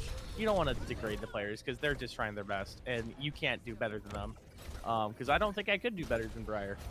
Because what do I do here? I don't know. You're getting Pharah ulted. You're getting so Pharah ulted. I don't know what you do to that. But what I do know is that we do probably need some better teamwork, as we are maybe getting the point. So close yet so far away. That's tragic, really, when you think about it. yeah, We almost had greatness. They were. Wait! Wait. Oh, big on Winston. Oh no, that's so evil. That Bastion point blank just says, I'm out. "Yeah, We're giving you the hook. We're done. Yeah, here's the white flag, brother. Yeah, that's quite good. Yeah, can I see this fire barrage, actually? I would have watched this fire barrage. Because she goes up. Watch this. 1, 2. Oh, wait, does she not use her ult? Oh, she doesn't. I missed this. That's pretty nice movement, though. But ladies and gentlemen, I got no notes. I got no notes, baby. That's a video game right there. Briar probably out because they lost twice, I'm assuming. So I Yes, believe it's gonna be Carthage versus Marietta next. It sounds like we are done here pretty soon. I Oh. I thought Carthage and Briar were having best of 5 here, were they not? Best of 5 here, so there is potentially a few more rounds, probably one more round here as we go into the next game of the match. But I'm glad. Yeah, I got corrected. Okay. yeah, I think we might take a short little intermission break as we wait for maps to be chosen and bans to be had. So stay tuned. We will be coming at you with the last game of the match here tonight. So, grab some snacks, go to the bathroom, do whatever you have to do to, take a break for a second, because that's what we're going to be doing. We'll see you after a little bit.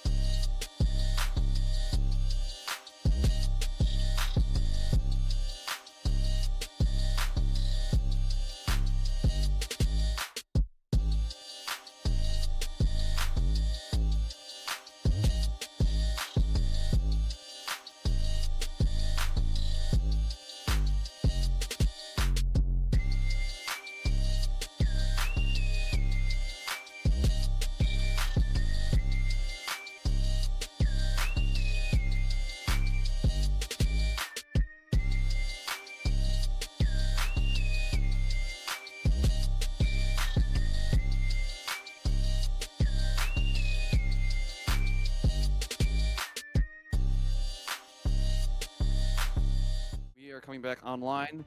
Ladies and gentlemen, after that short little intermission, Carthage and Briar come to what could be very well the last game of the match here tonight. Hopefully we see Briar make a comeback, but unfortunately it does not look likely, as Carthage has been on a clean sweep against them the entire past 2 games.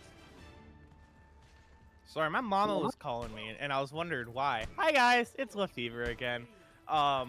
Don't worry, Mama Fever is doing great as well. Probably. Going to dude, what is this map? I hate it here. What's this map? It's not Athens. It is Colossio. Colossio. See, they keep making up names, and it pisses me off. Just call it Athens. Anyway, we're running ball. We're running ball. Okay. Actually, I can't judge. He's not a throw pick. He's not a throw pick anymore. He's probably good. Well, I don't know, but he's probably good. We do have Vengeance Mercy's shit on, and that's hype. Yeah, the gripe I have against Wrecking Ball is just your point of being a tank is to take up damage and, kind of just be that center of attention. With Wrecking Ball, their entire gimmick is moving fast and darting back and forth against your enemy team. So he's really a very weird dive tank, yeah. Yeah, I was gonna say you're not as much of a focus as you are more of a jump scare. It's if you want to compare it to Rivals, because again, that's where I mostly come from. what I've been thinking about for the past like 1,000 hours. It's a lot like Venom, but I think Venom's more well designed because he can still brawl without running around and having to run away so much. With Ball, you really have to just have to not do much. Like you see him like He's knocking him around, but really like other than that, what's he doing? He's just being a nuisance. Like if they ignored the ball right now, that's what they want to do. This ball is doing nothing. no, he's not. Even though he's getting hit after hit against his team, more or less fully charged in speed, just not super influential, to be honest. And look at that, we have Carthage once again pushing Briar against the wall into their spawn again. Poor Briar has been having one heck of a night here, folks, as we've got, I'm assuming, 4 of the 5 players of Carthage in their spawn as one player, bored out of his mind, I'm sure, is pushing the cart or pushing the robot toward their spawn. Yeah, so push works is it goes faster when more people are on it, but it doesn't really matter. Okay, I was like, why don't we just play Sombra and go to point, right? But it does look like that's actually what we're doing. Who is babysitting the... Oh, Lucio's been babysitting. That makes sense. That's a great boop, though. Death Blossom not having anything. That's the fastest I have ever seen a push map done. Probably because you didn't contest it at all. Right. But that was kind of inspirational. So anyway, that's the game. Yeah, that is the game, isn't it? Wow. Ladies and gentlemen, that's... Yeah, if we look at the stats really quick, production... That's the best of 5. Yeah, I just want to see the stat line of how much more oppressed they were compared to Carthage here. Nope. Nope, we don't get to. No stat line for you. No stat line for me. Overwatch literally said, oh yeah, no thank you. But that will conclude our first day of the Unified Stream Midwest Esports Conference. Ladies and gentlemen, thank you all so much for watching and tuning in tonight. I've been your caster, Moonsum, and this is LaFever. Thank you again so much for coming on the cast and helping me out here. But otherwise, that will conclude our stream for tonight. I hope you all have a good rest of your nights, and we will talk to you and see you tomorrow.